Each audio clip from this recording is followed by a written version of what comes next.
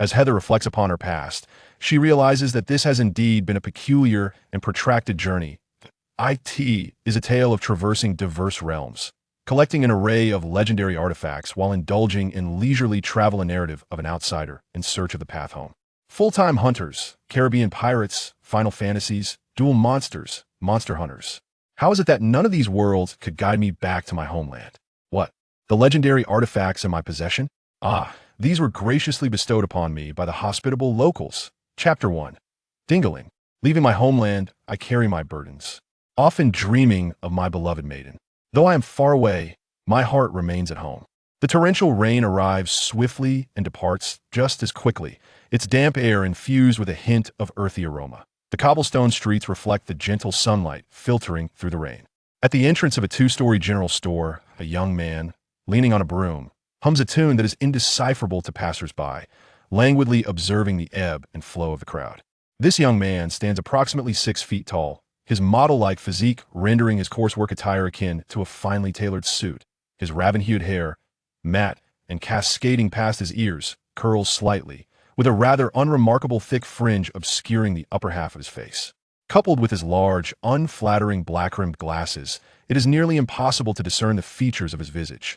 Having concluded his almost fruitless sweeping task, he glances back at the general store, noting its antiquated fad, the pitifully sparse selection of goods, the meager daily patronage, and the precarious, dilapidated wooden sign, upon which a cartoonish octopus is fading to the point of being unrecognizable. This prompts the young man to question just how much longer this establishment can endure. Heather, stop lazing about at the door and come inside to move the goods. Booms a gruff voice from within. You don't want to forfeit your wages, do you? The young man, named Heather, wears a look of resignation as he leans his broom against the wall, dusting off his hands as he walks indoors. The lyrics he hums shifting to, holding. A bun in my hand, why vegetables devoid of any oil, dingling. The shop door opens with the cheerful chime of a bell. Upon entering, one is met with 6 rows of shelves, 2 of which appear relatively new. Nearly 1/3 of the shelf space lies empty, filled only with subpar, everyday items, inexpensive snacks, and somewhat wilted fruits and vegetables, while the truly valuable merchandise, such as fine cigarettes and spirits, is locked away in a sturdy light blue glass display case. The ceiling fan whirs ineffectively, producing a cacophony of creaks and groans, and as Heather pushes through the door, his gaze settles on the figure behind the counter. Old Jack, the proprietor of the Octopus Jack's general store. What are you staring at? Have you forgotten how to sweep, Heather? His rotund belly strains against a soiled checkered shirt, and his face is adorned with a scruffy white beard that resembles a tangled mass of wires. The sparse hair on his head, barely enough to cover his gleaming bald pate, coupled with a textbook-like alcoholic's nose, does not lend him an appealing first impression. Old Jack, languidly reclined on the tattered sofa behind the counter, his stubby fingers gesturing towards the storeroom as his gravelly voice droned on relentlessly. You've got little more than your strength to boast about, kid. Hurry up and bring out 10 boxes of sparkling Waterpoint 10 boxes. With the foot traffic we have, do you plan to sell them until 2009, old man? This is Daddy Amir from 82, and you're pushing 99's silo impressive. The conversation shifted from Chinese to the universal tongue of this world as Heather ambled toward the storeroom, grumbling. I've even crafted your advertising slogan, Silo. Sparkling water from 99 10 years of refinement, an exquisite experience, a rich aroma that immerses you in a myriad of hospitals. Quite poetic. Where do you conjure such nonsense? Jack, realizing the absurdity, bellowed in frustration as he watched Heather slip into the storeroom, shaking his head in resignation. A fine young lad. But alas, he has a mouth on him. 2 months prior, during a late-night drive to replenish supplies, he stumbled upon the lad, clad in pajamas, slumped by the roadside in a state of unconsciousness. It was unfathomable, yet he instinctively brought him back to life. Indeed, had he left the boy there, by morning he would likely have been found only as a remnant on the operating table of a dubious black market physician. Though the boy remained dazed for an extended period after awakening, it must be acknowledged that he possessed an extraordinary physical strength. Leveraging his status as a savior, combined with provisions for food and shelter and a meager salary, Jack employed this self-proclaimed amnesiac without any formal contract, assigning him a plethora of menial tasks that it soon became apparent that Jack had struck gold. The boy's strength was astonishing, seemingly inexhaustible, with minimal concern for food or living conditions. Although he showed a lack of reverence for himself, He generally performed the tasks assigned to him with diligence. If there were any shortcomings, they would be his voracious appetite and penchant for chatter. What? The pay is too low for a suspicious, illiterate lad of unknown origin who claims amnesia. Being provided food and shelter with a monthly stipend of 10,000 Kenny is already a saintly act. Momentarily overcome by his own benevolence, Jack wiped a tear from the corner of his eye and retrieved half a bottle of whiskey from beneath the counter, tilting his head back too. Take a hearty swig. Dingling. The store door swung open, and a tall man clad in a black hooded tracksuit stepped into the grocery store, greeting Jack with a smile. Hey, old Jack. Izina, bye. It's been over 2 months, hasn't it? Running low on supplies again? Jack wiped the whiskey residue from his mouth. I can't fathom how you manage meditating in the mountains. Must be quite the thrill. I'd be suffocated with boredom in less than a day. The man known as Izina by smiled gently, moving to the household goods section of the store, selecting items as he spoke. It's the mainstream practice of our sect. Once you get used to it, it's rather pleasant. By the way, last time I was here, your handyman was clamoring to return home. Have you recruited anyone new lately? Old Jack curled his lip and muttered, that's just barely managing. Have you really found someone? Izina turned back, astonished, to glance at old Jack. With your dreadful reputation, you're actually able to recruit a newcomer? Let me guess, you've deceived another naive country lad. Apologies. I owe you an apology for the version of me you envision. Old Jack retorted angrily. This time, it was he who eagerly sought me out, and that's why I took him in. Oh, here he comes. Haeser, this is Mr. Izina, one of our esteemed regulars. Izina turned to see a young man, his features obscured, approaching steadily while balancing 5 boxes of sparkling water, one in each hand. Hi. Haeser nodded towards Izina. You're a regular here? That must be quite a trial for you. Izina observed the youth named Haeser effortlessly placing 10 boxes of sparkling water on the counter, as if he were merely handling a stack of foam. The boxes landed without a tremor, raising suspicions that perhaps they were glued together. His physical prowess was remarkable, and his coordination was superb. Only a seasoned athlete could possess such skill. Izina instinctively rubbed his stubbled chin, pondering how a young man of such talent could willingly degrade himself by working for old Jack. Suddenly, the tinkling of a bell announced the entrance of 3 rough-looking men, reeking of alcohol, clad in leather. The leader, with green mohawk hair, scanned the store before spitting out the toothpick lodged in the corner of his mouth. Old Jack yawned and waved his short, thick fingers toward the shelves. Welcome. Feel free to browse the shelves. Our store prides itself on fair pricing and quality goods. His rehearsed words faltered. A dart gun barrel was trained directly on old Jack's red-nosed visage, prompting him to raise his hands immediately. The other 2, with unkempt red and blue hair, similarly drew their firearms, aiming at Haeser and Izina. What a pathetic little shop, looking hopelessly destitute. Well, it is merely a decrepit town in the mountains, the green-haired Mohawk remarked, keeping his gun steady on old Jack. Don't make a sound, old man. Slowly come out from behind the counter and show me your hands. Excellent. No funny business. You too, bind these unfortunate souls and take whatever you can find. Izina furrowed his brow, subtly shifting his stance into a more advantageous position for a strike. These 3 men handled their guns with an unsettling steadiness, indicating they were no strangers to such endeavors. Moreover, their faces were uncovered, suggesting they had no intention of leaving witnesses. For both moral and logical reasons, he could not stand idly by while old Jack and the young man named Haeser faced certain death before his eyes. Suddenly, Izina noticed a peculiar detail. Despite the guns pointed at his head, old Jack's expression betrayed a remarkable lack of fear. Was this truly the timid old Jack he knew? Something was amiss. In the next instant, a blurred shadow flashed before him, accompanied by 3 dull thuds. One of the robbers was sent flying backward as if struck by a locomotive, leaving the ground in a rapid descent. The store's entrance and the nearest shelf lay in utter disarray, shattered into pieces, blood, splintered wood, and broken merchandise scattered throughout the not-so-spacious shop, while the dull roar of chaos lingered in the air. Old Jack instinctively shielded his head, but upon witnessing the scene around him, he bellowed, Haeser, you've wrecked my merchandise cabinet again. And this ancient door, standing nearby, Izinabi wore a stiff expression even with his formidable dynamic vision. He could barely catch the fleeting shadows of the recent fray.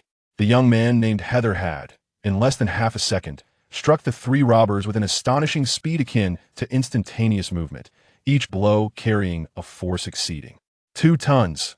Glancing at the grotesquely mangled bodies, blood pooled beneath them, while two scorched marks emanated wisps of smoke on the floor, testament to the rapid friction between Heather's shoes and the ground. This was a feat beyond the capabilities of an ordinary human. Izanabe instinctively concentrated his chi into his eyes, directing his gaze towards Heather, who was crouched beside the shelf, arguing back with old Jack while gathering the scattered goods. Though scarce, a thin veil of serene chi enveloped Heather's form at that moment. Cold sweat finally trickled down Izanabe's forehead. A natural non-user. Chapter 2. The natural non-user. Indeed, he was undoubtedly a natural non-user. The flow and quantity of chi around his body indicated that his energy pathways had not been fully unlocked. Rather, he instinctively contained a portion of his life energy within his body due to his extraordinary innate talent. This peculiar state was the result. Shocked? Certainly. Typically, the ratio of qualified non-users is about 1 in every 100,000, and those who can harness such potential are exceedingly rare. Thus, they are often regarded as geniuses, dominators, superhumans, or even transcendent beings, held in high esteem. In truth, everyone possesses this potential. All living beings harbor chi within. However, not everyone can master an abilities. Those devoid of talent may spend their entire lives without ever learning, even if they are professional hunters. But natural non-users are a different breed. A select few are born with terrifying abilities. The term nun refers to the capacity to freely manipulate the life energy or chi that emanates from the body. While all individuals emit trace amounts of life energy, the vast majority cannot control its dissipation. Only through systematic training and exceptional aptitude can one lock in their chi, retaining it within the body. What if a person could naturally retain their chi?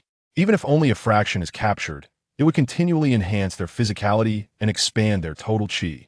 Should such a natural non-user further cultivate their abilities to transform chi into true nun, they would evolve into a being of formidable nun capabilities. Izanabe was utterly convinced that the young man before him, Heather, was indeed a natural non-user. However, judging by his demeanor, it seemed he had not undergone systematic training in nun, relying solely on his extraordinary talent to contain a portion of his life energy, resulting in a physique that far surpassed that of ordinary individuals. Izanabe, perhaps you should step outside for a moment? Jack kindly suggested. The atmosphere here is quite grim, and there is blood everywhere. You wouldn't want to soil your clothing. Once we tidied up, I'll call for you.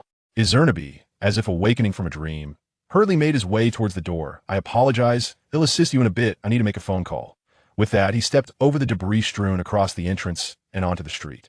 The preceding commotion had startled the passers-by, yet instead of gathering to help, they quickened their pace, eager to distance themselves from the unfolding trouble. Izanabe found a secluded alley and retrieved a beetle-shaped mobile phone from his pocket. After hastily inputting a number, he anxiously awaited the call to connect. Beep. Hello. This is the headquarters of the Hunter Association. How may I assist you? Double-faced man, it's Izanabe. Please connect me to the president immediately. Mr.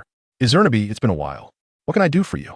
I have a matter of great importance to discuss with the president. Understood. Please hold. Ring. Heather and Jack, who were just finishing up tidying the last bits of debris, instinctively glanced towards the door. There stood Izanabe, one hand in his pocket and the other poised to strike the bell hung above the entrance. It seems my assistance is no longer required. You are our guest. How could we ask you to help? Jack, with a slight tremor, managed to rise, straightening his back with visible discomfort. Oh dear, sitting for too long is no good. The police will arrive soon, bringing a host of complications. Izanabe, if you need anything, please do choose quickly today. You shall receive a discount of 7, or rather, 8/10. In fact, Izanabe produced a document from his coat, marked with 2 intersecting X's and a line of barcodes. The entire document appeared rather unremarkable. What is this? Jack and Heather leaned closer. When the police arrive, I will ensure they depart without delay. There is no need for doubt, as I indeed possess such authority. Izanabe smiled slightly, his expression one of pride. I am a hunter. Heather blinked, hesitantly speaking. I am a Death Knight, level 470, fully equipped with enchanted gems. Before he could finish, he was interrupted by Jack's exclamation. Izanabe, you are a hunter? Jack's face flushed with excitement. Impressive. It's no wonder. If a hunter with a license to kill handles this matter, it would be rather simple. You shall receive a 50% discount today, Izanabe, on all your purchases in the store. Heather stood by, arms crossed and brow slightly furrowed. A license to kill? A hunter? This sounded vaguely familiar. Quickly organizing his thoughts, Izanabe cleared his throat and turned to Heather. Heather, may I ask you a question? Do you know what an end user is? Heather tilted his head. An end user? You mean those practitioners who can bend a spoon with their minds? No, I mean those who can manipulate life energy.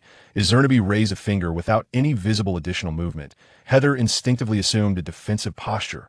Old Jack glanced to his left and right, utterly perplexed by the cryptic exchange between the two. That your perception is remarkably acute, Izanabi remarked with a smile. I merely stirred a hint of your aura and intent, yet you detected it immediately. This is what sets you apart from the ordinary. Heather. Old Jack then grasped the situation.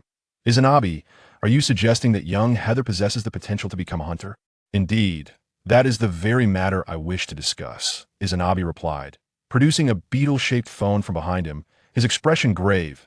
I have just consulted with Isaac Netero, the president of the Hunter Association, and received his approval to formally instruct Heather in the art of none. Heather, should you consent, I shall do my utmost to assist you in awakening your abilities and becoming a qualified nin practitioner. Heather did not respond immediately. Instead, she adjusted her black-framed glasses and replied nonchalantly.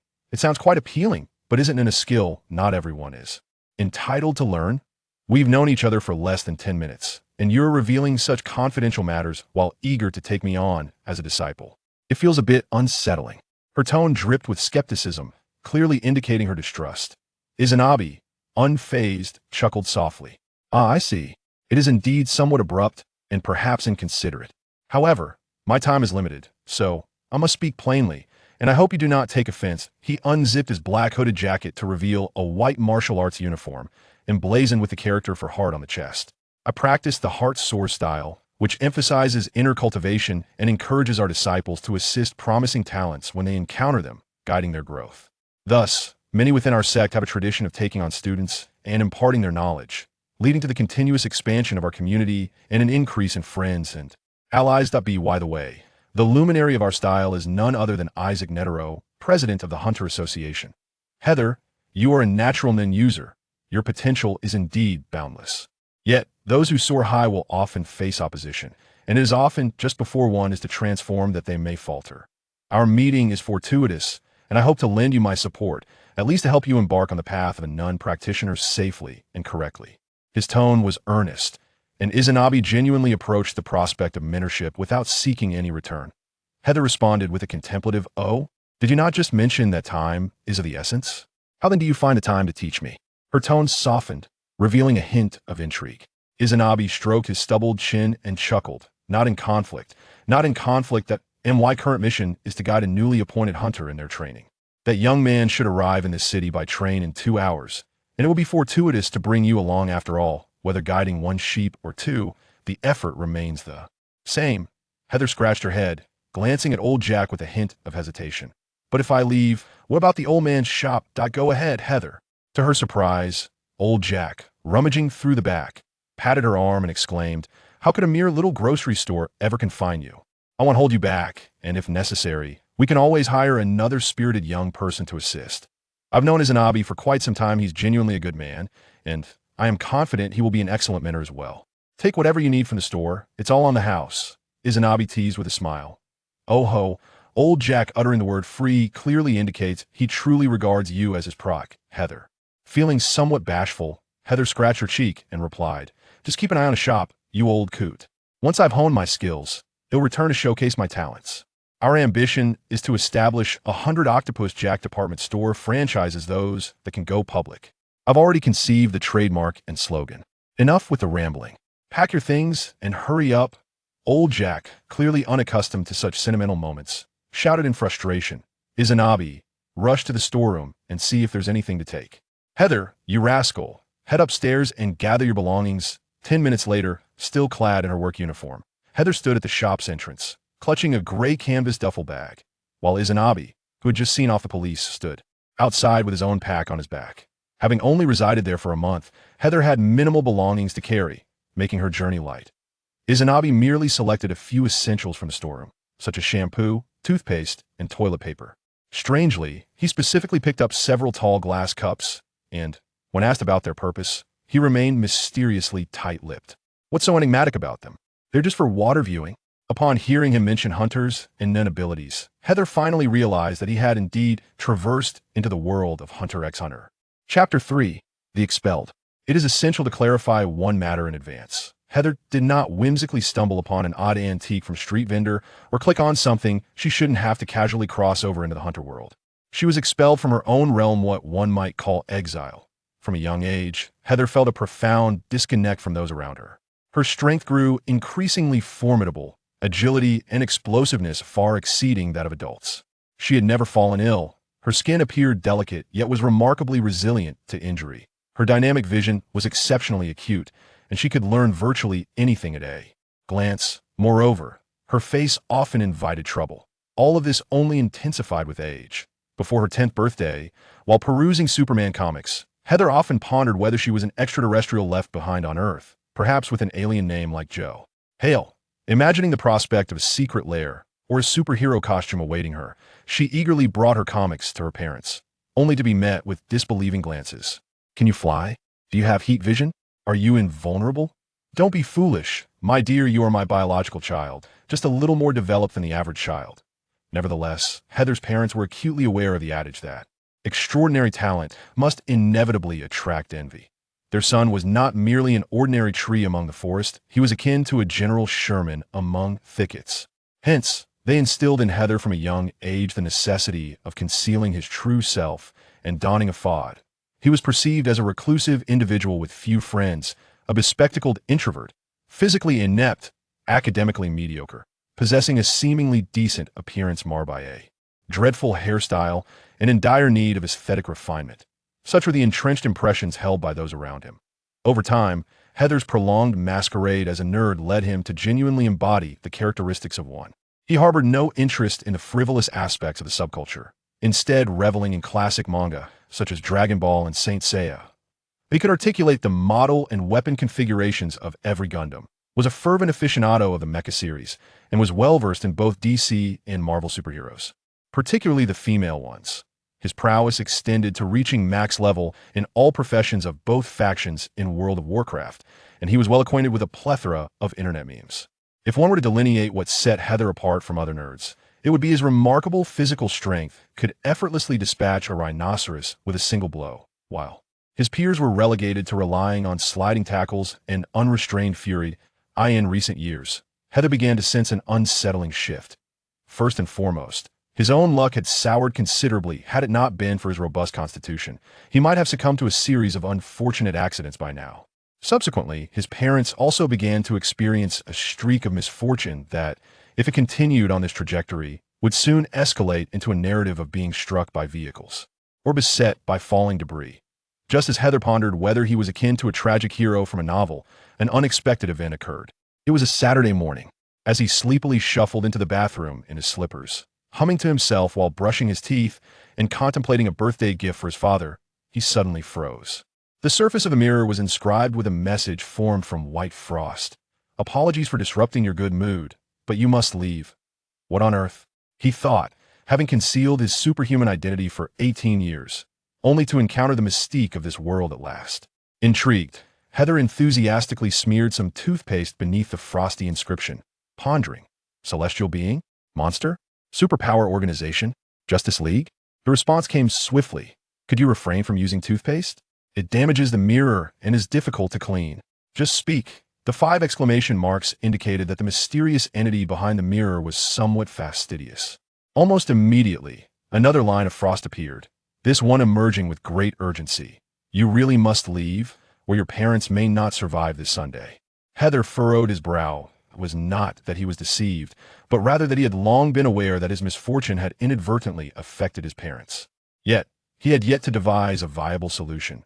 Just yesterday, he had resolved to depart this city after celebrating his father's birthday the following week, seeking a livelihood in the farthest southern reaches of his homeland. Why? Why has my luck deteriorated to the point of impacting my father and mother? Heather voiced his long-standing question. How can a lion live curled up in a rabbit's den? Even if one strives to remain hidden, the world has begun to reject your very existence. I yearn to be an ordinary person too. Heather felt a sense of discontent stirring within her. What if I willingly distance myself from my parents? What if I leave right now and venture far away from them?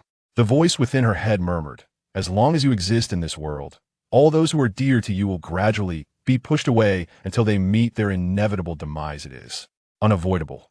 Just speak plainly, Heather interjected, having discerned the roundabout way in which this mirror was guiding her. Departing from this world is the best choice for you and your cherished loved ones. Heather's irritation flared. Easier said than done. How am I supposed to leave? Are you planning to provide me with a small boat to row in outer space? The voice replied, I have my methods. The question lies with you.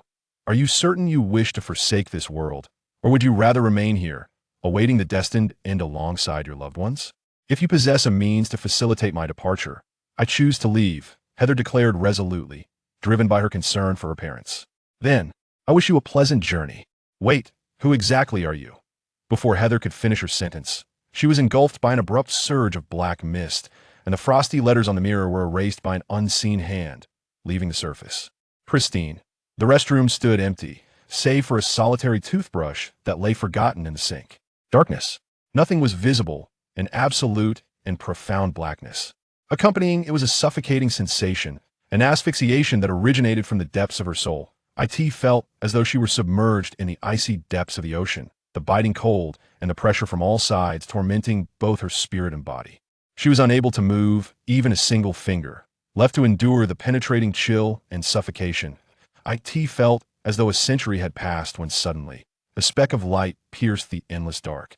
Almost instantaneously, the light expanded into a vast ocean of brilliance, and Heather was swept along by the tide, thrown into the luminous expanse. Unprotected, her soul returned under the aegis of the world. No longer feeling the constriction of suffocation, warmth began to envelop Heather once more. Then, she felt herself tumble into a thicket. Dewdrops from the leaves splattered her face, yet she found herself unable to move a single finger, left lying amidst the grass. Her consciousness began to wane. When she awoke, she beheld an unfamiliar ceiling. Upon sitting up, she realized she was lying on a slightly worn yet impeccably clean bed. Beside her, a short, plump old man sat in a chair, arms crossed, his head nodding as he dozed. This marked the encounter between Heather and old Jack. Although the lingua franca of this world bore no resemblance to any language from her original realm, inexplicably, she could understand and converse fluently, albeit unable to decipher the written words, rendering her essentially illiterate. If this was her so-called advantage, it was rather paltry, wasn't it? Did monkeys possess an understanding of languages? Each time she pondered this, Heather couldn't help but feel a twinge of disdain for the mirror that had transported her. Moreover, aside from the common tongue, this world also featured pure English, Arabic numerals, Roman numerals, and even Chinese characters, although the latter's usage was exceedingly rare, making it all the more bizarre. However, Heather never anticipated that she had traversed into the world of hunters. She had envisioned a journey of transitioning to another realm, beginning in a supermarket and ultimately becoming a world-renowned tycoon, essentially a tale of agricultural prosperity. Instead, she found herself immersed in the tumultuous narrative of the hunter universe, a stark deviation from her expectations. If one were to compare, it was akin to the vast disparity between a subscription of 10,000 and one of a mere 100. Moreover, as an ordinary earthling, she had merely developed slightly better than others. How had she, upon entering the world of hunters, suddenly become a natural user? Had she, as an outsider, conformed to local customs? Standing at the entrance of the goods store, Heather waved farewell to old Jack while clutching her canvas bag and then followed Izanabe's lead toward the train station. Ultimately, it mattered little. At least there was someone willing to teach her abilities, which implied that as long as she did not engage in reckless behavior in the early stages, she would acquire at least the basic skills for self-preservation. In the hunter world, ordinary individuals were notoriously devoid of rights, with the powerful able to crush civilians at will, and hunters even possessing licenses to kill. To survive in this realm, mastering none was indispensable. As Heather walked alongside Izanabe, she engaged in casual conversation, subtly gleaning knowledge about the hunter world, to which Izanabe responded to every inquiry, fostering a harmonious rapport between them. Approaching the train station, Izanabe led Heather into a roadside eatery, where they awaited others while dining. All newly minted hunters must learn abilities to truly complete the hunter exam, which is referred to as the final test. Seated at a table by the window, Izanabe scooped a spoonful of seafood fried rice into his mouth, chewing while speaking indistinctly. After all, this is a brutal world governed by strength. Without abilities, one cannot advance an inch in the hunter realm. This principle applies to you as well, Heather. Across from him, Heather was twirling her fork around the vibrant tomato meat sauce spaghetti, responding, because I can only be considered a half-hearted user? You don't even qualify as half-hearted, kid. Izanabi remarked, picking up a large shrimp from the seafood rice, squeezing a bit of lemon over it before devouring a whole, crunching audibly. Though your physical condition is commendable, Trunin abilities are diverse and peculiar, with many effects that defy logic, that I will elaborate on this in detail during your formal training. Ah, here they come. Following Izanabi's gaze, Heather peered through the restaurant's glass window to spot their target walking down the street outside. Chapter 4. The test. On the street stood a slender youth, his golden hair cascading past his ears, adorned with a ruby earring in his left ear. He was dressed in a unique, loose-fitting ethnic outfit, his androgynous yet striking appearance imbued with an air of charisma. At that moment, the young man was engrossed in studying a map, a modest suitcase resting at his feet, completely unaware that two observers lurked not far behind him in a nearby restaurant. Is that him, the newly minted hunter? Hay threw his fork, which had been twirled around strands of tomato pasta, back onto his plate, his excitement palpable. Izanabi nodded, casting a scrutinizing glance at Kurapika. Indeed, Kurapika, one of the 7 who successfully passed the 287th hunter exam. Is it really Kurapika? So, you are the legendary master from the manga who trains a capable individual of the 12 zodiac level every 6 months, Izanabi mused. Hay swiftly called the waiter for a glass of chilled orange juice and then directed his question to his less-than-expensive mentor. By the way, does the Hunter Association always dispatch seasoned hunters to conduct the final assessment of new hunters? Yes, but not all new hunters possess the aptitude to learn Nin. It ultimately depends on their inherent qualities, Izanabi replied, stroking his stubbled chin, a wistful expression crossing his face. What if someone lacks the aptitude? Hay inquired. Then that individual may never master none throughout their lifetime.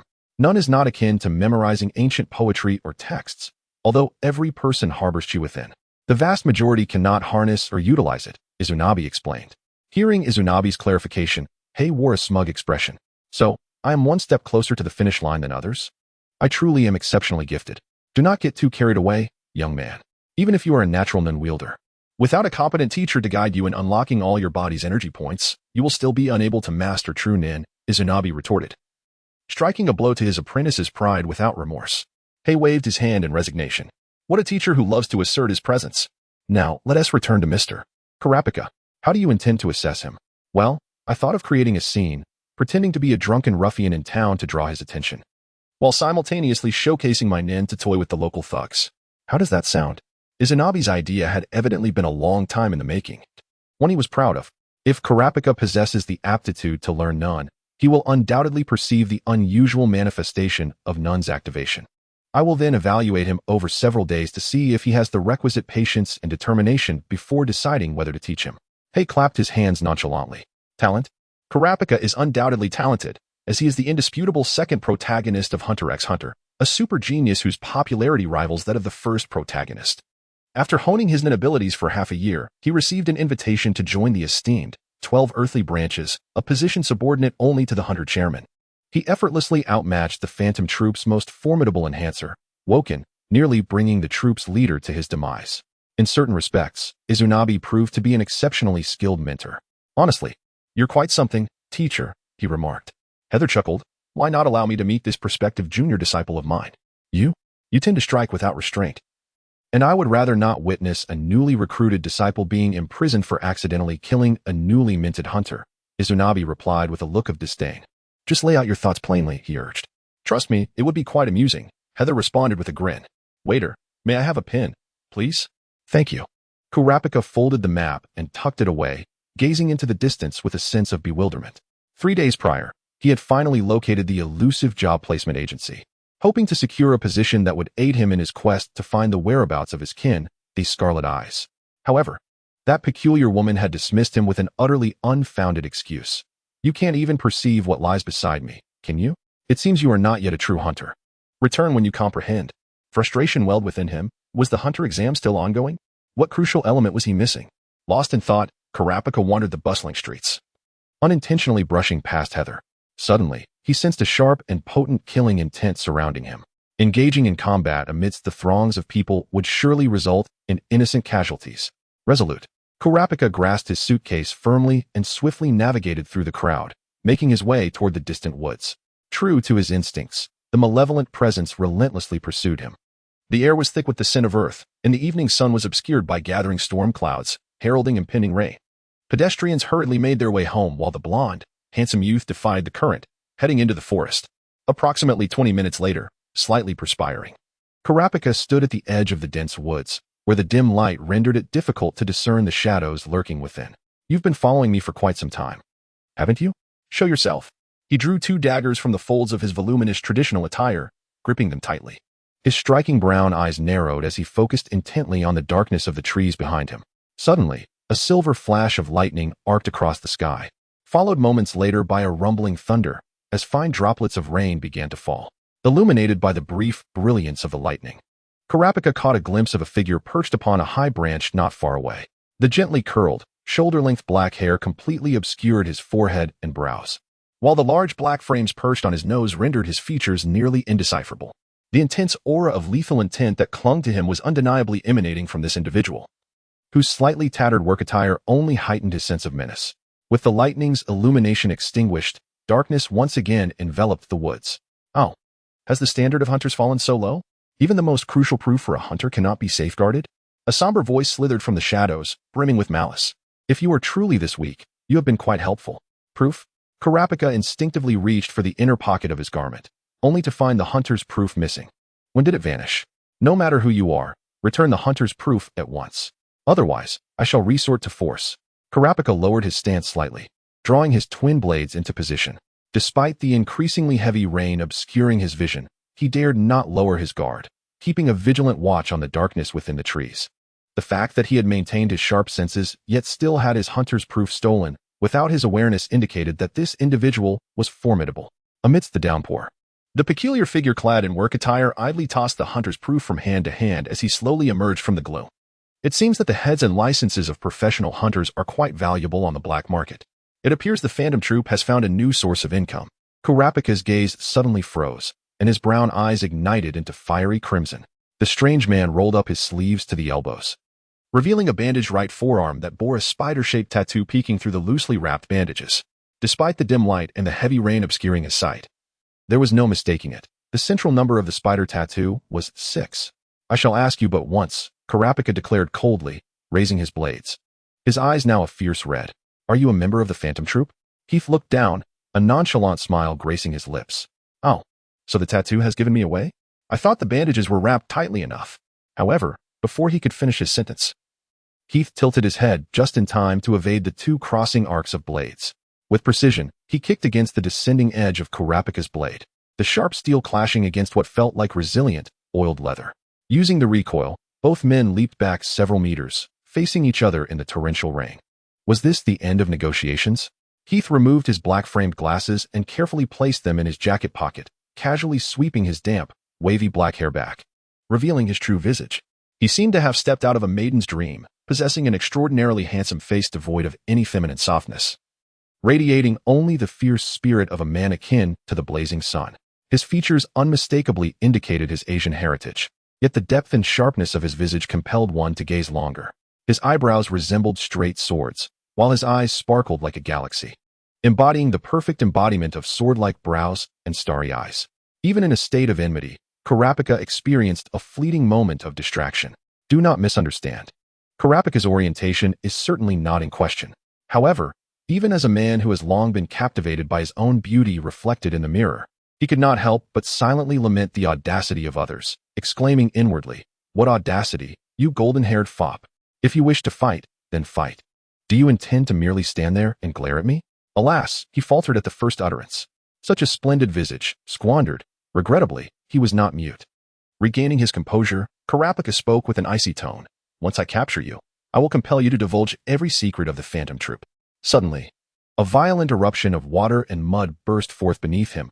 His blue figure surged forward, a blade of light racing towards Haeser, with 2 daggers aimed precisely at Haeser's elbow joints. Haeser's fists, seemingly sheathed in an invisible armor, launched a menacing strike toward the advancing Kurapika. In the meantime, Izanabe, clad in a white martial arts uniform, proceeded toward the woods at the appointed hour. The torrential rain fell in sheets, enveloping the entire forest in a curtain of water. After a short distance, a scene of devastation unfolded before him, a battlefield in disarray. Trees lay shattered or toppled, their trunks and the ground marred by deep gashes and indentations from blades. Karapika knelt on the ground, a look of bewilderment on his face, while Haeser lounged nonchalantly on a fallen log, humming an unintelligible tune. How could this be? The disparity was staggering. Karapika's incredulity was palpable, while he bore no significant injuries. Both of his daggers lay shattered on the ground, contrasting the physical wounds with a far deeper emotional devastation. Izanabe raised an eyebrow, clearly impressed by Haeser's performance. He turned to address Haeser, but was momentarily taken aback. What the hell? Who are you, handsome? Oh, the boss, Haeser exclaimed, noticing his master's arrival. He waved cheerfully at Izanabe, then turned to Karapika with a mocking tone. Congratulations, young man, your fortune has arrived. Our esteemed leader has come to engage you. Prepare yourself. Indeed. That unmistakable voice belonged to Haeser. Relief washed over Izanabe, realizing that his errand apprentice had not been replaced. The leader? Karapika turned to Izanabe, his tightly clenched fists appearing pale and powerless in the rain. If I cannot even defeat a member, how could I possibly triumph over the leader? Damn it. I am still too weak. Observing Karapika's despondent demeanor, Izanabe scratched his head, noting that Haeser had perhaps gone a bit too far. I merely instructed you to assert some pressure, not to crush him outright. He gestured to Haeser, who reluctantly tossed him the hunter's license. Do not worry. This is merely Haeser's prank. Izanabe approached the kneeling Karapika, squatting down to meet the gaze of the golden-haired youth. However, it seems you still remain unaware of what you truly lack. Karapika's eyes gradually sharpened. You are not the Phantom Troop? He was still afraid that the members of the brigade were deliberately mocking and humiliating him. However, upon turning his head, he discovered that the bandage on Heather's arm had been stained black with ink, and the original spider tattoo had vanished under the relentless rain. Are you hunters? At that moment, Karapika finally realized he had been toyed with. Yet, he lacked the energy and time to feel anger. Instead, he seized the opportunity to ask quickly. When I was fighting that person just now, it seemed as if an unknown force enveloped his body. That must be the essential element required to become a true hunter. Please tell me. Izanabe glanced at Haeser, who shrugged. Don't look at me. I haven't said anything. He discovered it entirely on his own. You have become aware of the existence of none, which indicates that you possess the potential to learn it. Izanabe stood up and extended his hand toward the still kneeling Karapika. None? Karapika grasped Izanabe's hand, using it for leverage to rise, his gaze intense as he looked at Izanabe. Teach me this technique called none. Regardless of the conditions and requirements. I will surely meet them. Excellent. Such unwavering determination is indeed commendable. To be honest, our encounter is not a mere coincidence. Without further ado, Izanabe picked up his bag and led the way deeper into the forest. I can teach you how to develop and utilize Nen, but the process will be arduous. You must be mentally prepared. Forgive my lack of introduction. My name is Izanabe, and like you, I am also a hunter. I am Karapika. I look forward to your guidance. Karapika, disregarding the scattered pieces of his broken twin swords, picked up the suitcase lying nearby and followed Izanabe alongside Haeser. May I ask who you are? Haeser, just call me senior brother. Haeser's smile was radiant. I look forward to your guidance, little Karapika. Furthermore, the old version of Hunter x Hunter truly surpasses the new adaptation in every aspect. Chapter 5. Awakening None. The heavy rain fell throughout the night, finally ceasing at dawn. As the sun rose, a gentle mist enveloped the mountains of Nali, with the sound of babbling streams and scattered birdsong intertwining harmoniously. Whether it was Izanabe, Haeser, or Karapika, they all belonged to the type with fully maximized mobility, equipped with tents and waterproof gear. The three were sitting by the campfire, warming their soaked clothes while engaging in conversation. So, Karapika, you desire the power to fight alone? Yes. Please tell me everything about none. Izanabe flipped a forked stick holding a fish and stroked his stubbled chin. In simple terms, the energy that overflows from within is called chi, and the ability to manipulate this energy freely is known as nen. The four fundamental techniques, ten, zetsu, rin, and hatsu, collectively referred to as nen, represent the refinement of the mind and the cultivation of one's willpower. As humans, regardless of who they are, we all possess a vast reservoir of energy, yet the majority allow it to dissipate freely. The technique for preserving this energy within the body is known as concentration. Karapika cast a contemplative glance at Haeser, who sat across from him, fixated on the roasted fish. Does Haeser also practice concentration? Unlike you and most others, Haeser is a natural nen user, although his abilities are not yet fully developed. For him, staving off the internal loss of energy is as instinctual as breathing. Izanabe, unable to withstand Haeser's unwavering gaze, reluctantly handed him a skewer of roasted fish. Do not compare yourself to this peculiar creature. Allow me to finish my explanation. Yes, please proceed. Absolute refers to severing energy. erasing one's presence, thus rendering oneself invisible to adversaries while also aiding in the restoration of vitality. Conversely, the technique that involves releasing energy beyond typical levels is termed training. Ultimately, the ability to manipulate the released energy freely is referred to as a mission. These constitute the four fundamental aspects of none, which must be practiced gradually. Izanagi offered another skewer of fish to Kurapika, taking the last one for himself. He blew on it gently before taking a small bite. The fish skin was slightly crisp while the flesh remained tender. What I intend to teach you begins with concentration. May I pose a question, master? Kurapika, not indulging in the fish, gazed intently at Izanagi. Yes, ask away. Ouch, that is hot. If one masters nin, can they defeat any formidable foe? Observing the barely restrained emotion in Kurapika's brown eyes, Izanagi smiled faintly. You wish to inquire, can nin kill? Am I correct? Indeed, it can, Izanagi replied succinctly. Being a hunter is not a vocation for the faint of heart. Killing and combat are inevitable in pursuit of one's quarry. Therefore, none is indispensable for a professional hunter. The rule permitting killing exists for this very reason. I trust you comprehend this now? Turning his head to regard Haeser, who was savoring the roasted fish with delight, Izanagi remarked. Even after seeing it several times, it remains fascinating. Your glasses have transcended the ordinary. Haven't they, Haeser? Haeser, with his bangs restored and wearing the black-framed glasses, exclaimed, Really? I had no idea. They were a birthday gift from my mother, and I've worn them for many years. Having been continuously influenced by your innate none and constantly stimulated by the thoughts of your concealed visage, these glasses have indeed become a nun tool. Their function is likely to aid in hiding your true self, even with my ability to focus. I cannot discern your true form, which serves as evidence. Is that so? Then I shall name them super invisible glasses. Haeser quickly finished the roasted fish, wiped his mouth, and turned to his mentor. Should I also begin my studies with concentration alongside little Kurapika? Haeser, I've mentioned many times, simply address me by my name. All right. Little Kurapika. No, your training methods are not the same. Before embarking on the journey of learning, there is a crucial task to undertake. Izanagi approached a massive stone, towering at half his height, and gently patted its surface. Ah, this is sufficiently large. Both of you, come and sit upon the stone. The two complied, crossing their legs on the rock. Next, I shall channel my energy into your bodies. While it may seem somewhat forceful, this method will pry open your energy points. To put it simply, the blockage of these points is the reason your energy cannot circulate freely within. Izanagi rolled up the sleeves of his martial arts uniform, an invisible aura beginning to coalesce around him. A mere fright to the dormant body will induce a state conducive to convergence. Quite simple, wouldn't you agree? Feeling the powerful energy emanating from behind, Kurapika contemplated speaking but ultimately remained silent. Suddenly, Haeser interjected, Wait a moment, teacher. Is such a hasty method truly the way to awaken nin? Shouldn't there be a more gradual approach? Izanagi nodded, Indeed.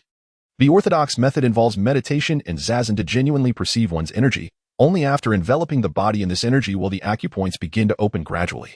However, there are two pivotal points to consider. Pivotal points? Kurapika could not suppress his curiosity. Firstly, Haeser's innate nin ability is no longer suited to this method. He can only forcibly awaken his energy points. And the second pivotal point? Kurapika acknowledged this reasoning. The second point is that I am not versed in traditional cultivation methods. My master employed this very method to awaken my nin, and his master did the same. Izanagi asserted robustly, You two chatter excessively. Prepare yourselves, for we shall commence. Standing behind them, Izanagi extended his hands towards their backs, palms open. Even without physical contact, Kurapika felt an overwhelming warmth and force pressing against him. A sensation akin to an elusive itch. Pay attention. Now, with a swift motion, his palms struck their backs. Kurapika jolted, and in the next moment, he felt an eruption of warmth surging throughout his body, the visible energy bursting forth uncontrollably like steam from a kettle. This is it. Kurapika began to sense his body softening. Was he succumbing to weakness? Gritting his teeth, he glanced at Izanagi, who was visibly sweating and looking towards Haeser. What was amiss? Within Izanagi's view, Kurapika's energy erupted as anticipated, yet something was amiss with Haeser.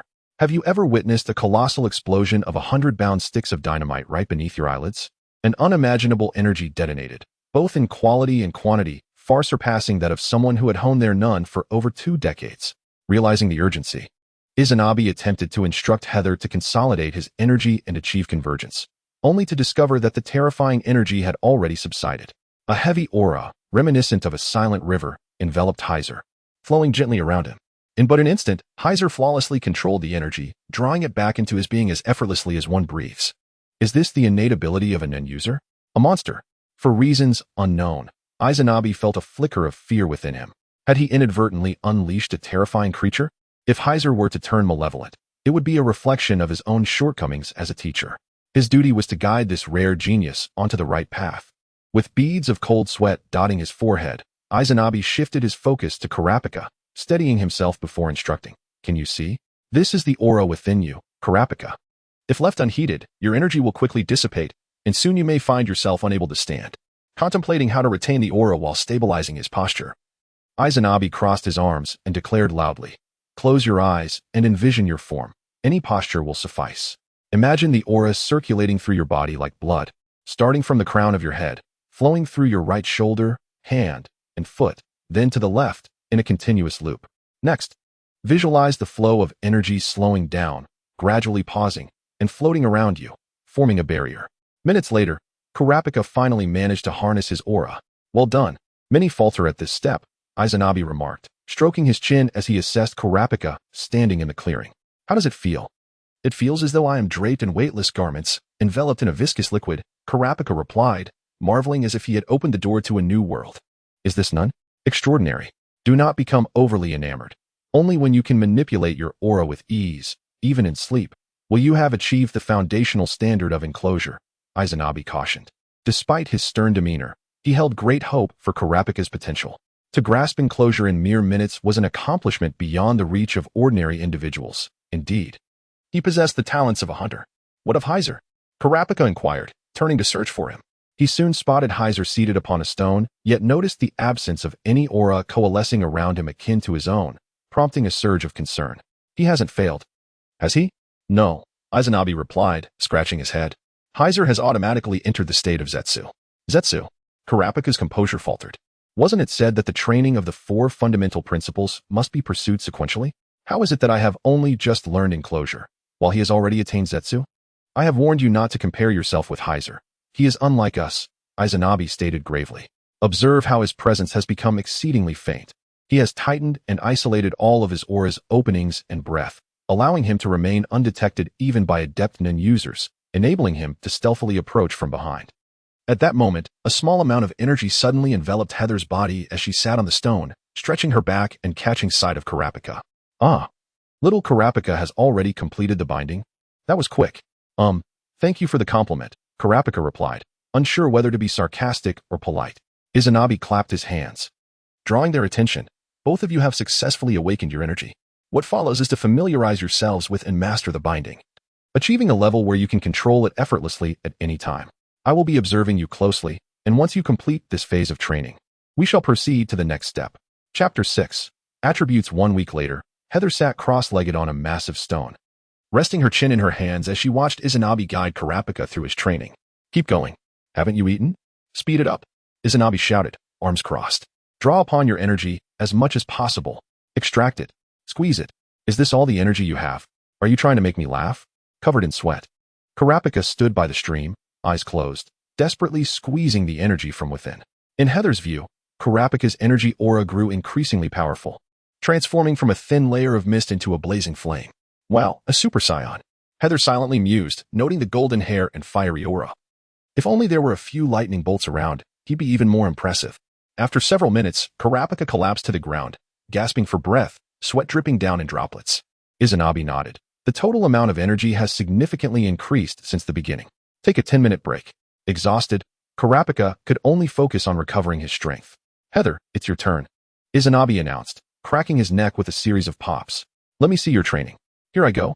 Heather leaped off the stone, shaking out her hands and legs. After a few warm-up exercises, she placed her fists at her waist, legs slightly apart, and with a fierce gaze, shouted, "Ha!"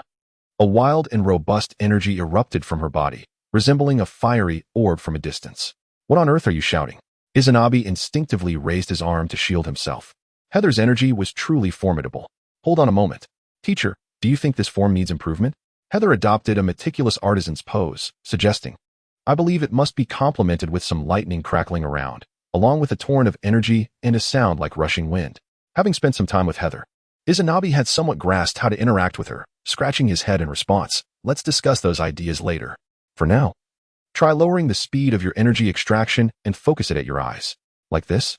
Two fiery orbs of energy gathered before Heather's eyes, and at that moment, she noticed a floating number 4 composed of energy beside Izanabe. Do you see it? Speak what you see. This is what you previously referred to as a means of concealing your nin, correct? Indeed. The numbers beside Izanabe continuously morphed in form. The technique you are currently employing to concentrate your aura in your eyes is called condensation, which is an application of training. Correspondingly, hiding is an application of absolute. At this moment, Kurapika had finally caught his breath and fell into contemplation upon hearing Izanabe's words. It appeared that Nin indeed possessed profound depth, with a myriad of sophisticated techniques. He attempted to concentrate his aura in his eyes like Heather, but immediately felt a tremendous drain, the aura rapidly dissipating. Within less than 2 seconds, the aura he had painstakingly gathered shattered into fragments. Izanabe glanced at Kurapika, who was sprawled on the ground, gasping for air, and reassured him, "Do not be impatient. Advanced techniques of none require diligent training and perseverance to master." He could discern his disciple's eagerness to refine his none abilities, yet the path of cultivation had no shortcuts. One could only advance steadily, step by step. Well, Heather is an exception. Suddenly, Izanabe recalled something, clapping his hands and laughing. Perfect timing. Your training has progressed well enough to test your attributes. Attributes? A goblet filled to the brim with clear water rested quietly on a stone. Kurapika and Heather stared at the goblet for a moment before turning to Izanabe.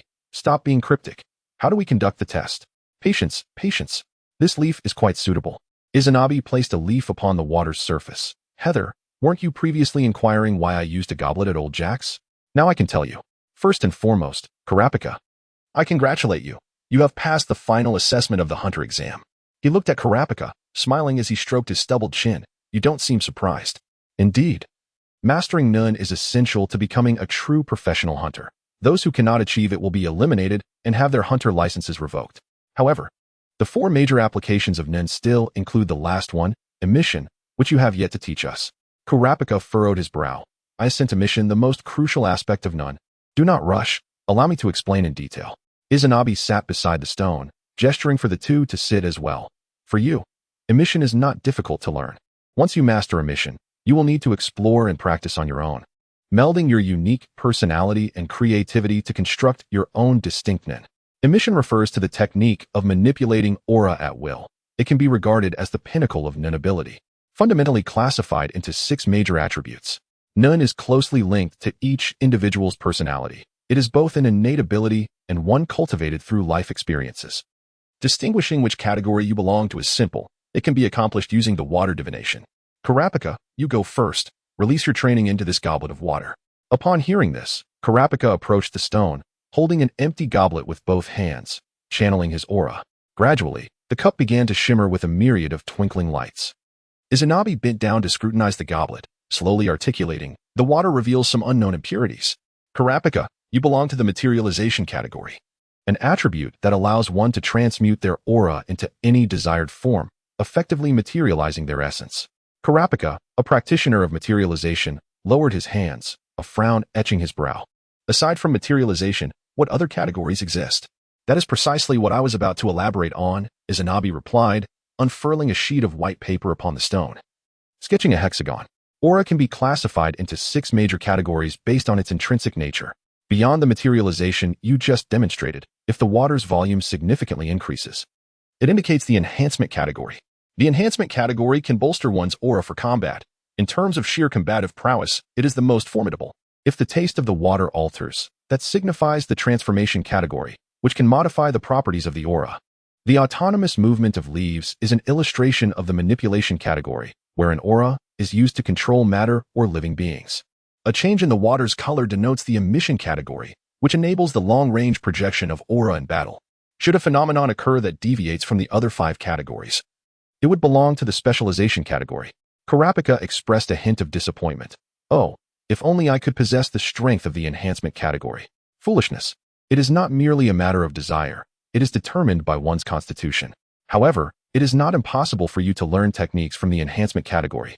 Izanabe reassured him. Before proceeding, he discarded the water from the goblet, refilling it with fresh water and replacing a leaf. Now, come forth, Haeser, and reveal your category. After a prolonged wait, Haeser enveloped the sides of the goblet with her hands, activating her aura. Crack, crack, with a series of sharp sounds. Fine fissures appeared along the goblet's wall, revealing a multitude of metallic-hued crystals emerging from the water, expanding continuously. In mere seconds, the cup could no longer withstand the pressure. The glass shattered, splattering water across the stone, and the crystals vanished entirely. "You are also of the materialization category," Izanabi remarked in surprise. "I had anticipated you would fall under either enhancement or specialization." "Master, you still haven't told me how I can access the powers of the enhancement category," Kurapika exclaimed, unable to contain his impatience. "TSK, what a practical disciple you are. You only call me master when you seek something from me." Izanabi chuckled, scratching his stubbled chin. He then picked up a pen and labeled each of the 6 corners of the hexagon with the names of the 6 categories, assigning corresponding values to each. "Listen closely. Should you fully harness the abilities of the materialization category, the proficiency rates for the other categories will adjust accordingly." He pointed to the values inscribed on the paper. Materialization, 100. Transformation, 80. Enhancement, 60. Emission, 40. Manipulation, 60. Specialization, 0. Regardless of one's innate talent. Izanabi glanced at Haeser and remarked that unless it belonged to one's own system, one could not fully harness its potential. He then indicated the emission system, which lay distant from the materialization system. The further one strayed from their own abilities, the lower their success rate in mastering them. Kurapika furrowed his brows as he studied the hexagon on the paper, suddenly inquiring, "Why is the specialization system rated at 0? The specialization system is exceptionally unique. It cannot simply be learned at will, as it necessitates either a rare lineage or an extraordinary environment for development." The pen twirled swiftly between Izanabi's fingers before he grasped it firmly. Positioning the specialization system between materialization and manipulation is due to the higher likelihood that individuals from these 2 systems might later transition into the specialization system, indicating that you still possess the potential to learn its abilities. However, do not be misled by its name. The majority of specialization abilities are bizarre support skills, often less effective in direct confrontation than those of the materialization system. Kurapika's frown deepened. "Compared to materialization and specialization, I require the power to defeat my enemies single-handedly. You previously mentioned that you chose to become a hunter to reclaim the Crimson Eyes left behind by the Karuta tribe, which surely entails numerous battles. Your desire to acquire enhancement abilities is indeed justified, as this system balances offensive, defensive, and healing capabilities, making it the most formidable combat system." Izanabi shook the pen in his hand. "Regrettably, you belong to the materialization system. Attempting to learn enhancement would yield only about half the skill and power depicted in the diagram." Haeser then posed a question. "If both sides have comparable quality and quantity of aura, in a confrontation between materialization and enhancement, who would have the upper hand?" Izanabi scratched his scalp and tossed the pen onto the paper. "This cannot be conclusively determined. Against the extraordinarily high offensive and defensive capabilities of the enhancement system, materialization faces significant challenges in securing victory. However, if you utilize materialization to convert aura into a tangible object, you could unleash astounding power." "Haeser, let me ask you, can materialization create a blade capable of cutting through anything?" "Certainly not. That far exceeds theoretical and human limitations." Haeser tilted his head, acknowledging, "Indeed, such an outrageous concept cannot be materialized. Yet, producing a hard and sharp blade is within reach. But would you be satisfied with that? If it were merely to that extent, why not purchase a real renowned sword?" Izanabi stroked his chin and replied thoughtfully, "If it merely involves materializing a real weapon, it would hardly showcase the extraordinary power of Nen abilities, at best offering a degree of control. In that case, the materialization system would naturally be at a disadvantage in battle. One must unleash their imagination." Haeser began to comprehend. "Are you suggesting that as long as I believe something can be materialized and my aura is sufficiently abundant, I can indeed achieve it?" "Fool, are you truly listening to my words? It is imperative to carefully consider the most suitable object for manifestation. Failure is not an option. The process demands immense concentration and imagination, as well as diligent practice to adeptly materialize something." Kurapika found himself in a state of despair. How could an ordinary weapon possibly contend with the ghastly fiends of the Phantom Troop? "I have my doubts. If I wished to manifest a blade capable of severing all, it would surely be unattainable, correct? Yet, what if I were to impose certain conditions, introducing weaknesses and approximating effects? Might that render manifestation feasible?" Hazel's words abruptly enlightened Kurapika, prompting him to gaze towards Izanabi. Izanabi scratched his head, admitting the troublesome nature of his 2 apprentices.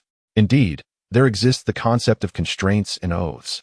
By establishing conditions and executing the constraint, alongside pledging adherence to the oath, one can create rules and vow internally to abide by them, declaring, no matter what occurs, I shall uphold this condition. Izanagi raised his right hand, swiftly clenching it into a fist. The stricter the rules, the greater the power. Much like in mahjong or poker, the harder it is to obtain a card, the higher its score. If enhancing one's nun through conventional means is akin to addition, then the nun established through constraints and oaths yields a multiplicative effect, potentially amplifying one's abilities manifold. Within the confines of what one can commit to, one can set constraints for the weapon manifested. To be frank, this audacious technique is unstable, resembling a double-edged sword. Should the oath be broken, one's nun ability may be annihilated by the backlash. With that said, have you decided what object you wish to manifest? Chains, Kurapika replied calmly. The moment I realized I belonged to the manifestation category, this very object surfaced in my mind. To deal with fiends like the Phantom Troop, they must be bound to the underworld with chains. It seems you would not settle for the mere manifestation of ordinary chains. Have you conceived an idea? Chains that can only be used against the troop, ones that cannot be broken. The condition is to refrain from using them outside the target's vicinity, correct? Not stringent enough. Izanagi shook his head. With merely such conditions, it is impossible to create unbreakable chains. Do not rush. The stipulation of not using the chains against anyone outside the troop is merely a preliminary condition. Kurapika's eyes gradually ignited with a fiery hue. I shall wager my very life. Should I violate the oath, my heart will be shattered by my own chains. This is my resolve. Izanagi rose, astonished. Wait a moment, Kurapika. Once your eyes turned crimson, did your chi not increase significantly? He hastily retrieved a new goblet, filled it with water, and tossed in a leaf. Hurry, let us conduct the water test once more. Perhaps it is merely the leaf moving, the color changing, the water volume increasing, or some unknown residue appearing. Izanagi dipped his finger in the water and tasted it. The flavor has altered. Kurapika, you are not merely a manifestation type. When your eyes turn crimson, you possess traits of a special type as well. Is this truly beneficial? Are we inadvertently crafting a golden finger on sight? Seated nearby, Haeser, despite having perused the original manga, found herself at a loss for words upon witnessing this scene. Truly, this is the extraordinary advantage of a biological son. Kurapika's unique ability manifests in its full capacity, 100%, whenever he is in his scarlet-eyed state. A phenomenon known as absolute time. During the climactic chapters, it would be far more gratifying to release content in a continuous flow rather than the current method of squeezing out chapters like toothpaste after 2 updates. If necessary, I shall refrain from going out during the 11-day holiday and devote myself to writing diligently. Furthermore, this book has entered the signing phase. Though the contract has yet to be dispatched, so readers can rest assured. The provisional update time is set for midnight each day. Should there be a desire for updates at a different hour, feel free to leave a comment. If the responses are numerous, I shall consider adjusting the schedule. Additionally, the protagonist specializes in materialization, a refreshing change from the typical specialized abilities often found in Hunter fanfiction. Readers are invited to speculate on the protagonist's nun ability, with a hint that it possesses considerable versatility. Chapter 7. The first step of the journey. Ultimately, Haeser graduated before Kurapika.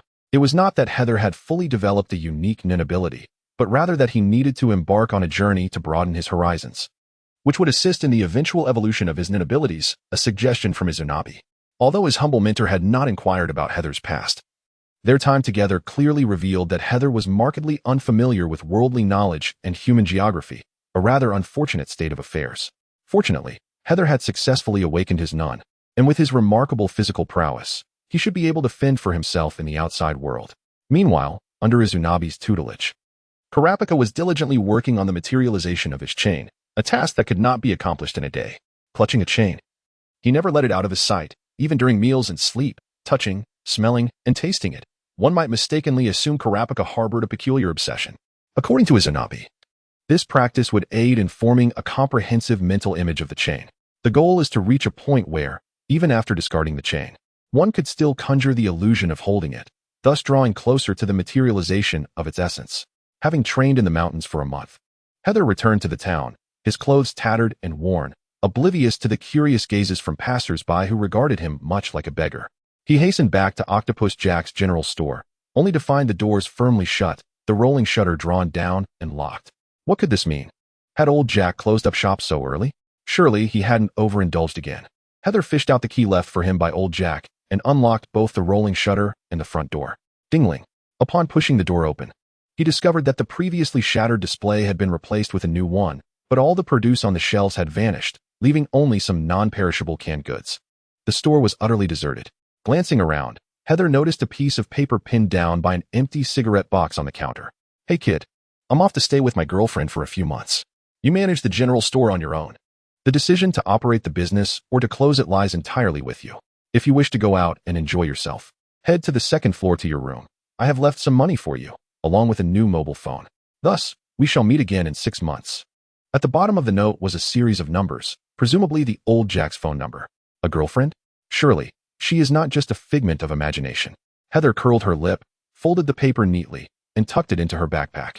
She hurriedly ascended the creaking wooden staircase and pushed open the door to the room on the second floor, which had been converted from an attic. The room contained merely a bed and a wooden table set, with the windows tightly shut. On the table lay an envelope and a pristine packaging box. Upon opening the box, she discovered a Beetle-style mobile phone. The Gold Beetle 07 model, universally compatible, unrestricted by signal range outdoors. Equipped with a camera for photography and a translation software for 200 ethnic languages, capable of streaming movies, and astonishingly, it even had a touchscreen. Was this some sort of devilish black technology in a world that seemingly halted in 1999? Heather cast a glance at the phone's manual, and with a few taps, she saved old Jack's number, contemplating whether to call him. Perhaps it was best to grant the old man some privacy. So she merely sent a text to inform him of her safety. Before parting ways, Izanabe and Kurapika had also shared their phone numbers, which Heather saved as well, sending them a message with her own number. Next, she picked up the envelope. The cover bore no writing, but upon opening it, she discovered it contained a thick stack of money, amounting to 1 million jenny. The purchasing power of jenny in the hunter world was comparable to that of yen, sufficient for her travel expenses. Manage the store? Don't be absurd. Heather had already resolved to embark on an exhilarating adventure. In her previous life, fearing exposure, her parents had never allowed her to travel, and the schools she attended were all within close proximity to home. The farthest she had ventured was merely 10 kilometers to her grandmother's house. This time, Heather was determined to savor the joys of travel. Oh, and there was also the training of her materialization-type nen ability. If she failed to yield results, she would surely face Izanabe's incessant lectures upon their next encounter. Heather did not rush to set off immediately. Although she had never truly traveled, her conclusions drawn from films and television suggested that proper preparation was essential. She indulged in a refreshing shower, grabbed some canned food for a quick meal, and promptly fell asleep until the next morning. After changing into a black hoodie and regular jeans, Heather abandoned her unflattering bowl-cut hairstyle, allowing her hair to flow freely, though she still wore her Superman's invisible glasses perched on her nose. Her shoulder bag contained a few changes of clothes, a map, and a popular novel, having fully mastered the reading and writing of the universal language in her first month here. Ding ding ding.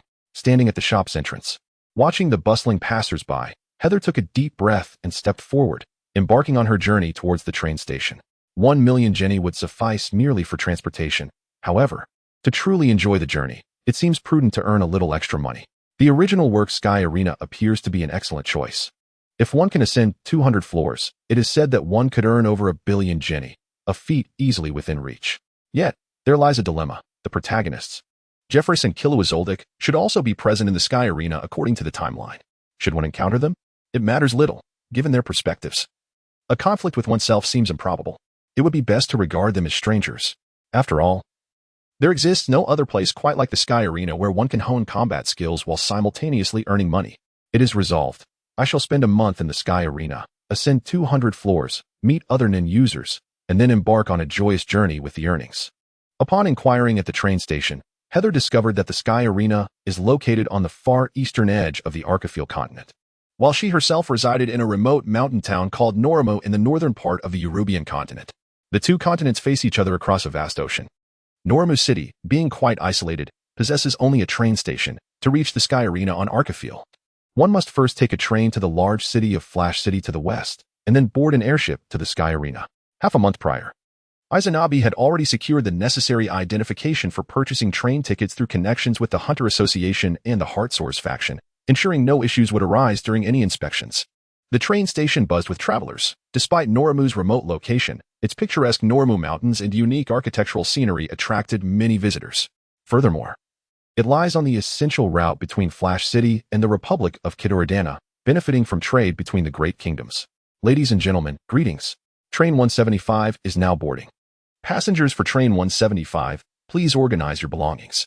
After having her ticket checked by the conductor, Heather located her seat, number 39, stowed her shoulder bag in the overhead compartment, and began perusing a popular novel. Shortly thereafter, she sensed someone seated across from her, likely another passenger bound for Flash City. Revival of the Evil Heroes 4, The Dragon Legion? The young man possessed discerning taste. Heather looked up to find a tall, slender figure with golden curls, who was intently studying the cover of her novel and remarked with interest, "Few people are inclined to read this series nowadays. TSK. They say the legend of the Black Swan King is far superior. They truly lack an appreciation for art." Noticing Heather's peculiar expression, the slender man quickly realized, "My apologies. I cannot help but engage with readers of the Evil Heroes series. I am Guakai, a travel novelist." "Izanabe, a man of leisure," Heather replied, shaking the hand he extended. Holding up the novel, she inquired boldly, "Did you write this?" "Impossible," he exclaimed. "I am simply a destitute and wandering author, a devoted admirer of the series featuring the wicked hero. If I could truly compose such exceptional works, I would undoubtedly be overwhelmed with laughter." Guagai chuckled slyly and inquired, "Is it appropriate to call you Izina?" He lowered his voice and conspiratorially whispered, "Are you a professional hunter?" Heather neatly placed her bookmark and closed the book. Smiling at Guagai, "You jest, Mr. Guagai. I am merely an unemployed drifter, hardly a professional hunter." "You cannot deceive me," Guagai replied, glancing around to ensure no one was paying attention before continuing in a hushed tone. "I have encountered numerous professional hunters, and you possess the same aura as they do." "Aura? How so?" Heather questioned. "It is as if your body is enveloped in an invisible magnetic field, or as though you harbor a formidable energy within." Guagai gestured. "You understand what I mean? There exists a definitive distinction between professional hunters and ordinary individuals, a fundamental difference. Is it possible for me to learn this? Do I possess the requisite aptitude?" The sharp-eyed fellow, constantly refining his skills, had not anticipated that an utterly oblivious commoner could perceive such nuances. "And now?" Heather retracted all her energy, entering a state of absolute stillness. "And no longer. You appear as an ordinary person. How did you accomplish that?" "It seems this peculiar aura can indeed be cultivated." Guagai, visibly intrigued, seemed tempted to approach Heather and scrutinize the physical differences between her and an ordinary individual. Though Guagai appeared affable and familiar, Heather could see the malice lurking behind his gaze. His intentions were far from innocent. Even in the practice of spiritual mentorship, one must discern the nature of the heart, and Heather had no intention of instructing this so-called traveling author. However, as long as he did not provoke her, she would refrain from causing him harm. Thus, she decided to refuse him outright. "Do not inquire further, Mr. Guagai. This is not knowledge you ought to possess." Lowering her gaze, she reopened her novel, locating the page marked by her bookmark, and without lifting her eyes, she added, "Additionally, consider this a friendly warning. Should you encounter a similar situation in the future, refrain from hastily inquiring. Not every enthusiastic question will elicit a tranquil response. I trust you comprehend my meaning?" Guagai's complexion paled as he sensed a formidable malice emanating from her, akin to a frog ensnared by a snake's gaze. In an instant, that malevolence dissipated like spring snow under the sun. Instinctively, he glanced around. The passengers and crew obliviously continued their business, and upon touching his collar, he realized it was damp with cold sweat. All his cunning schemes and ill intentions extinguished. "Thank you for your guidance." Clang, clang. The train gradually commenced its journey, enveloped in silence. Chapter 8. The Sky Arena. If one were to draw a comparison, Flash City resembles Los Angeles on Earth. Among the three major airship manufacturing companies in the world, the Windless Bird and Hiram are situated in the city. Concurrently, the food and clothing industries here are remarkably developed. With the world's largest airship airport and the significant port, Shining Port, located in this city, the volume of goods handled ranks first globally. After a train journey exceeding 7 hours, I finally arrived in Shining City. However, Hester's intended destination was not this place. The travel writer, Gog, whom I encountered on the train, had disembarked midway without even a greeting, seemingly aware that his concealed intentions had been uncovered by Hester, prompting his hasty departure. Nevertheless, Hester had not given this individual a second thought, instead focusing her attention entirely on her novel. Upon exiting the train station, Hester chose a renowned restaurant, the High Rock Hearth Hall, as the venue for her dinner, based on recommendations from the Shining City Travel Guide. As implied by its name, the High Rock Hearth Hall specializes in barbecues, excelling in the art of open-flame grilling. Succulent sausages, slightly charred and arranged alongside ribs awaiting to be sliced, and tender, juicy brisket created a veritable feast for the eyes, akin to a Christmas tree adorned with colorful lights, cheerfully encircling the massive open-flame grill at the center of the establishment.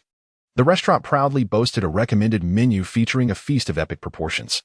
A colossal platter overflowed with thickly sliced, tender brisket, crispy skin mixed with salad, quivering pure meat sausages, ribs glazed with a rich sweet sauce, a bowl containing 32 different sauces, with unlimited refills, pickles, halved roasted potatoes, all accompanied by a bottle of ice-cold beer freshly pulled from the ice.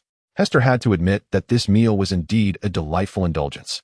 At 8:40 p.m., I arrived at Hiram International Airport, located at the northernmost tip of Shining City and the continent of Eurobian. From here, one could embark on an airship to the Sky Arena. In the Hunter S world, there are no airplanes, but an abundance of airships. The ticket priced at 100,000 guineas was indeed worth its value. The interior of the colossal airship was expansive, comparable to the size of a football field, and it traversed the skies at a commendable pace. Although the Hiram Airlines airship meal was simple, it was quite palatable, particularly the coffee and cake, which were extraordinary. Ding dong. Esteemed passengers, thank you for boarding Hiram Airlines airship. We are approaching the Sky Arena shortly. Please remain seated and refrain from moving about, as there may be slight vibrations. There is no need for concern. Hester lifted her eye mask, stretched comfortably, and gazed out of the airship window. The weather was less than ideal. A colossal tower adorned with various structures and exhibition platforms loomed against the sky, resembling a massive sword stirring through thick layers of clouds. The Sky Arena, boasting 251 levels and rising to a height of 991 meters, ranks as the fourth tallest building in the world. Following the flow of the crowd out of the airport terminal, Hester noticed dozens of dedicated buses waiting outside, offering direct transport to the Sky Arena. The Sky Arena is situated in the Yasket district of the Upheaval continent, adjacent to the Republic of Bartokia. Surrounding it, all public facilities, residential areas, and even the city itself have been meticulously constructed around the Sky Arena. At the base of the arena, Heather gazed upon the seemingly endless queue of people and scratched her head in bewilderment. Is it truly this lively? She glanced down at the promotional brochure, a complimentary handout distributed by the tour guide to each person in line. There are no stringent rules. As long as one can defeat their opponent, they may ascend. With each victory, the contestant's floor level rises, along with the escalating prize money. On average, 4,000 individuals challenge higher floors daily, and over 1 billion spectators enter the arena each year, which is equipped with an array of facilities. High-ranking warriors can even claim an entire floor for themselves. This place is a sanctuary for barbarians, a paradise for fighters. Though the line appeared long, progress was swift, and within an hour, it was Heather's turn. Welcome to the Sky Arena. Please fill out your information here. To ensure your safety, please provide truthful details regarding your opponent and the difficulty level. At the registration window, a sweet-faced receptionist clad in a uniform adorned with a fist motif gently handed the form to Heather. The questions regarding her name, age, and gender posed no difficulty. However, the final query about her fighting experience required some contemplation. After a moment of thought, she filled in 15 years. This would allow her to secure a discerning referee and more intriguing opponents, perhaps. As she stepped into the grand hall on the first floor of the Sky Arena, the magnitude of the edifice became apparent. The hall could accommodate thousands and was partitioned into several smaller arenas, each designated with its own number. Heather was assigned to the tournament area numbered 2415. This vast square arena had hundreds of spectators scattered across the seating on all four sides. A mix of competitors preparing to enter the fray and fervent spectators placing bets and cheering. In the center of the arena lay 16 square platforms, each occupied by 2 combatants engaged in fierce struggle, overseen by dedicated referees. Competitors 2415 and 1793, please proceed to the ring. After a brief wait in the stands, it was soon Heather's turn to compete, evidently determined by a random selection process. Amidst the raucous cheers and spirited uproar from the audience, Heather ascended the platform alongside a muscular giant. It was unclear whether the applause was for her or her opponent. It's Montel. What luck? My opponent is just a scrawny monkey, jeered one voice. Hey, kid, don't wet your pants. Let me take a shot. This is the best opportunity to advance. Heather's lips twitched. It appeared the cheers were not directed at her. The squinting referee stationed beside the ring stated with precision, in the first level match, the contestant's strengths will be assessed based on victory or defeat. Please both strive to showcase your abilities within 3 minutes. Now, let the battle commence. The colossal giant known as Montel cracked his knuckles ominously, declaring, Kid, don't blame me for hitting hard. You'll be in the hospital for 2 months. He charged towards Heather like an enraged rhinoceros, each thunderous footfall resonating throughout the arena. Just one punch for this bespectacled monkey, he boasted. However, as his fist collided with Heather, he found no tangible resistance. He had merely struck her afterimage. Suddenly, Montel felt a numbing sensation in his abdomen, and the world around him blurred and rapidly receded, only then realizing he had been sent soaring through the air. The cacophony of the crowd abruptly ceased, akin to a hen having its throat grasped. From the perspective of the referee and spectators, a towering figure of over 2 meters had been launched from the ring by a single blow, crashing into a solid wall several meters away, a sight both shocking and extravagant. "Rest assured, he is still alive," Heather remarked, casting a playful smile at the dazed referee. "Consider this a fish fry, right? Contestant 2415. You may proceed directly to the 50th floor." The referee, oblivious to the aura Heather was deliberately exuding, handed her a ticket with a simple encouragement: "Please continue to strive." It was only logical. A referee capable of perceiving such energy would hardly be relegated to the first level to witness novices squabbling. As Heather accepted the ticket, adorned with her number and floor, she felt as though she were flirting with a blind person. "Please proceed this way," beckoned a lovely attendant, showcasing the arena's understanding of hospitality.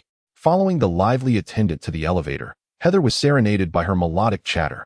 In the Sky Arena, the first 200 levels are segmented into 10s. Thus, if you triumph at the 50th level, you will ascend to the 60th. Should you be defeated, however, you will be demoted to the 40th. Beyond the 100th level, there are even private rooms.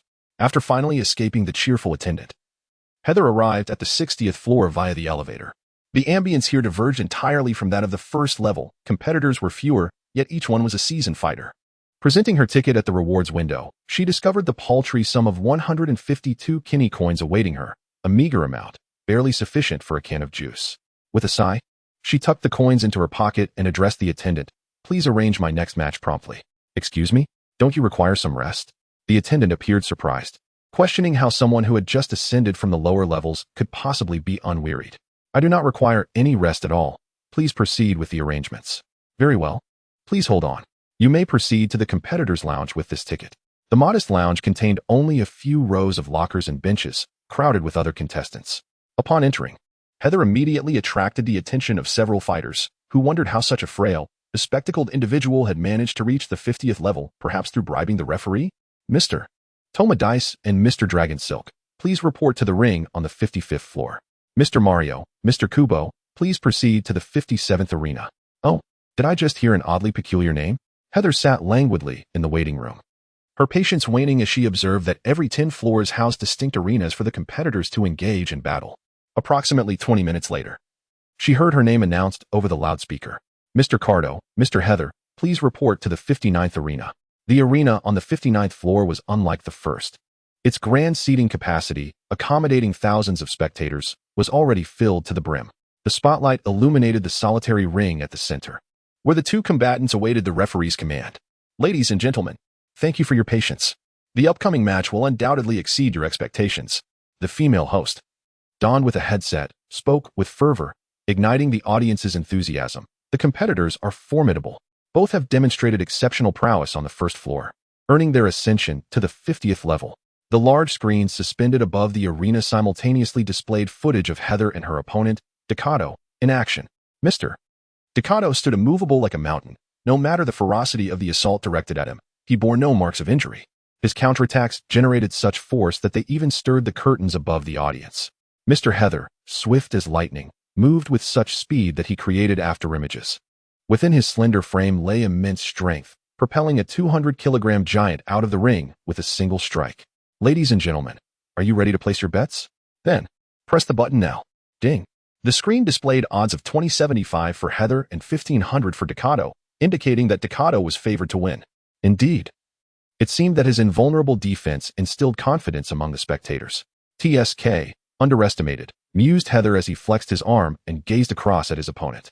Decado, a towering figure nearly 2 meters in height, bore a smooth, scar-free torso and a shaved head that glistened, his unwavering gaze fixed upon Heather, brimming with self-assurance. This round would consist of 3 minutes and 3 rounds, scored by point knockdowns. Begin. Chapter 9. Having arrived. Decado has been struck. He cannot rise again. The scoring system dictated that a notable attack would earn 1 point, an exceptional strike 2 points, and knocking the opponent down would also yield 1 point. Accumulating 10 points would result in a technical knockout victory. Alternatively, if a single blow incapacitated the opponent, victory would be declared as well. Contrary to the pre-fight hype surrounding Decado, He posed no challenge to Haeser whatsoever. As anticipated, although Ducato exhibited impressive physicality, it was merely a conventional measure of strength, utterly ineffectual against Haeser, a creature of extraordinary abilities concealed among humans. With a decisive blow, both the referee and the host were left in stunned silence. While the audience initially fell silent before erupting into rapturous applause, the audience here is predominantly composed of fervent combat enthusiasts. And a formidable contender like Haeser naturally garners immense popularity. Ascending from the 50th to the 60th level yields a prize of 60,000 jenny. In the following 2 days, Haeser is scheduled for 2 matches daily, each concluding with a single strike, propelling her swiftly to the 100th level. The prize money increases to a staggering 1 million jenny, sufficient to cover the travel expenses left to her by old Jack, and she acquires her own private room. Though the room is modest, furnished with only a single chair, a coffee table, and a bed, lacking even a solitary restroom, it is, nonetheless, a private sanctuary. According to a confidential revelation from the attendant who received Haeser, the 100th level marks a critical juncture. Should one descend below it, all benefits would be immediately rescinded, and the contestant would be requested to vacate their private quarters. Many competitors fiercely strive to maintain their status above the 100th level, resorting to any means necessary to safeguard their privileges. Subsequently, they continue to clash with those who are equally desperate to retain their ranks. 5 days later, propelled by her relentless momentum, Haeser breaks through to the 190th level, amassing a staggering balance of 300 million jenny. Over the course of the week, her extraordinary prowess attracts a substantial fan base, with spectators and hosts alike referring to her as the one-hit wonder. Simultaneously, she gathers snippets of information from the hosts and fellow contestants, learning of 2 similarly absurdly powerful children who had ascended to the 200th level over a month ago. Indeed, they must be Gon and Killua. As per the narrative timeline, the battles between Hwasher Dolong and Hisoka have concluded. Ding! The elevator arrives at the 200th level. The competitor area is noticeably less crowded, as the prize rewards only extend to the 190th level. From the 200th level onward, it is a battle for honor, prompting many formidable contestants to depart after securing their earnings. Among the remaining competitors, numerous individuals target the inexperienced newcomers who have only just arrived at the 200th level, seeking to establish dominance, a so-called baptism. In truth, Haeser could have chosen to withdraw after clearing the 190th level, as her primary purpose for entering the Sky Arena was merely to earn some pocket money. However, as the saying goes, now that I am here, I might as well make the most of it. Experiencing firsthand the standard of ordinary non-users in this world is not without merit, since she is already here. She may as well indulge for a few more days. Upon stepping into the competitor's passage, Haeser perceives numerous hidden gazes fixated upon her, accompanied by at least 10 malevolent threads of none reaching out like slippery tendrils. Do they consider me a soft target? She muses. A bunch of half-baked fools. Best keep your distance. Her pent-up fury surges forth unrestrained, and to those half-hearted non-users, Haeser appears as a suddenly erupting pillar of blazing heat, the intensity of her presence causing their eyes to sting painfully. Step, step, step. With each step taken, the intensity of the aura heightened, and the malevolent tendrils of thought were firmly ensnared, rendering retreat impossible. The unique thoughts belonging to Haeser slowly and methodically began to erode these tendrils, causing those lurking in the shadows with the ability to manipulate thoughts to tremble and collapse to the ground, their features marred by blood. What manner of creature has emerged here? I refuse to engage in combat. I must flee. Damn it, who claims he is an utter novice in the realm of thoughts? Isolasi is faltering. We must hasten him away from this place. Under the bewildered gaze of the receptionist, a procession of competitors from the current level staggered into the dark hall, each supporting one another as they desperately retreated, casting fearful glances towards the young man who ambled towards the hall, wishing to avoid him at all costs. Ordinary individuals without the requisite qualifications remain oblivious to the existence of thoughts until they are subjected to an attack.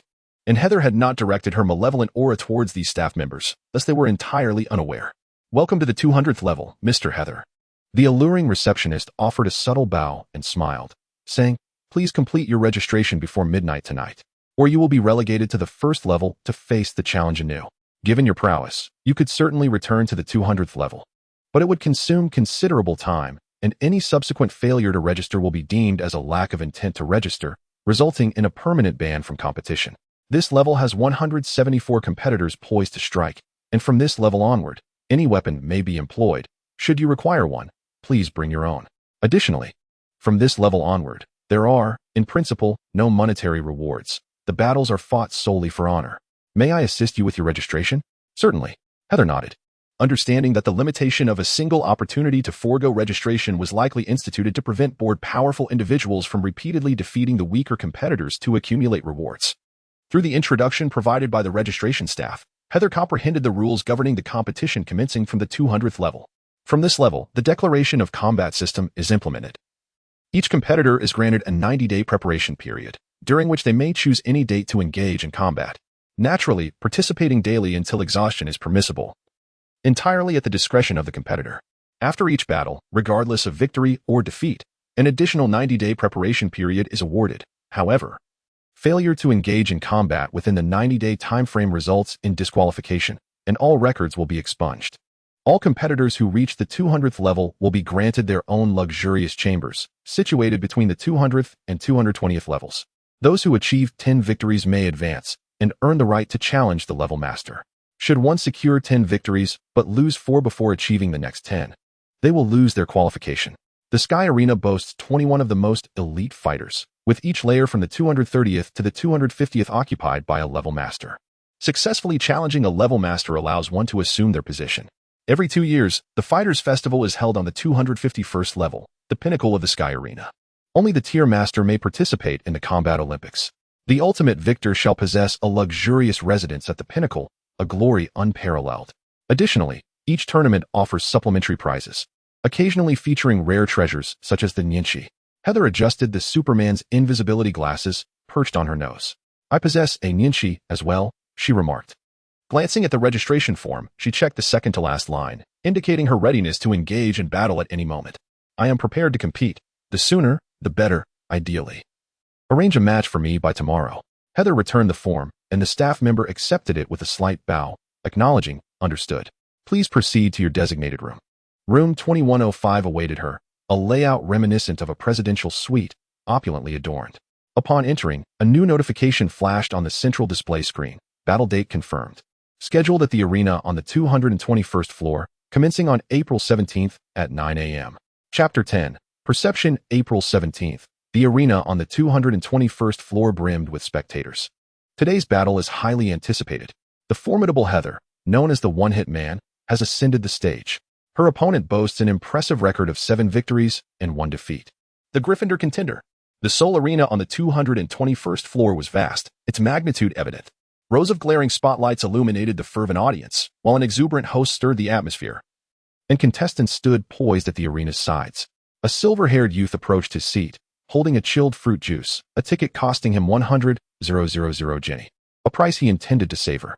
His name was Killua Zoldyck, and had Heather laid eyes upon him, she would instantly recognize him as the legitimate heir of the infamous killer family, the Zoldicks.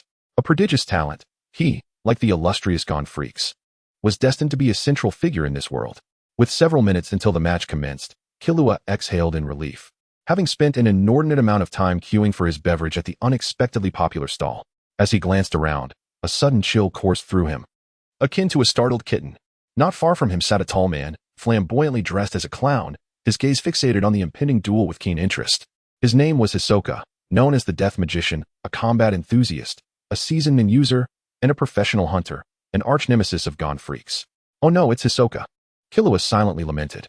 He was not particularly fearful of a direct attack from Hisoka, but merely the presence of this eccentric individual dampened his spirits.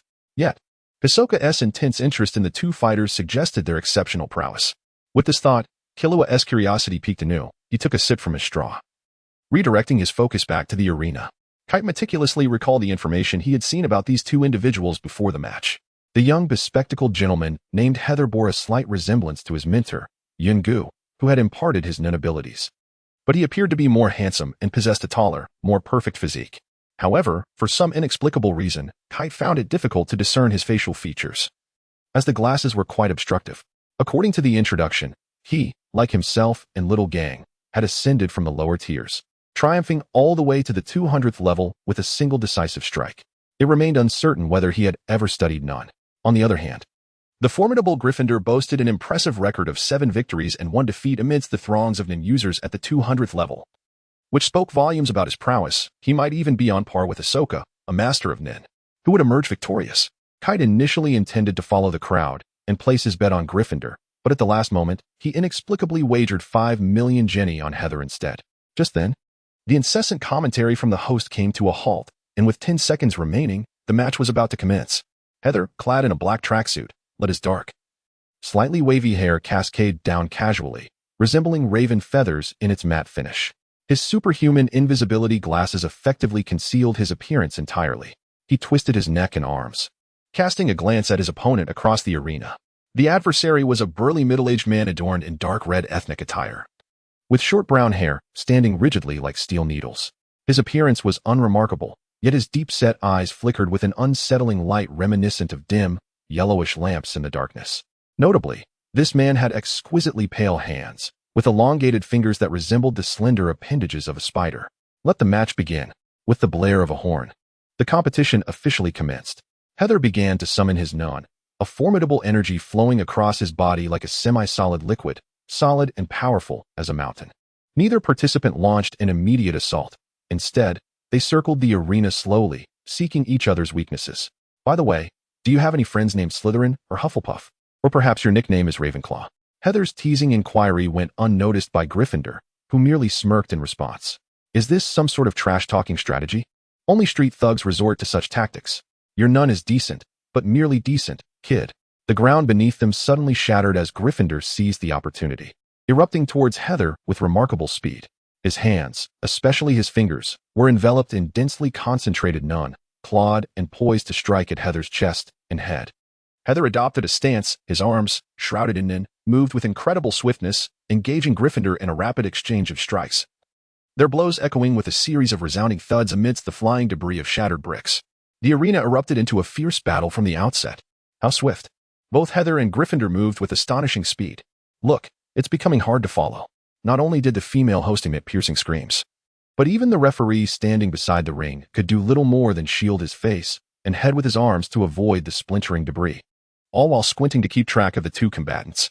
With a fierce shout, Gryffindor engaged in close combat with Haeser for an extended duration, unable to determine a victor.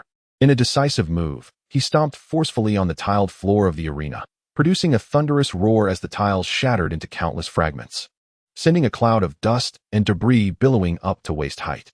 Attempting to obscure his vision with the dust, Haeser narrowed her eyes slightly and leapt backward, evading the cloud. Almost simultaneously, a clawed fist, formed into a fierce grip, struck the spot where Haeser had just been, missing her entirely. Had it really missed? A sinister grin crept onto Gryffindor's lips as he closed his fingers into a claw and thrust forward into the dust, unleashing a piercing attack. 5 invisible strands of energy sliced through the haze, forming sharp, spider-like appendages that significantly extended the reach of his assault, aimed directly at Haeser's already retreating head. Haeser, suddenly alert, dodged her head with utmost speed, yet still felt a sharp cut across her cheek, the fabric of her shoulder garment torn with several slashes. What was this? Despite having created distance, it was a form of psychic ability. In that instant, she had lost her opportunity. Gryffindor seized the moment, lowering his body into a predatory stance akin to a tiger, and lunged toward Haeser, his claws infused with concentrated energy, striking violently at her sternum. The energy erupted, propelling Haeser backward until she crashed against the wall at the back of the arena. The wall shattered into a multitude of fragments, partially burying the fallen Haeser beneath the rubble. The referee finally grasped the situation and swiftly called out the score, which now displayed 40 on the large screen above. According to the rules of the match, Gryffindor refrained from pursuing her further. He stood still, brushing off the dust from his clothes, appearing calm while turmoil churned within him. This young opponent had reacted far too swiftly. In the instant he was about to be struck, he instinctively leaped backward, minimizing the impact. That last blow likely had inflicted significant harm. In the stands, Killua was left in awe, the straw he had been chewing forgotten at his lips. These two were extraordinary. He captured their movements with his keen dynamic vision, observing their rapid and precise actions. The flow of their energy surged only during the moments of confrontation, allowing them to transition between offense and defense within mere fractions of a second. Killua attempted to replicate their fluidity, but found himself utterly unable to control the flow of his own energy, let alone achieve the instantaneous transitions that Haeser and Gryffindor executed with ease. Boom! The pile of rubble on the other side of the wall exploded, sending shards flying. Before the referee could even begin the countdown, Haeser sprang up from the debris like a carp leaping from water, brushing off the dust. Aside from her tattered clothing, she appeared completely unharmed. Gryffindor, witnessing this, felt his brow twitch involuntarily. This level of resilience was simply astounding, even though the early backward leap absorbed much of the impact. The previous strike from Haeser, executed with penetrating force and abundant aura, seemed to have no adverse effect. Could he continue the match? The referee hastily inquired. Haeser casually twisted his neck, producing a dull cracking sound, and replied with ease, "Of course." With that, he returned to the arena, raising his index finger towards Gryffindor, who stood half an arena's length away, a confident smile gracing his face. "I have already seen through your aura ability, Dumbledore. In other words, this match is already mine. As for the title of my book, how about The Guide to Reincarnation or The Reincarnation Journey of an Outsider? Or if anyone has a better suggestion, please do share. I am eager for ideas." Chapter 11. It's mine. Oh. Haeser has boldly declared his decisive victory. Is this absolute confidence or mere bluster? The crowd erupted in astonishment.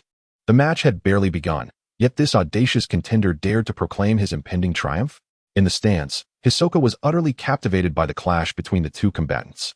This was intriguing, far more so than the previous contest. These two were indeed delightful fruits. For Hisoka, battle constituted the very essence of life. Delighted to have discovered two amusing new toys, Hisoka rolled his eyes and laughed maniacally, emitting a peculiar energy that even reached Killua, seated several rows away. Killua shuddered and instinctively shifted back in his seat. How revolting. In the arena, Gryffindor chuckled derisively, such brazen arrogance from a mere child. Have you suffered a concussion and begun to babble? With a sinister glint in his eyes, the middle-aged warrior formed his hands into claw-like shapes, the joints cracking ominously. My tiger claws will show you what true despair feels like. Gryffindor lowered his stance, positioning his claws in preparation, but he was taken aback to see Haeser mirror his movements perfectly, adopting the same tiger claw stance with uncanny precision. Is this your so-called winning point? You believe that employing a technique akin to mine, no, even more clumsily executed, can best me? You have succeeded in amusing me. Gryffindor, furious yet laughing, declared, "Very well, let me use these indomitable tiger claws to tear off all your limbs. Let us see how you mimic me then." With a terrifying speed that defied comprehension, Gryffindor charged towards Haeser, his claws slicing through the air with a sharp, whistling sound. Yet, Haeser's tiger claws were swifter and more ferocious.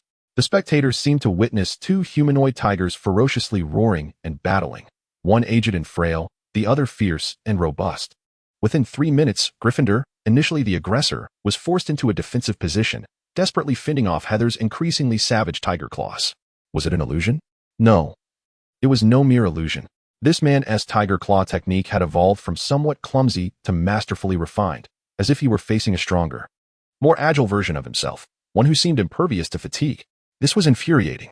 This individual, amidst the fierce life and death struggle in the arena, is audaciously attempting to learn my tiger claw fist.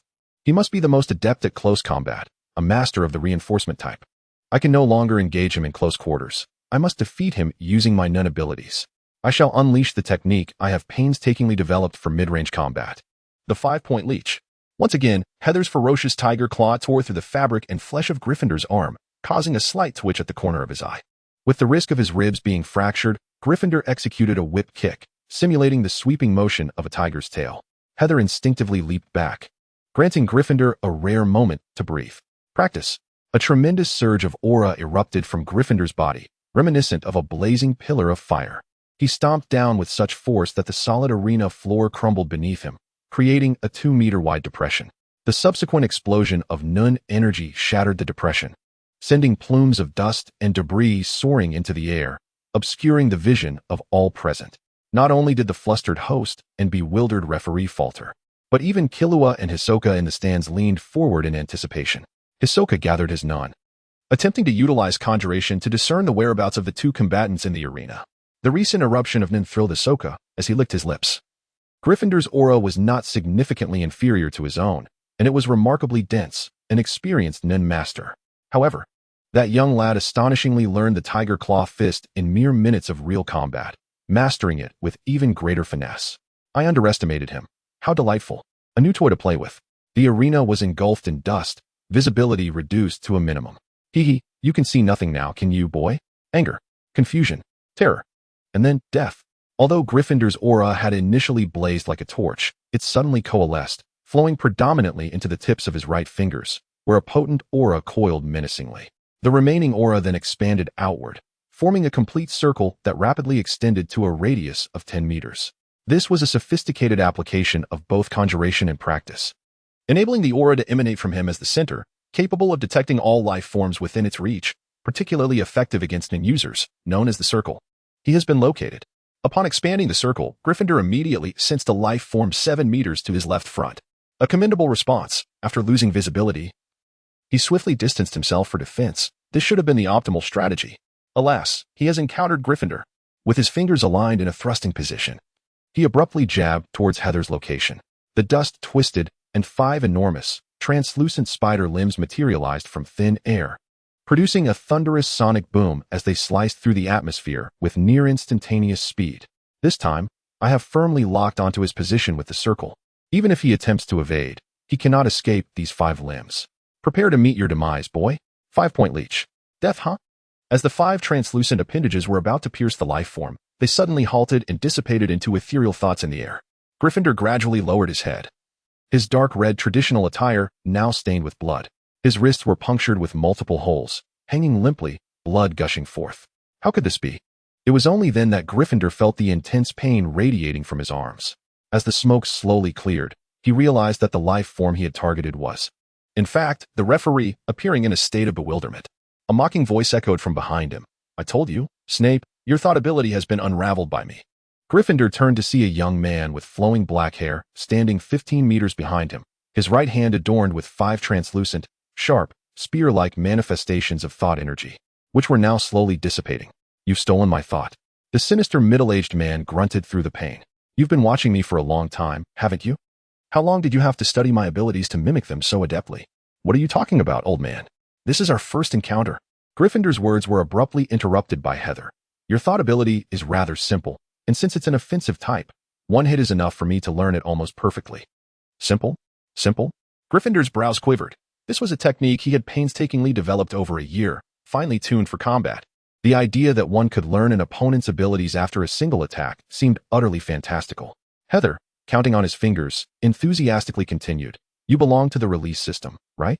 The necessary condition for your ability is to be within smoke or mist, perhaps even during a downpour.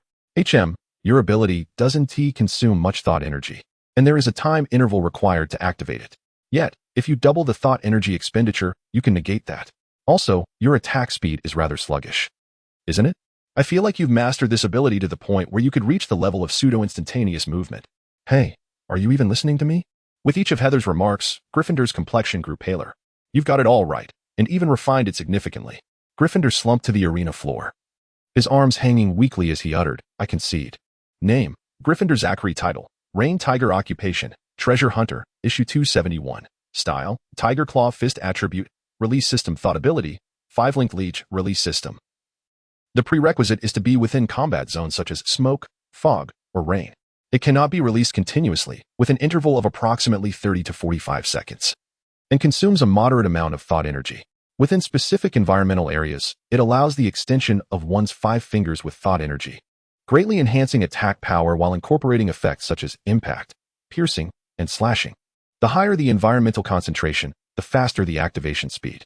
It can be combined with Circle, and when trained to the utmost, could even achieve the attack speed of instantaneous movement.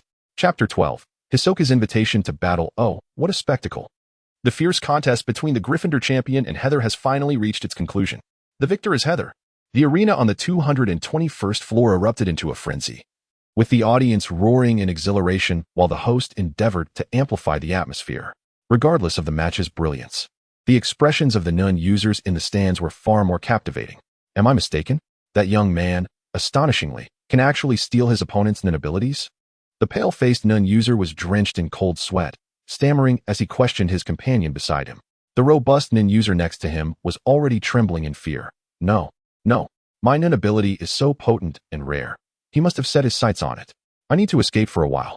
But your nun ability merely produces harmless soap bubbles. How is that rare? The earlier non-user thought to himself, though he cast a glance at the bespectacled youth in the arena, filled with trepidation and unease. Each individual's nun ability is fundamentally unique, shaped by personal experiences, environments, and encounters throughout their lives. The essence of one's thoughts cannot be identical to another's. These are the pivotal elements that forge a nun ability. One could say that nun ability is a reflection of each nun user's life experiences, an embodiment of their desires, a manifestation of their beliefs. Hence, the sight of Haeser mimicking Gryffindor's nun ability instilled profound terror. It was as though the very essence of their existence had been laid bare and wholly replicated by another. While many half-hearted competitors fled in panic, some self-proclaimed powerful ninjusers eagerly anticipated the chance to publicly vanquish a rising star. What could be more exhilarating than crushing an emerging talent before an audience? In the stands, Killua wiped the cold sweat from his brow, his astonishment lingering. This bespectacled youth is terrifying. Not only did he replicate his opponent's martial arts techniques and abilities, but he also optimized them significantly. I must consult Yungu later. Are there many such anomalies in the world of ninjusers? If this realm is filled with such monsters, I need to meticulously plan my training schedule. Contemplating this, Killua glanced towards Hisoka, only to be taken aback. Hisoka was trembling, his eyes rolling back, and a thin line of drool was visible at the corner of his mouth. I had thought it was a delectable fruit, only to discover it was already ripe. My apologies for initially giving you a laughable score of 60. No. I must adjust that to 75. No, 80. Hisoka has a habit of mentally grading formidable ninjusers with a maximum score of 100. Ordinary non-users typically score around 40 to 50, while seasoned ninjusers like Gryffindor, adept in combat, range from 60 to 70. Once one steps into the realm of 80 points, one becomes a target for Hisoka, marked for elimination. Moreover, the technique of copying an opponent's nin ability bears resemblance to Kororo's attribute-type nin abilities, does it not? No. The lack of awareness regarding the activation of nin suggests that it is a manifestation of his extraordinary innate talent, whether in martial arts or nin abilities. He seems capable of learning any offensive technique simply by enduring a blow. Should I wait a bit longer? No. I shall seize the opportunity and challenge him directly. An uncontrollable aura of killing intent emanated from Hisoka as he flicked the cards between his fingers to suppress the thrill swelling within him. On the arena, basking in the cheers of the audience, Haeser momentarily turned to glance in Hisoka's direction, smiling and waving at him. Can he perceive my killing intent from this distance? Hisoka was momentarily taken aback, only to feel even more exhilarated. As Haeser departed from the contestant corridor, he encountered a swarm of reporters and fans clamoring for autographs and photographs. Realizing he could not evade them, he casually exchanged a few words, signed some posters, and ignored the hints from several female fans before extricating himself from the crowd. Upon reaching the 210th floor where his room was located, he found a man clad in a flamboyant clown costume, exuding an unmistakable aura of menace. Haeser tilted his head. Are you seeking an autograph? A few playing cards flashed between Hisoka's fingers, his laughter infused with an irrepressible excitement and combative spirit. No, I merely wish to engage you in combat. A life and death duel. Are you also a contestant? Indeed, I am Hisoka, with a record of 9 victories and 3 defeats. Let us select a day to resolve this on the arena. Refusal is not an option, otherwise, I shall engage you here and now. Hisoka's formidable nun energy surged forth, his entire being poised for action. Merely by virtue of his talent, he could swiftly learn an opponent's nun ability. And I am utterly eager to witness your true nun prowess. You might be disappointed, Hisoka. Haeser nonchalantly dug at his ear with his pinky, maintaining a calm demeanor. I have only recently begun my training and have yet to develop my own nun ability. Hisoka's initially fervent expression transformed into a bewildered abstraction. I came to the Sky Arena merely to earn some travel expenses while also exploring the possibility of developing my nun abilities. Of course, if you insist on a battle, I shall not remain idle. Haeser offered a slight smile, a tranquil yet potent nun energy manifesting around him like a serene river. To be honest, I do not believe I will lose. Hisoka's face twitched several times before ultimately revealing a rapturous expression.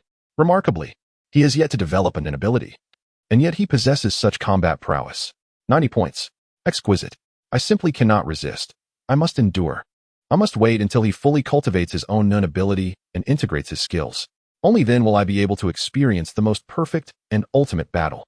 After several deep breaths, Hisoka finally managed to calm himself. Understood. I shall wait patiently. I believe that with your capabilities, it won't take long for you to develop your own unique nun ability.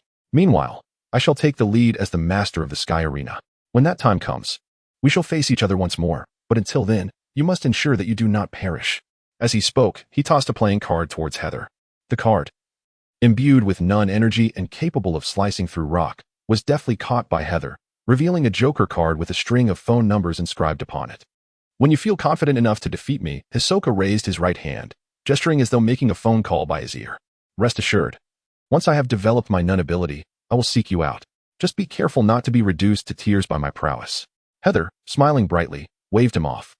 No need to see you off. Hisoka cast a deep gaze at Haeser, as if to etch his visage into memory, before quietly turning away. Watching his figure vanish into the depths of the corridor, Heather's smile waned slightly. How troublesome it is to have this eccentric fixated on him. However, knowing Hisoka's temperament, he would not strike until Heather had honed his own nin ability. Indeed, it was imperative to hasten the development of his powers. At noon, the second update was completed.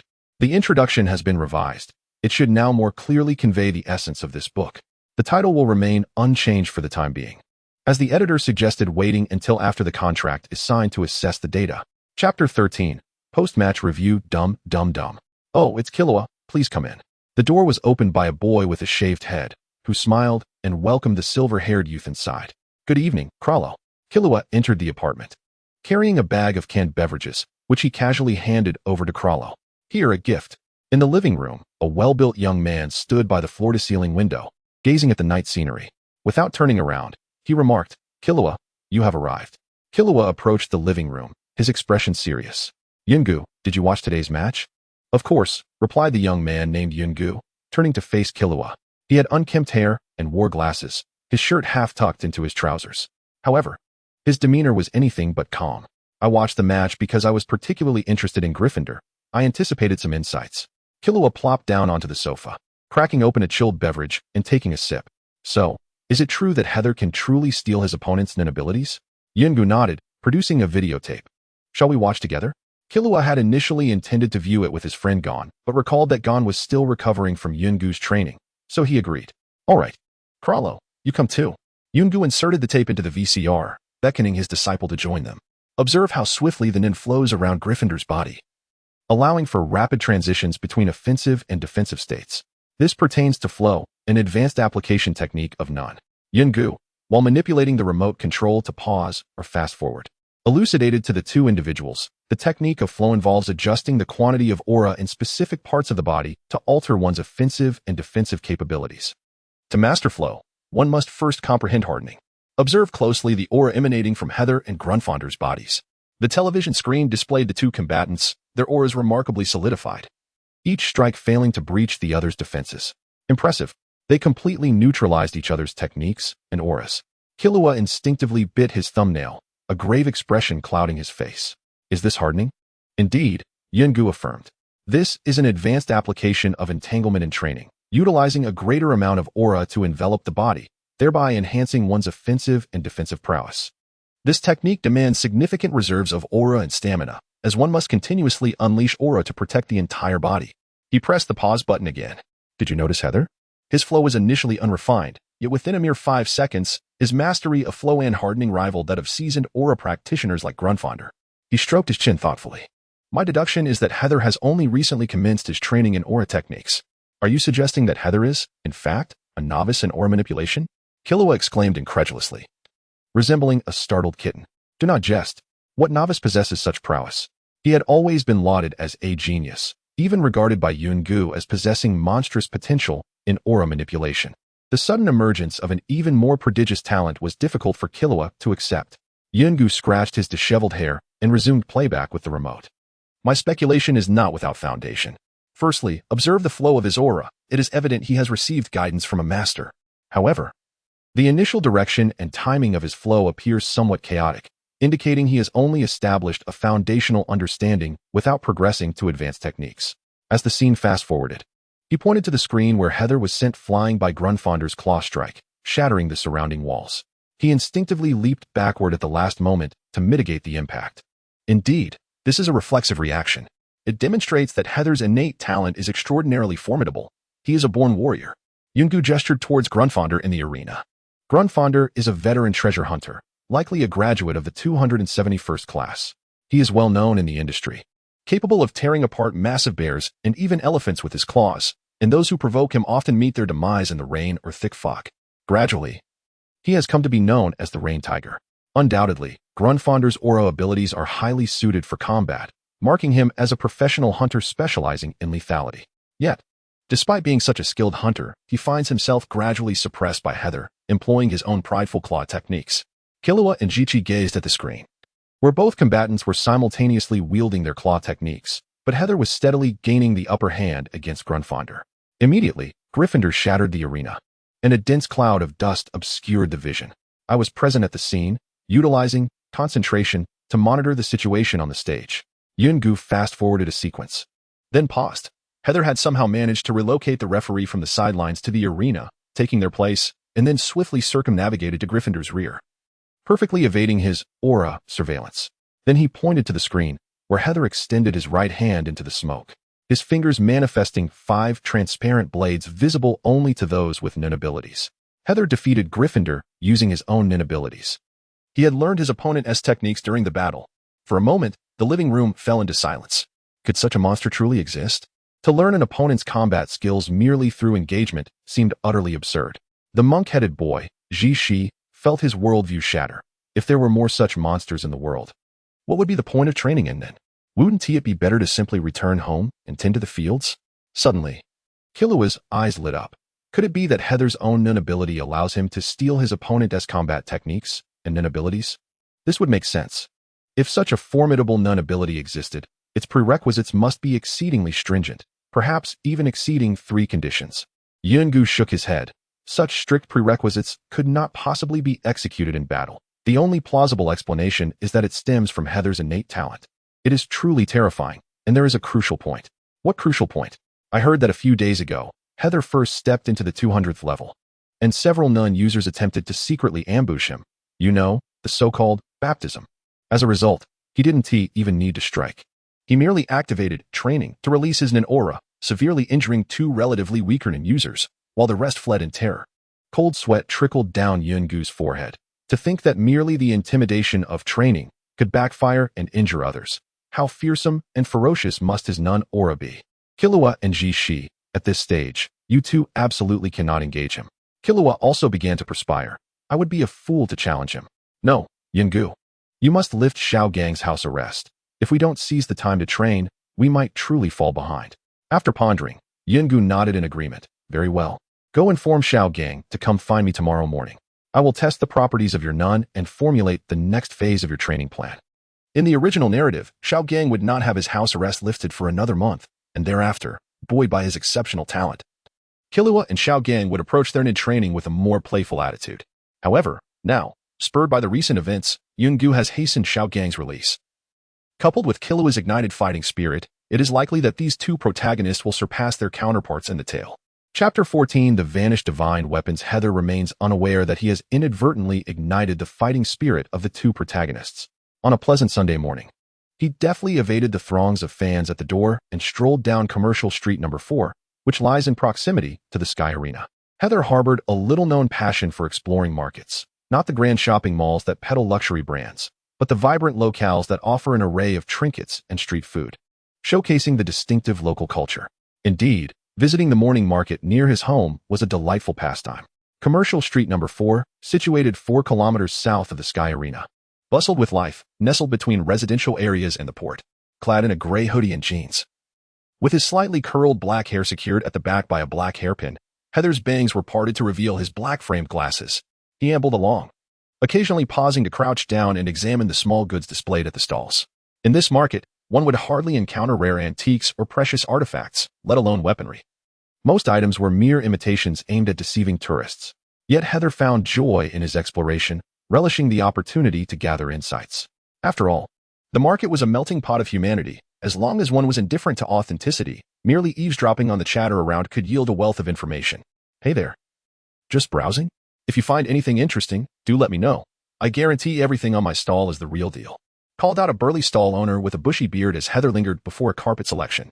Haeser casually picked up a peculiar short dagger to inspect. Is this a bien knife? Is it genuine, my good man?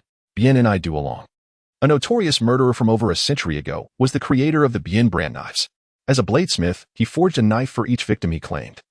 Numbering them meticulously, in total, he crafted 288 Bien knives throughout his life. Each numbered piece was displayed for sale alongside his other weaponry. In later years, he reportedly stated, it was the victim's screams and expressions that inspired me. Thus, his creations began to attract the attention of collectors with a taste for the macabre. Although the knives bore the taint of a killer's legacy and thus struggled for positive acclaim, they nonetheless became coveted among enthusiastic collectors, achieving an almost mythical status. Depending on their serial numbers, these pieces could fetch at least 5 million jades. However, Haeser quickly concluded that this dagger was a counterfeit. His keen observation revealed no residual aura of energy on the blade, a hallmark often found lingering on such esteemed items, persisting for centuries. This discerning ability was a skill he had acquired from the manga series featuring the character Gone Freaks. Of course it's genuine. Would I deceive you, a young lad? The stall owner boasted with a hearty grin. Given your charm, I'll let you have this bien knife at a bargain price of 3 million jades. Seriously? With my Superman-S invisibility glasses on, can you still see my charm? Heather rolled his eyes, placing the dagger down and picking up an old book instead. The cover was worn and faded, a dull gray adorned with bold red lettering that proclaimed, "The Vanished Divine Weapons." Heather shook the book, sending a cloud of dust into the air. If you dare claim this book is an antique, I'll be calling the police. Alas, yet another insufferable bargain hunter. The bearded vendor, with eyes as lifeless as a dead fish, returned to his small stool, picked up a newspaper, and without raising his gaze, declared, 3,000 denarii. No haggling. That wretched book had its moment of popularity over a decade ago, and has long since ceased publication. Even its author, Ulam, has vanished without a trace. The market now teems with old copies, yet the initial print run was so vast that nearly every interested party secured a copy, rendering its value stagnant. One could procure it through legitimate channels for around 2,000 denarii, just as Haeser finished the novel he had brought along. His penchant for strange tales piqued his interest in this book, and without the bother of haggling, he promptly paid the price and departed. His decisiveness left the bearded vendor regretting not demanding a few thousand denarii more. Both men felt a slight discontent, leading to an awkward farewell as they extended their left hands in a gesture of international friendship, drawing curious glances from passers-by. Afterward, Haeser perused other stalls, but alas, nothing else caught his eye. As noon approached, he opted to buy some snacks from the market to take back to the Sky Arena.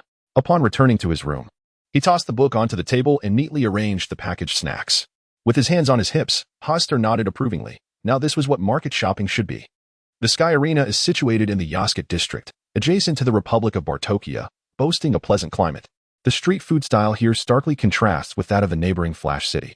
5 fried rice balls, a delightful concoction of rice mixed with meat sauce, enveloped in a golden batter, typically filled with various ingredients.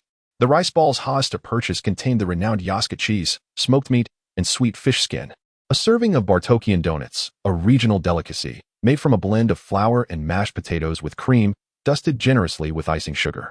A small box of olive balls, marinated in brine and flavored with fennel and cocoa grass, served as a refreshing snack.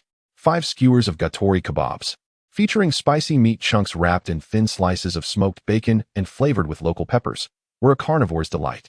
2 grilled sausages, each measuring 15 centimeters, crafted from minced pork mixed with onions, seagull herbs, salt, and pepper, grilled over charcoal on a rack smeared with bacon fat, were meant to be enjoyed nestled in a long, split bun. Haeser, however, chose a non-traditional approach, drenching them in yellow mustard and ketchup before indulging. Lastly, he had a large box of Momo soft candies, opting for a mixed fruit flavor. Each glossy, colorful morsel was coated in coconut, sweet yet not cloying, making for an exquisite treat. Sated, Haeser tossed a piece of Momo into his mouth and settled down to peruse the book titled The Lost Divine Weapons. Lychee flavor? Not too shabby. This book, though not overly thick, comprises a total of 122 pages that meticulously categorize and elucidate the extraordinary weapons that have vanished into the annals of history, transforming into legends, some even accompanied by illustrations. Within its pages lie numerous captivating tales and myths that enthralled Heather.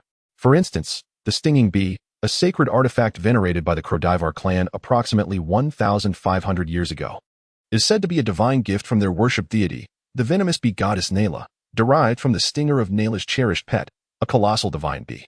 According to legend, merely being pricked by this stinger, even if just a superficial wound, would result in infection by a total of 17 distinct toxins, each varying with each encounter, including lethal venoms that could constrict one's throat and paralyzing toxins potent enough to incapacitate an elephant with just a mere trace. However, with the obliteration of the Krodivar clan during tribal wars, this hallowed dagger has since vanished without a trace. Presently, many folklorists and historians contend that the stinging bee is merely a fabrication of the Krodivar clan, concocted to instill fear in rival tribes. Its true form being a bone dagger deliberately sculpted into the shape of a bee stinger, coated with exotic poisons. The chilling river dragon's gall dates back 2,000 years and is the supreme artifact of the ancient Ballad Empire, wielded by the Winter King Taian in Ballad mythology. The spear measures 3 meters in length and is entirely forged from the unique green gold of the fairy realm, perpetually exuding a fierce chill. It is said that a mere swing of this spear could summon snowstorms and usher in frigid winters. And it was traditionally enshrined atop the Tower of Winter Chill in the royal capital. Each emperor of the ancient Ballad Empire would visit this tower to pay homage to the divine spear on their coronation day, thereby receiving the Winter King's gift of icy power. The Ballad Empire endured for 470 years before succumbing to internal strife. According to excavated texts, on the day of the empire's downfall, the Tower of Winter Chill was struck by lightning on a clear day, its structure ravaged, and the chilling river dragon's gall mysteriously disappeared. That day, Ballad 14 was assassinated, and the royal family was annihilated by rebel forces, leading to the collapse of the grandest empire of its time. As Haeser turned the page, she felt an oddity about the legendary weapons chronicled within. They bore a resemblance to Nianqi. Chapter 15. Legends. Nianqi is an exceedingly rare item existing within the world of hunters. There are only two ways for Nianqi to come into existence. The first involves a powerful Nin user saturating an object with their Nun over many years, combined with fortuitous circumstances, ultimately resulting in the formation of an extraordinary object that aligns with the desires of that Nin user. Haeser's Superman's invisibility glasses were formed in such a manner, originally a birthday gift from his mother on his 12th birthday, intended to help him conceal his exceptionally unusual appearance. Over the years, it became infused with Haeser's innate Nun, constantly emanating his thoughts and Nun, coupled with the wondrous opportunity of traversing worlds, ultimately leading to the manifestation of the Superman's invisibility glasses as a Nianqi. Secondly, only the exceptionally gifted practitioners of the trait and manifestation systems can materialize formidable objects of their life essence, channeling all their accumulated energy into these creations before their demise. This posthumous energy amplifies the originally illusory objects, rendering them truly corporeal and transforming them into extraordinary artifacts. An instance of such remarkable items can be found in the original artwork, specifically the egg in the pot ritual, passed down through the generations of the royal family of the Kaken Empire during the Dark Continent arc.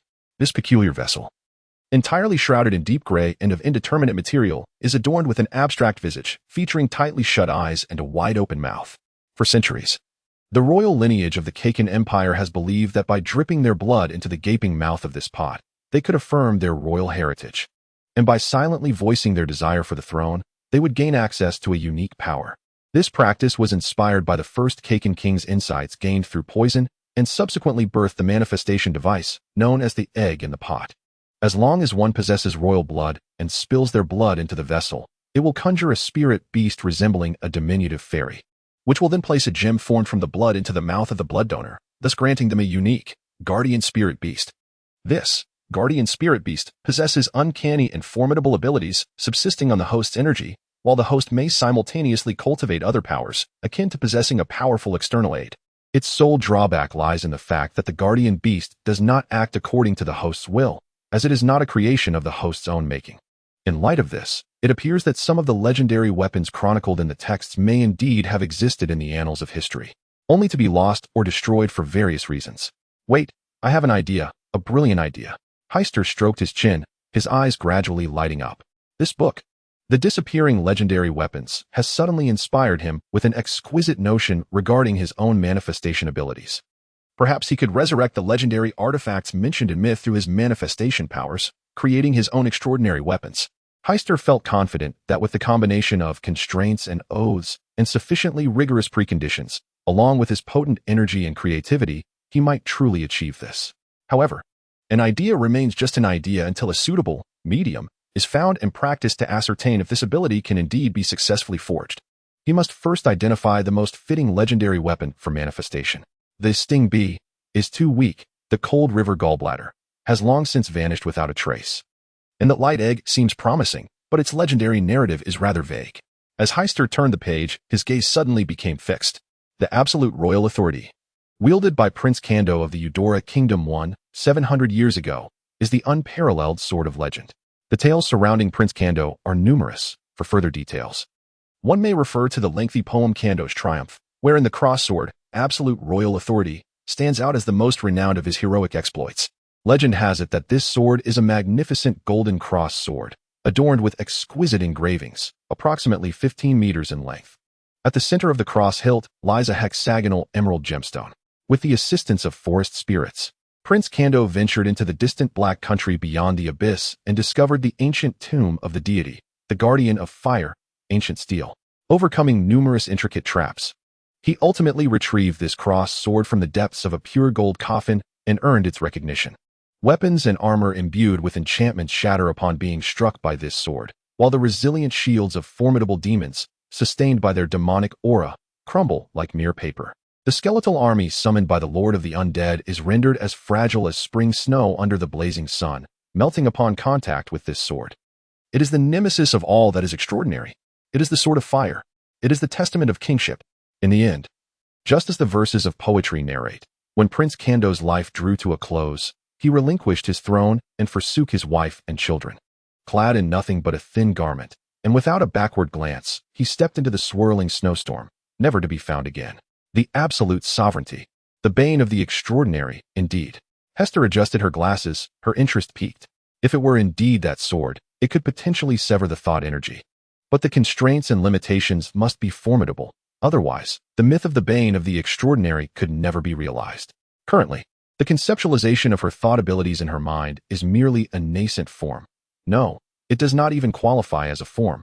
It is, at best, an empty folder awaiting content. Action is required. Hester sprang up from the sand and sought a nearby internet CAF close to the Sky Arena, typing in Prince Kando and absolute sovereignty. A plethora of information instantly flooded the webpage. However, this was merely the most basic publicly accessible information, offering little assistance to Hester. To delve deeper, access to the internal network of the hunters was essential. What a hassle. Hester pulled out her phone and directly called Izina. Beep. Hester, what brings you to call me? Is it because you're short on travel funds? Just so you know, borrowing money is out of the question. Enough. I'd be foolish to ask my impoverished master for money. Are you still lost in the mountains, indulging in dual cultivation with that little brat? Dual cultivation? Nonsense. Karapika's training is yielding results. Don't be surprised if your junior surpasses your progress. I called you for assistance with my thought ability training. Help me search your internal hunter network for information on Prince Kando and absolute sovereignty, preferably from the last 5 years. Don't worry, I'll offer you a finder's fee. Absolute sovereignty? ISNT that the mythical weapon from Kando's triumph? Alright, I can look it up next time I'm back in town, in the next couple of days. Love you. Get lost. Beep. Tisk, where's the demeanor of a master? Hester rubbed her ears and closed her phone. It seems that having a hunter's license is quite useful. Perhaps I should consider taking the exam next year as well? Chapter 16. The Man Rodakindom. On the afternoon of the second day, Heather received 4 messages from Izanabi. The first message revealed that a sword, purportedly embodying absolute royal power, had been unearthed 3 years prior from an unnamed ancient tomb in the kingdom of Kagan, and was subsequently acquired by the renowned tycoon, Rodakindom. The second message informed that Rodakindom possessed a private museum located in Roman City, which opened its doors every 10 days, with the next public viewing occurring in 6 days, during which he would personally attend. The third message indicated that Rodakindom was one of the benefactors of the Hunters Association and advised that one should negotiate peacefully. I had previously assisted him with a minor task. Mentioning my name might prove advantageous. It was important to note that he preferred direct communication over indirect hints. The final message indicated that the first piece of information had been sourced from a paid channel on the Hunter's website, costing a staggering 15 million Jenny. 15 million? In comparison to the 20 million Jenny that Gon and Killua spent to gather information on a gaming console in the manga, this seemed rather reasonable. The Hunter Network truly is invaluable for retrieving all sorts of information. I must obtain a Hunter license next year. Having packed his bag, Heather promptly transferred the information fee to Izanabi, then departed the Sky Arena, heading straight for the airship terminal. He had checked, and Roman City was situated at the southernmost tip of the Arima continent, adjacent to one of the Akama federations. Even by airship, the journey would take 3 days. But fortunately, he currently possessed 400 million Jenny, having won a bet against Grand Findo, so the travel expenses posed no concern. 3 days later, in Roman City, the interior of the airship was spacious, and the onboard meals were quite delightful, making the journey far from tedious. However, stepping out of the airport into the warm sunlight compelled Heather to stretch his limbs. The scenery of Roman City was vastly superior to that of Flash City or the Sky Arena. The air was distinctly fresher, imbued with fragrant breezes. Considering he had just dined aboard the airship, rather than indulging in local cuisine, Heather hailed a taxi and directed it towards Rodakindom's residence. Upon arrival, he was struck by the sheer grandeur of the abode belonging to the wealthiest man in the Arima continent, reminiscent of the extravagant settings depicted in Hollywood films. Endless metallic fences, numerous burly bodyguards clad in black suits, sporting sunglasses and earpieces, sprawling hills, manicured lawns, woodlands, decorative rocks, and small lakes. Heather swore he even glimpsed 2 giraffes. Contrary to the anticipated trials posed by subordinates or the disdain of a butler, Heather simply mentioned Izanabe's name. After receiving permission from the master, the butler graciously invited Heather into the vast estate. The drive through the estate lasted a full 5 minutes before they arrived at the opulent castle. As Heather stepped into the grand hall, he noticed a figure standing centrally. In stark contrast to the imagined rotund and portly stereotype, Rodakindom appeared as a kind and well-groomed elder. He donned a modest yet exceedingly expensive suit, meticulously crafted by a master tailor, with a scarf woven from an unknown exotic beast's fur casually draped around his neck. His silver hair was neatly slicked back, and his face was impeccably shaven, revealing not a hint of stubble. "Welcome, esteemed disciple of Izernabe, Mr. Heather." Rodakindom smiled warmly and extended his hand for a handshake. "Good day, Mr. Rodakindom. I am grateful for your willingness to meet with me amidst your busy schedule." Due to his parents' excellent upbringing, Heather was always polite to elders. "You may simply call me Heather." "Ah, no need for formalities. You may call me Rodakindom, as your master does." The elder replied with a twinkle in his eye and a humorous tone. "Izernabe mentioned that you have an interest in my collection, the absolute sovereignty?" The two proceeded to the reception room adjacent to the hall, and after taking their seats, Heather recalled Izernabe's suggestion and spoke candidly. "Indeed, this pertains to my nin training, and I implore you to allow me a glimpse of this legendary sword." Rodakindom's smile remained undiminished. "Ah, a nun practitioner. 13 years ago, Izernabe truly opened my eyes. It was then I realized that the power of nun practitioners is far beyond that of the mere charlatans I once employed. This is why I later chose to generously support the Hunter Association. Heather, I owe a debt of gratitude to Izernabe, so if you wish to see this sword, I have no objections. However, I must emphasize that the absolute sovereignty is a cherished piece of my collection, incomparable to any other artifacts. Do you comprehend my sentiment?" "Understood." Heather nodded. "Allow me to be forthright. Until I behold the actual object, I cannot ascertain the extent to which your collection may aid my nun abilities. Nevertheless, I can offer you a promise." Rodakindom's smile broadened. "Excellent. I appreciate straightforward conversation. The hour is still early. Shall we proceed to view it now?" "Certainly." Instead of leading Heather to a museum, Rodakindom guided him down a lavishly decorated corridor toward a staircase leading underground. "The items displayed in the museum are merely replicas. I publicly claim they are specially crafted imitations born of my fondness. In a world rife with thieves and despicable gangs like the Phantom Troop, one must safeguard their beloved genuine artifacts. Wouldn't you agree?" As they descended the spiraling staircase, they reached the bottom and opened a grand door, revealing a collection room spanning approximately 200 square meters. Each peculiar ancient artifact was encased in bulletproof glass, illuminated from various angles, allowing visitors to admire these precious treasures. On the north wall of this secret chamber, there was a conspicuous emptiness, adorned solely by the renowned painting Girl by the Seaside by Karadominic. Noticing Heather gazing at the masterpiece, Rodakindom chuckled. "It is indeed an original. I acquired this unparalleled gem for 16 billion jenny." The elder tapped the wall beneath the painting and uttered a phrase in a certain ethnic language, totaling 14 syllables. Suddenly, beams of light emanated from the girl's eyes in the painting, precisely illuminating Rodakindom's pupils. "You transformed a painting worth 16 billion into a security device?" Heather, who had been admiring the artwork, was momentarily left speechless. Would it not be more prudent to employ a conventional security measure? The elderly Rodakindom wore a smug expression, proclaiming, "What significance does it hold? The collection was purchased for my own use. Even a formidable telekinetic like you finds it astonishing. Such is the power of wealth." With a series of clicks, the walls trembled and slowly rotated, revealing the true treasure chamber hidden behind them. Although the collection appeared diminished, Heather concentrated her telekinetic energy at her eyes and discerned traces of energy lingering on each artifact. Undoubtedly, each piece was a rare gem. Rodakindom raised his hand, signaling Heather to remain patient. Clearing his throat, he addressed the interior of the chamber. "Behold."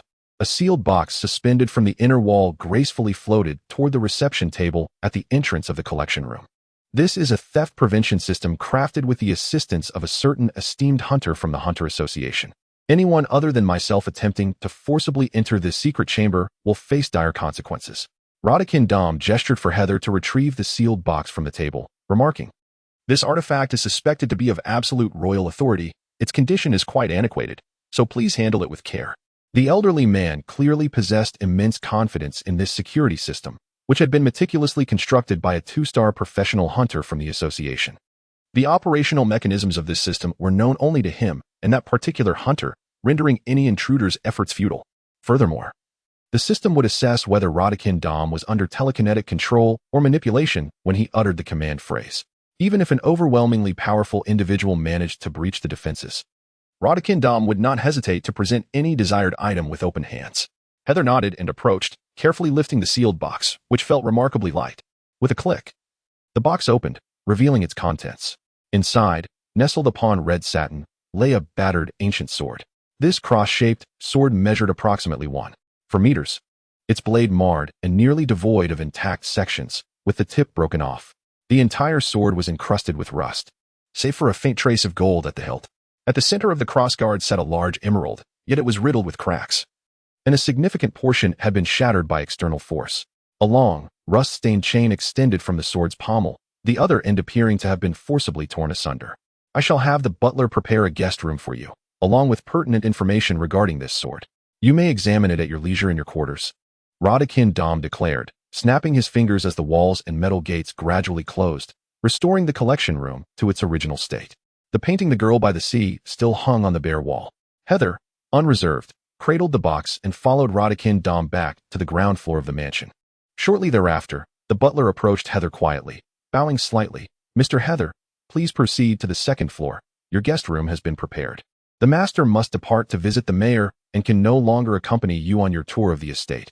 He has asked me to convey this message to you. If you have any requests, please inform me, and the staff of Rodagenda Manor will strive to fulfill them. Upon acknowledgement, please extend my sincere gratitude. A luxurious room of approximately 100 square meters has been prepared for Heather, complete with all necessary amenities, blending understated elegance with opulence. May I inquire if you would like lunch prepared for you at this moment? No, I prefer to be alone for a while. As the butler and servants bowed slightly and exited the guest room, Heather redirected her attention to the box and the neatly stacked documents on the adjacent table. On January 5, 1996, a team led by the first-class relic hunter SATs of the Store Archaeological Team, in conjunction with the Hunter Association, discovered a suspicious underground tomb in a desolate region of Kagan, due to consecutive days of rain loosening the surface. A traveler who had lost their way inadvertently shattered the covering at the tomb's entrance, allowing the ancient site to emerge once more. After 4 days of exploration and excavation, the underground tomb was successfully opened. Inside, there was nothing to indicate the identity of the tomb's owner. No treasures, no burial goods, no sacrificial remains, and not even the corpse of the interred. Within the vast tomb, there lay only a stone sarcophagus, which contained a broken ancient sword. Upon careful comparison with historical and mythological records, it is highly probable that this ancient sword is the absolute sovereignty mentioned in the epic poem The Triumph of Kando. Several professional psychics have confirmed that this sword possesses no extraordinary powers. It is merely an ordinary ancient blade. On December 15, 1996, the renowned tycoon Rodagendum acquired this sword for the sum of 15.7 billion Jenny. On the same day, detailed documentation of this incident was classified, accessible only to hunters of first rank and above, with internal records within Kagan sealed. Setting aside the page of information, Heather picked up several others, which clearly contained internal information from Rodagendum. Collection item number 181, the cross sword absolute sovereignty mentioned in the second chapter of the poem The Triumph of Kando. This is the fourth recorded ancient mythical weapon unearthed in the world, following the light egg, the staff of Navira, and the trident of the sea siren. Like the previous 3 weapons, this sword possesses no psychic energy or extraordinary abilities. It appears to have been damaged by external forces. The poem references the Black Land across the abyss, which is highly suspected to be the Dark Continent. The forest gnome who guided Prince Kando to the ancient tomb of the Black Land is highly suspected to be a guide from the Dark Continent. In other words, this sword is likely to have originated from the Dark Continent, posing significant danger. Disregarding the previous statement, this sword poses no danger whatsoever. It is a remarkably safe collectible. This page is sealed. Heather set down the documents in her hands and reclined against the plush sofa. Her brow furrowed deeply. Though the common folk were oblivious, he was acutely aware of the perils that lay within the Dark Continent and the Pathfinders. In the realm of hunters, ordinary humans believed they had explored the entirety of the world, unaware that all humanity resided within a vast lake known as Mobius. Beyond this lake lay the Dark Continent, inhabited by various otherworldly beings, with magic believed to originate from that very land. Ancient texts and relics foretold that any human who dared to tread upon the Dark Continent would summon catastrophic calamities upon the world, which is why the 5 continents forged an inviolable treaty over 2 centuries ago. To cross into the Dark Continent, one must negotiate with the Pathfinders summoned by the gatekeepers. In truth, every endeavor to challenge the Dark Continent has invariably concluded with the dire result of returning burdened with calamities of apocalyptic proportions. After the treaty was established, there were clandestine attempts to colonize the Dark Continent, leading to an unending series of horrific disasters. The weapons of gold and silver ingots guarded the true form of ancient relics. Gas life forms represented beings of insatiable desire. Twin-tailed serpent hellbells spread murderous intent. Beasts of Papu exchanged joy for life. And the undying disease Zobai, a malady that ensnares hope only to plunge individuals into endless despair. 5 incursions into the Dark Continent resulted in 5 inextinguishable horrors. Thus, it appears that the Triumph of Kando narrates the tale of Prince Kando embarking on an expedition to the Dark Continent under the guidance of a pathfinder. Those terrifying monsters, the spectral monarchs, malevolent dragons, colossal harbingers of disaster, and even the world tree that pierces through the heavens are indeed real. Wait, the world tree truly exists. In the comics, Xiaojiang's father, Jinfuli, one of the 5 greatest psychics of the era, once informed Xiaojiang of the genuine world tree residing in the Dark Continent. Taking root in the mountains, drawing magma, and even breaking through the atmosphere to continue its growth. Truly a world tree in every sense. Returning her gaze to the forefront, the shattered ancient sword lay quietly within its case. Were the ancient deities such as the Poison Bee Goddess, the Winter King, the Fire Guardian, the Queen of the Firmament, and the Thunder Titan revered as gods due to their overwhelming power, rendering them otherworldly beings? It is intriguing that the divine weapons wielded by these beings, forged in the Dark Continent and esteemed as divine, have lost their miraculous properties, becoming mere objects. Chapter 18. The Day of the Broken Sword reforged 6 days later. In the opulent residence of Rhoda Kingdom. Is he still practicing in the guest chamber? Rhoda Kingdom retrieved a bottle of 1994 Slock wine from the ice bucket and poured himself a generous half-glass. The butler standing nearby respectfully announced, "Yes, my lord." Mr. Heather has remained confined to his guest room for the past 6 days, partaking in but a single meal each day, with the servants instructed to place the meal tray at his door. It appears that the cultivation of one's innate abilities is indeed a formidable challenge, particularly for someone of his specialization in materialization. Rhoda Dom settled onto the plush sofa, savoring a sip of wine, and commanded that every effort be made to cater to Heather's needs without disturbing him. "Yes, sir," the butler replied with a slight bow, though his expression bore a hint of hesitation. Rhoda Dom glanced at this longtime companion of several decades and shook his head. "Gar, given the bond we share, is there truly any need for hesitation? You wish to inquire why I hold Heather in such high regard. Nothing escapes your perception. A one-star hunter of the Izanabi Association. Yet with his prowess and achievements, he could have ascended to a 2-star rank long ago. Do you recall the Great Fire 13 years past? The adversaries hired a gang of nin-users who surrounded the old estate." Rhoda Dom gently swirled his wine glass. The astonishing variety of nin abilities were unveiled before us for the first time. And the high-priced troops and nin-users we had hired could not withstand the onslaught of our foes. It was then that I realized the hired nin-users we had previously engaged were nothing more than novices, lacking even the knowledge of their finishing moves, nearly costing us our lives. The butler nodded, recalling that fateful night with evident trepidation. It was truly thanks to Mr. Izanabi and Ms. Rosto that we were spared. Since then, I have become infatuated with the power of nun-users and the collection of nun-tools. Rhoda Dom fell into reverie. I am too old to pursue the study of nin myself, yet I can leverage my wealth and status to attract more formidable nin-users. Thus, I have generously supported the Hunter Association, maintaining my personal connections with individuals like Izanabi. Do you know how Izanabi introduced Mr. Heather to me? A rare and unparalleled genius. Mr. Izanabi certainly does not engage in hyperbole when it comes to nin abilities. The butler evidently shared a good rapport with Izanabi. Therefore, I decided to take a gamble. Rhoda Dom glanced at the documents laid out on the round table, an antique sword devoid of any extraordinary powers. Cherished as it is among my collection, yet if it could foster a friendship with an emerging powerhouse, it would be an investment without risk. Moreover, to partake in the rise of a formidable nin-user, is that not an exhilarating prospect? Did you initially intend to gift that absolute sovereignty to Mr. Heather? Gift? No. No, dear Gar, if you possess something of profound significance to another, never allow it to be rendered free of charge. Rhoda Dom shook his finger and chuckled softly. That would only devalue the connection between you and others. Remember, it is crucial to hold on to leverage, to render oneself valuable to others, thus fostering a mutually beneficial relationship. Only when one possesses utility will others regard them as an important friend. Even if, hypothetically, one were to give, the timing must be meticulously chosen. This, my friend, is the essence of true friendship. The main hall of the guest room had been cleared, leaving the entire space devoid of furniture. Heather sat cross-legged with her eyes closed, the broken ancient sword of absolute authority laid before her. Her unique aura flowed like a tranquil river, gently enveloping and deciphering the ancient sword. Perhaps it was due to the sword being genuine. Or perhaps it was because she had envisioned her desired psychic ability to be excessively formidable. In any case, Heather's development of her psychic abilities was not particularly smooth. For most manifestation-type psychics, the most challenging aspect is the complete formation of a physical entity, which was not a difficult task for Heather. The real challenge lay in how to replicate the extraordinary power of absolute authority within the ancient god. Simultaneously, Heather had to concurrently establish her own psychic system, making her endeavor exceedingly arduous. The more powerful the ability, the more stringent the conditions required. The notorious Phantom Troop, comprised of psychics, had a leader named Krallo le Sulphur, whose special ability was known as the Book of the Thief. This book, materialized in reality, bore a blood-red handprint on its cover. Its effect allowed the user to steal another's psychic ability for their own use, rendering the victim incapable of utilizing that ability ever again. Was it powerful? Indeed. It was immensely so, but the conditions for activation were exceedingly stringent. To successfully steal a psychic ability, four conditions must be met. 1. The user must witness the target's psychic ability with their own eyes. 2.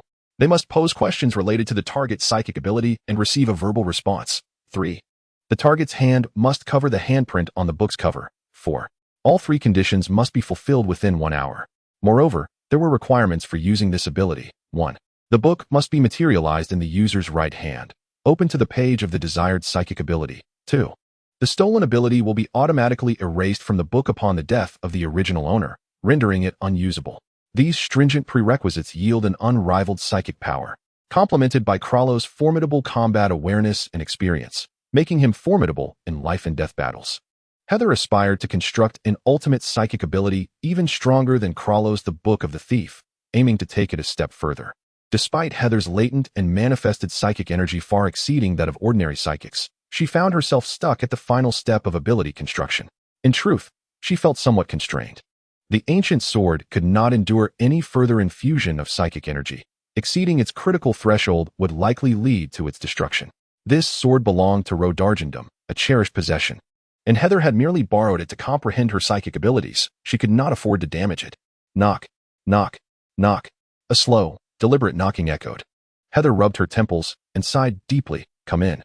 The door opened, and Rodargendum entered the guest room. Noticing Heather's furrowed brow, he offered a comforting remark.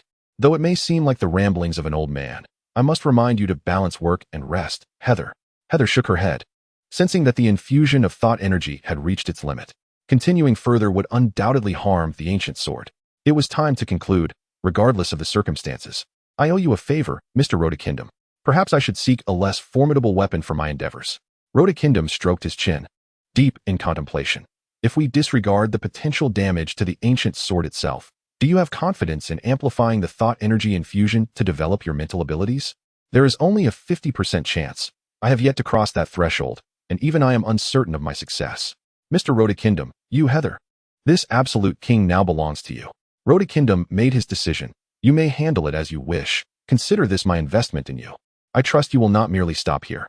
When Rodakindum uttered the words "it belongs to you," Heather was momentarily taken aback, as he realized that the previously stagnant construction of his mental abilities had suddenly begun to loosen. The final condition had been fulfilled. Heather's energy channels no longer felt suppressed. A violent surge of thought energy erupted, akin to a colossal bomb detonating. Even an ordinary individual like Rodakindum could feel the scorching waves of heat radiating outward from Heather's center. The entire estate began to rumble and tremble. The cutlery that the servants had just arranged on the dining table clattered chaotically, while the daggers concealed in the boots and waistbands of the bodyguards trembled incessantly. Every component of the firearms echoed with creaking sounds. All that could be deemed weaponry within Rodakindum Manor celebrated the birth of a ruler. Rodakindum's personal security team, composed entirely of individuals with mental abilities, gazed in astonishment towards the guest room on the second floor of the manor. In their line of sight, the entire estate was enveloped by this tumultuous thought energy, a terrifying pillar of fire shooting skyward, illuminating the night. However, the pillar soon twisted into a spiral shape, continuously constricting and compressing.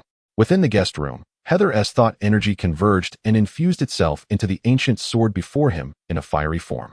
The battered sword began to glow a brilliant crimson, as if being reforged by intense heat. Was he attempting to directly infuse and reconstruct this ancient sword with powerful thought energy? Suddenly, an eerie eye opened on the surface of the scarf wrapped around Rhodokindam's neck, fixated intently on the unfolding scene. This was the thought tool known as the three-eyed demon scarf, which allowed Rhodokindam to sense the thought energy of others. Through this artifact, he perceived that Haeser's thought energy had solidified to an astonishing degree, akin to flames fervently refining the ancient sword. No wonder those with mental abilities could not ascertain the issue with this sword. It required an absurdly potent and abundant thought energy to awaken. The rust on the sword's surface began to peel away, as the remnants of golden hue that had lingered at the hilt gradually spread and expanded to encompass the entire blade.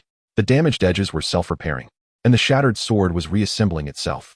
In the central position of the cross-shaped sword's hilt, the enormous emerald gem exhibited a gradual convergence of its myriad fissures. As though time itself were reversing, even the missing segment at the gem's core appeared to be restored. The slender chain at the sword's pommel began to writhe slowly, with the severed end regrowing and inching its way toward Haeser's wrist. The onlookers hastily retreated to the estate's lawn, where the ordinary servants and guards, still bewildered, mistook the phenomenon for an earthquake. Yet, the awakened individuals struggled to gaze directly at the radiant column of aura that pierced the heavens and illuminated the starlit sky. Haeser's hands hovered over the ancient sword, as an astonishing aura steadily transformed the sword of absolute sovereignty. This forging process endured for a full 3 hours. And just as Haeser's aura began to wane, a brand new absolute sovereignty materialized before him. This was a resplendent golden cross sword, adorned with archaic engravings, approximately 15 meters in length, featuring a straight blade. At the center of the hilt's cross was a hexagonal emerald gem, glimmering with faint phosphorescence, while a slender silver chain extended from the sword's pommel to Haeser's wrist, invisible unless one focused intently. Simultaneously, Haeser's aura ability reached its pinnacle. Chapter 19. The mythical weapon directory. At this moment, all the servants and bodyguards within the mansion had been dismissed by the steward, leaving only Rhodokindam and Haeser in the expansive residence. The hired awakened individuals gazed in awe as the magnificent aura enveloping the mansion gradually dimmed, daring not to approach. Inside the guest room, the wool carpet that covered the floor had long been battered into tatters by Haeser's tempestuous aura. Yet the area of impact was flawlessly contained within a 5-meter radius. Standing at the doorway, Rhodokindam beheld the magnificent golden cross sword before Haeser, his gaze filled with exhilaration and fervor. "Haeser, have you succeeded?" Haeser slowly opened his eyes, gripping the hilt of the levitating golden cross sword. A resonant hum echoed as grand golden aura, akin to flames, entwined around the blade. This was the fabled sword of the ancient deity, the Lord of Fire and War. A legendary weapon known as the Sword of Fire, the absolute nemesis of all that is extraordinary. Absolute sovereignty. Haeser tilted his head, and the golden flames in his hand suddenly dissipated, taking the entire cross-sword with him. Before Rhodokindam could express his astonishment, the cross-sword reappeared in Haeser's grasp. Has he truly succeeded? He pondered, incredulous that Haeser had refined this ancient mythical weapon using his own aura, transforming it into a manifestation uniquely his own. Rhodokindam, having seen much in his years, had never encountered such terrifying aura prowess. Simultaneously, a swell of pride surged within him as he bore witness to the birth of an unparalleled aura master, one whose strength was unprecedented in history. In Haeser's mind, he attained a comprehensive understanding of the aura ability he had constructed. Mythical Weapon Directory. This manifestation-type aura ability allows one, upon meeting specific conditions, to refine extraordinary weapons using one's aura and reforge them into their own unique manifestation weapon. The transformed target must fulfill the following criteria. 1. It must be a weapon recognized by Haeser, encompassing any item she deems to fall within the realm of weaponry. 2. The weapon must possess extraordinary abilities. 3. The weapon should be accompanied by a corresponding legend, with a narrative that has reached at least 500 individuals or has persisted for over 500 years. 4. The entity possessing the weapon must ensure at least 30 integrity. 5. Ownership of the weapon must be established. If conditions 1 to 4 are satisfied, a forced reforge may be conducted. However, the weapon's extraordinary effects may be diminished or altered. If condition 5 is also met, the mythical powers can be perfectly replicated. The duration of the reforge is variable and requires a substantial amount of mental energy. Any interruption in the process will result in a failed reforge, and the weapon cannot be reforged again. Now, regarding the usage. 1. Weapons are categorized, and only one of each type may be registered. 2. At any given moment, only one weapon can be manifested. 3. Once a weapon is materialized, it will continuously consume Haeser's mental energy. Theoretically, there is no limit to the duration. However, Upon Hester's dismissal of the weapon's manifestation, it will enter a cooldown period equivalent to the duration of its manifestation. During this cooldown, other types of weapons may be utilized. 4. Utilizing the weapon's extraordinary abilities will further deplete Hester's mental energy, with the consumption varying based on the strength of the ability. 5. Once manifested, the weapon must remain within a 3-meter radius of Hester. She may cancel its manifestation at any time. 6. Generally, the passive effects of the manifested weapon do not impact Hester herself, although she may choose to activate them. 7. Each reforge of a weapon, regardless of success, will initiate a cooldown period for the reforged system, the duration of which depends on her mental energy intensity and the previously forged weapons. The current cooldown period stands at 1,799 hours, 58 minutes, and 44 seconds. Currently, the registered weapon is the Cross Sword of Absolute Monarchy, which possesses the extraordinary ability to nullify curses, enchantments, and all forms of extraordinary effects upon impact, significantly reducing the mental energy of enemies, with a doubled effect against mental beasts. Additionally, while wielding this sword, the bearer is immune to all toxins, and the effects of fire and intense heat are considerably diminished, rendering the bearer impervious to cold. In essence, it is the act of polishing and reforging an ancient relic using one's mental energy, thereby transforming the relic into a personal weapon once it feels rejuvenated. However, it should be noted that I am completely deconstructing the remnants of the relic using my mental energy, integrating the remains into a part of my mental essence, akin to data digitization and storing it within my mental capacity. I can summon this data at will through manifestation for my own use. The immediate transformation of what was once a stagnant ability into a complete form upon acquiring the absolute ownership signifies that the crux lies within this ownership. Should only the initial 4 conditions be met, it is highly probable that even if one were to forcibly recast the absolute monarchy, the outcome would merely be a subpar artifact with diminished aura effects, certainly inferior to the current prowess. Although the constraints are numerous, this psychokinetic ability is undeniably potent. Not to mention its extraordinary capability to resurrect mythological weaponry. It can even be categorized for calculation. If there is a sword, then surely there exists a knife, right? Perhaps we could also consider a gun, and, we must distinguish it from firearms like the Hanha Longdan. Alas, once the 75-day cooldown period concludes, which artifact shall I endeavor to manipulate next? What a delightful dilemma. Ahem, Rodikin Dom stood at the doorway, observing Hester and the colorful cross sword in his grasp, slightly clearing his throat. Hester turned around. Mr. Rodikin Dom, would you care to behold this reborn absolute monarchy? The affluent elder could hardly contain his excitement. Upon receiving the invitation, he promptly stepped forward to admire the weapon that had emerged from ancient myth. However, he refrained from directly handling it, for casually touching the weapon of a materialization ability user would be deemed a provocative act. The old man did not let his act of gifting the sword to Hester inflate his pride, as such arrogance would jeopardize the bond between him and the formidable psychokinetic wielder. Yet Hester remained unfazed, turning the hilt toward the elder. Please, take it in hand. This blade is remarkably gentle for an ordinary person, provided you remain within a 3-meter radius of me. Oh, do remove your aura devices first, otherwise they will be entirely destroyed the moment you grasp the sword.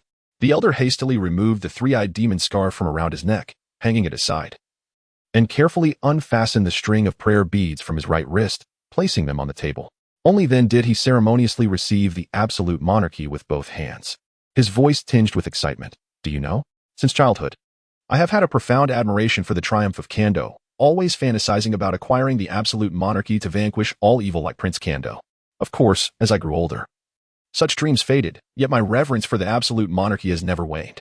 He grasped the sword's hilt, trembling slightly as he caressed the golden blade. Thus, when I heard of the discovery of the absolute monarchy, I immediately traveled to the kingdom of Kaji and invested a fortune to procure this sword. Thank you, Hester, for allowing me to witness the return of the legend. The Sword of Fire has finally re-entered the world. Hester smiled. No? I must thank you for believing in this humble individual and entrusting me with such a precious and significant treasure. Before Rodikin Dom could finish his sentence, the entire estate suddenly trembled violently, and an alarm blared. Hester glanced at Rodikin Dom. At this late hour, do you still have visitors? Rodikin Dom squinted towards the window, where flickering flames were faintly visible in the night. No, it is merely a hound drawn by the scent. Thank you for the generous gifts of 1,000 Chidian coins from the slightly melancholic twilight, 1,000 Chidian coins for the 100 ways to prepare eggs, and 500 Chidian coins for the stewed duck with pears. Chapter 20. The The enemy counterattacked. The time was 11:17 p.m., and the Rodikin dorm manor was engulfed in smoke and flames. How outrageous. Who dared to invade the Rodikin dorm manor? Quickly, contact the defense forces of Rodan City. No, all means of communication have failed. The adversary was well prepared. They are here. The air was filled with the thunderous sound of gunfire and the flickering flashes of bullets, as members of the Rodikin dorm guard fell one after another. At the main entrance of the manor, more than a dozen armored vehicles were stationed, with a large number of armed militants in uniform relentlessly unleashing their firepower into the estate. A long-haired man clad in camouflage stood atop an armored vehicle, wielding night vision binoculars to survey the movements within the manor. 10 minutes passed, and that colossal pillar of energy had not reappeared. The long-haired man reported loudly, just as a burst of flame flickered by the armored vehicle. A short-haired, muscular man, also dressed in camouflage, lit a cigar and exhaled 2 plumes of white smoke. Laughing with a voice reminiscent of a sinister hyena, "Hee, the old dog of Rodikin Dorm has stumbled upon quite a treasure. Alas, as a mere mortal, he cannot wield such a prize." The long-haired man leaped down from the armored vehicle, a look of curiosity on his face. Surely, a powerful Nin user could achieve such a feat with full force, right? Fool. Such terrifying mastery of none could only be matched by the president of the Hunter Association. Netero himself, the short-haired man replied, surveying the ceaseless flashes of gunfire and explosions with composure. If this explosive Nun energy lasts for 10 seconds, 20 seconds, or even a minute, it is understandable. After all, that old dog Rodikin knows quite a few Nin experts. However, Cardora, what kind of human do you believe can sustain such intensity of Nin for 3 hours? The long-haired man, Cardora, was momentarily stumped. Only a Nun artifact passed down from ancient times could unleash such a terrifying burst of energy. The short-haired man, still holding his cigar, drew a handgun from behind him, inspected it, and tossed it to Cardora. I have witnessed such power once before. It was an exceptionally potent ultra-ancient Nin artifact, undoubtedly reaching a high level. Yet that previous explosion of Nin was less than half of this one. Are you suggesting I have been keeping an eye on that old dog for nearly 2 months and am well acquainted with the comings and goings at Rodikin Dorm Manor during that time? Apart from a novice who recently appeared, no new faces have entered the estate. Do you think that kid has the capability to unleash such Nun? In other words, that old dog must have discovered some secret to awaken a certain ultra-ancient artifact. Perhaps the key lies with that young boy. The burly man with a crew cut discarded his cigar onto the ground, crushing it beneath the sturdy soles of his military boots. No more waiting, he declared. Inform my adorable little pups that, aside from Rhoda Kingdom and that new kid, none shall remain. Eliminate them all. I demand that artifact and the means to awaken it. Instantly, the long-haired man seized the intercom to relay orders to his troops, revealing a tattoo of a roaring hyena's head on his exposed left forearm. A mark of the mercenary group, the Mighty Hyenas. Damn it, it's the Mighty Hyenas. That uncouth, short-sighted band of hellbound beasts. Within the confines of the chamber, Rhoda Kingdom erupted in fury upon hearing his subordinate's report, disregarding decorum as he cursed vehemently. Have they been eyeing me all along? Those detestable Sahelter United States. How dare they brazenly dispatch these brutes to seize my treasures? Noticing Heather's bewilderment, Rhoda Kingdom suppressed his anger to elucidate. The Mighty Hyenas ostensibly operate as a mercenary group, accepting payment without strings attached, yet whispered rumors suggest they are an elite unit under the Sahelter United States, specifically tasked with unsavory deeds. If the legendary mercenary group, the Stonewall, comprising merely 11 men, represents the pinnacle of prowess, then the Mighty Hyenas are a large-scale mercenary force of over 300. In the textbook case Lubon Civil War, this mercenary band achieved absolute victory in their region with only 14 casualties, led by the cunning and formidable Barbator. It appears this gang has been monitoring me and intended to strike for nearly 2 months. However, the commotion surrounding your re-establishment of absolute power prompted them to act prematurely. Glancing at his phone, which displayed no signal, Rhoda Kingdom tossed it onto the table in frustration. Damn it, all external communication has been severed. It must be their doing. Now, I can only hope that the defense forces in Roman City arrive swiftly to provide assistance. Unfazed by the impending crisis, Heather rummaged through the chamber and fortuitously unearthed a can of beef. Famished, he hastily pried the lid open with his fingernail. Sitting at the table, he scooped pieces of beef into his mouth. Mr. Rhoda Kingdom, Haven T, you hired numerous armed forces and psychics? Surely, there is no need for excessive concern? Rhoda Kingdom glanced at Heather's fingers, declining the can he offered. When Heather, lacking sincerity, withdrew to continue eating, Rhoda Kingdom sighed. In truth, suitable psychics for practical combat are scarce, and even fewer are willing to accept contracts. Modern weaponry, particularly firearms, poses a significant threat to ordinary psychics.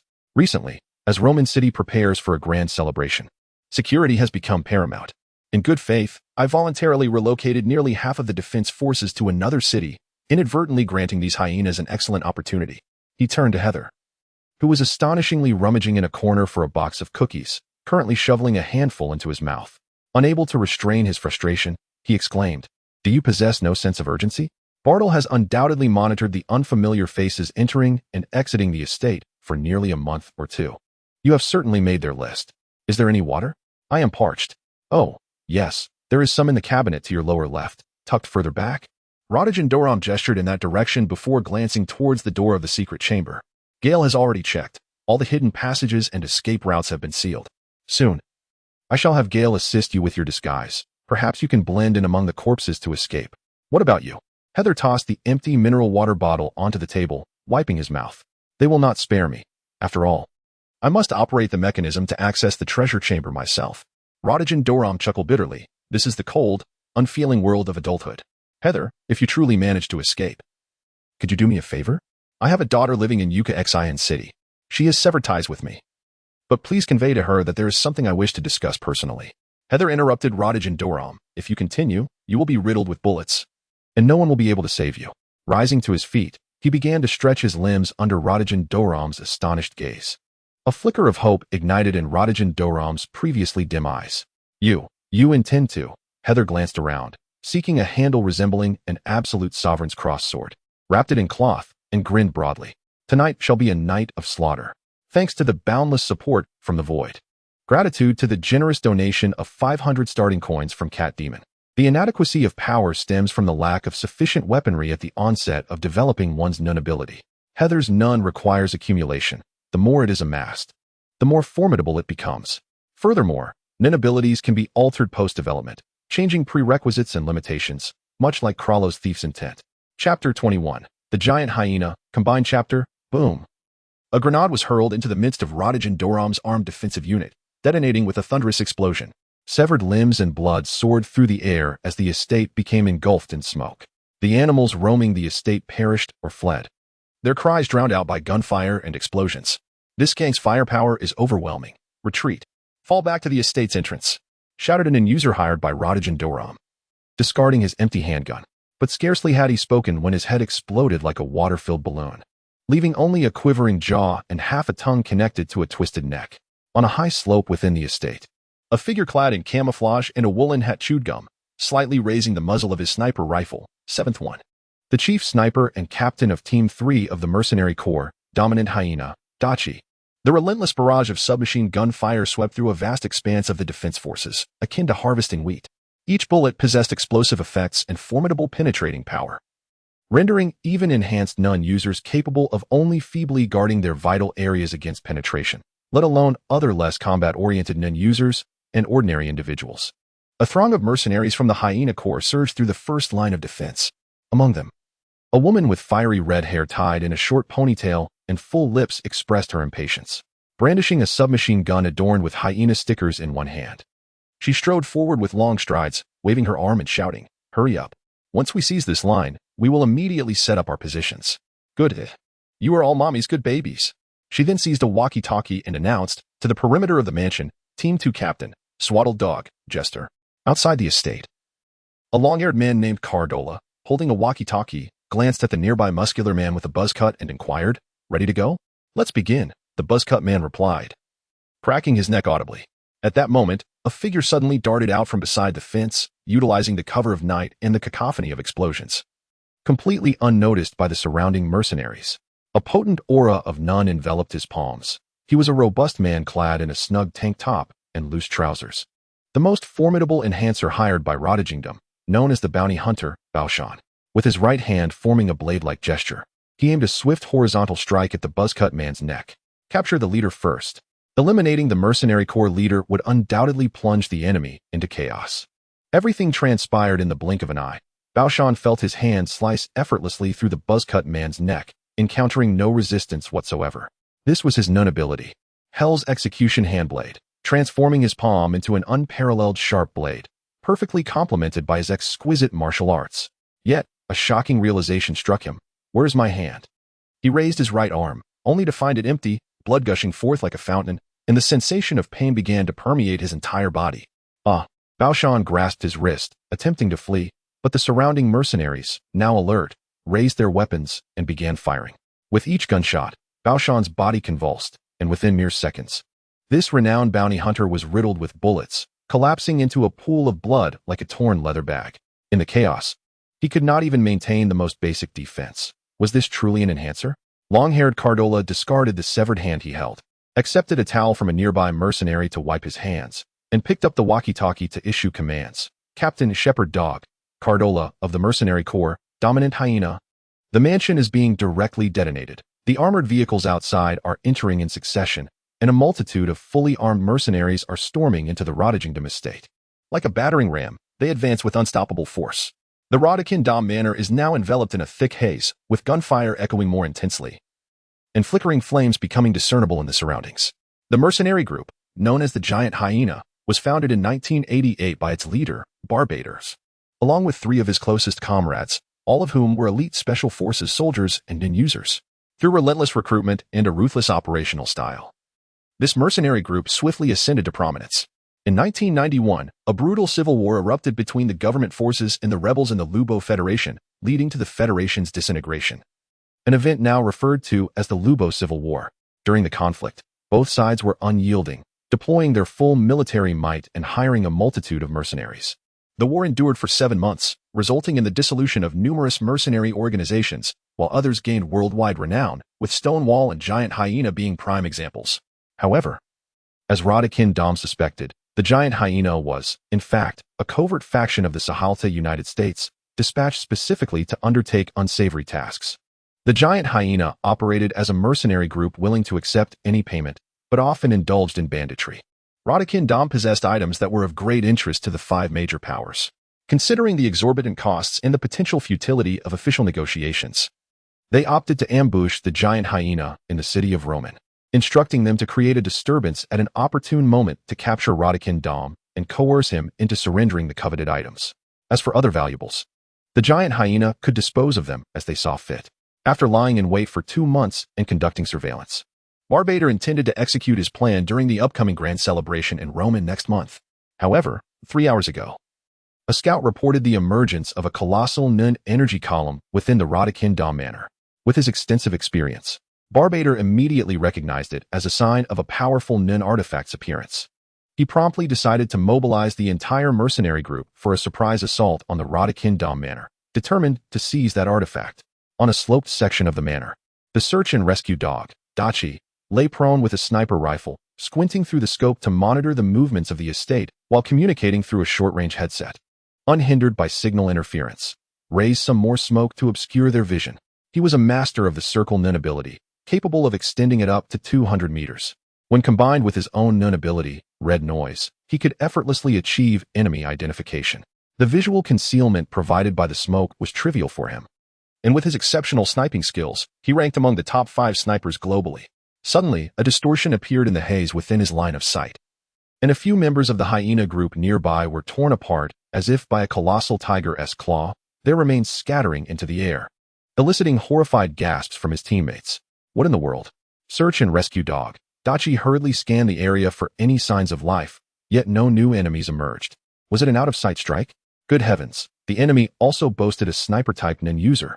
Moreover, this individual possessed an exceptionally potent Nun ability. He swiftly reported the situation to Captain Babader. In just a short span, 4 mercenaries had perished under the enemy's long-range Nun assault. It appeared to be the work of Rain Tiger Grandfinder's Nun abilities. Inside the armored vehicle, the long-haired man, Cardola, set down the walkie-talkie and turned to the burly man with a crew cut beside him. This fellow is clearly driven by greed. If he was hired by Rodagingdom, I wouldn't be surprised in the least. The real question is how he managed to evade surveillance and arrive at this estate ahead of us. No matter. We shall eliminate him regardless. The crew-cut man smirked coldly. In terms of one-on-one combat or assassination, Rain Tiger indeed poses a formidable challenge, but this is war. Inform the little pups to cease bombardment and steer clear of the smoke. Send a team to hold him off. I shall personally confront this treasure hunter. On the estate's grounds, what was once a magnificent fountain lay in ruins, shattered to pieces, with the exquisitely carved statue now lying half submerged in the grass. Bullets whizzed through the air incessantly, creating the impression that enemies lurked from every direction. The defense forces and non-users retreating to the estate's entrance were on the brink of despair, yet amidst the billowing smoke that obscured their vision, anguished cries echoed, seemingly not from their side. Rain Tiger? When did the boss summon Rain Tiger Grandfinder for assistance? A well-informed user rejoiced. Feeling the sting of his gunshot wound lessen, help is on the way. Grandfinder is renowned for his formidable prowess in battle. With him here, we can surely cleanse these invaders. Smoke swirled easily, but dispersing it would require time. As the mist coalesced into claw-like forms, it shredded the invading mercenaries, spilling forth a sanguine mist that thickened to haze, now tinged with an eerie crimson hue. Where are you? Come out. Search and rescue dog. Dachi changed his sniping position, anxiously peering through the scope in search of the hidden non-user. The fallen were elite mercenaries, honed through extensive training. Even the most formidable, giant hyena cannot withstand such losses. Another heart-wrenching scream pierced the air. A young mercenary watched helplessly as his comrade was mercilessly torn to shreds by an unseen force. The sensation of blood splattering onto his face driving him to the brink of madness as he raised his submachine gun and fired wildly into the smoke.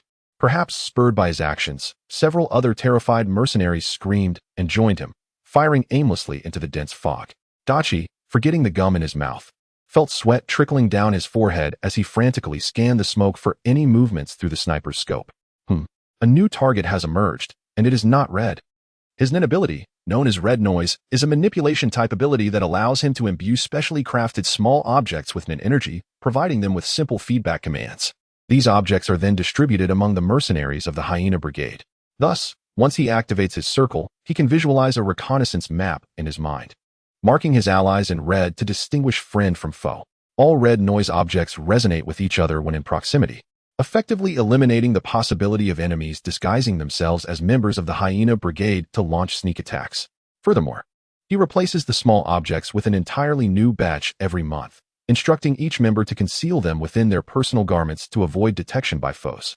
This proves to be an exceedingly practical nin ability on the chaotic battlefield. Anything that is not red and newly manifested undoubtedly belongs to a concealed nin user. The search and rescue dog, Dachi, swiftly locked onto the enemy, and then the gunfire erupted. The bullet struck the enemy's head with precision, causing it to explode like a water balloon. How effortless. Dachi lifted his head, his smile abruptly frozen. He clearly saw the smoke dissipate, revealing that his target was a member of the Hyena Brigade clad in camouflage. How could this be? There was no Red Noise displayed. It was impossible. A whistling sound echoed above him, prompting him to instinctively glance upward. A half-broken fountain statue plummeted from the sky, hurtling toward his position. Damn it. I had already employed white noise to conceal my presence. How did they discover me? Dachi, crouched on the ground, gripped his sniper rifle tightly and lunged forward with great force, narrowly escaping the statue's direct impact. The several-ton statue crashed violently onto the sloped lawn, instantly sending up a cloud of dirt and debris. The bastard intends to create artificial smoke? Dachi was not foolish. He quickly grasped his opponent's intent. However, before he could rise, the attack commenced. The swirling dust distorted and rapidly morphed into 5 sharp blades, descending upon Dachi with lethal intent. With no time to evade, Dachi immediately infused his sniper rifle with nin energy, attempting to use it as a shield against the onslaught. Like a hot knife through butter, the sniper rifle, along with the nin energy enveloping it, was effortlessly severed, not lasting even a second. Nonetheless, this afforded Dachi a brief moment to breathe. Positioned on the mid-slope, he arched back, while simultaneously exerting tremendous force with his legs, using the slope as leverage to propel himself into the air, darting away from the enveloping smoke. In midair, Dachi confirmed that he had escaped the shroud of dust. He chose this direction to flee because he sensed a noise approaching rapidly from behind, preparing to assist him. This would ensure his safety, wouldn't it? But why did the Red Noise suddenly accelerate? Before he could ponder further, a fierce gust of wind surged from behind, followed by an immense force striking his back. Accompanied by a series of dull cracking sounds, Dachi was violently slammed back to the ground, creating a massive indentation in the earth. Who was it? Half buried in the earth.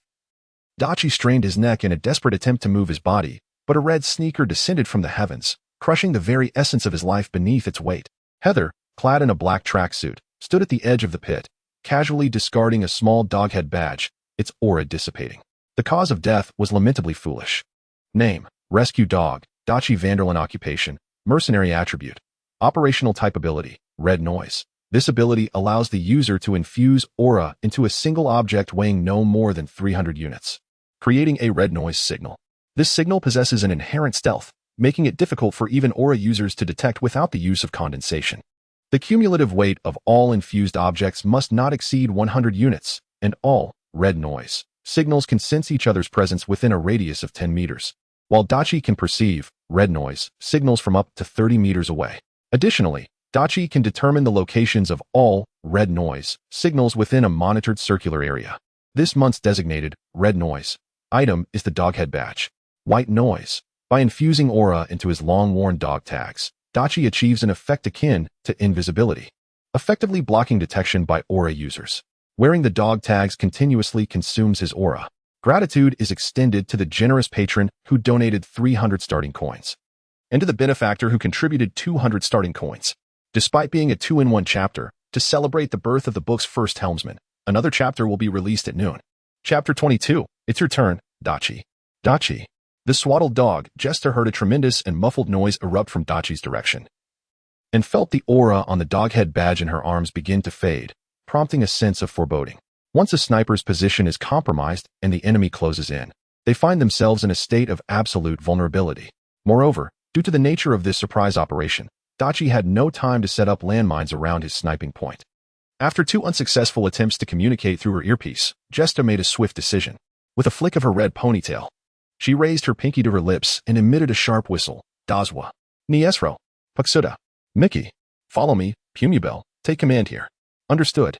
Swiftly and decisively, Jester snatched the cap from her deputy Pumubel's head and donned it, immediately leading the 4 most elite aura users in her team towards Dachi's location.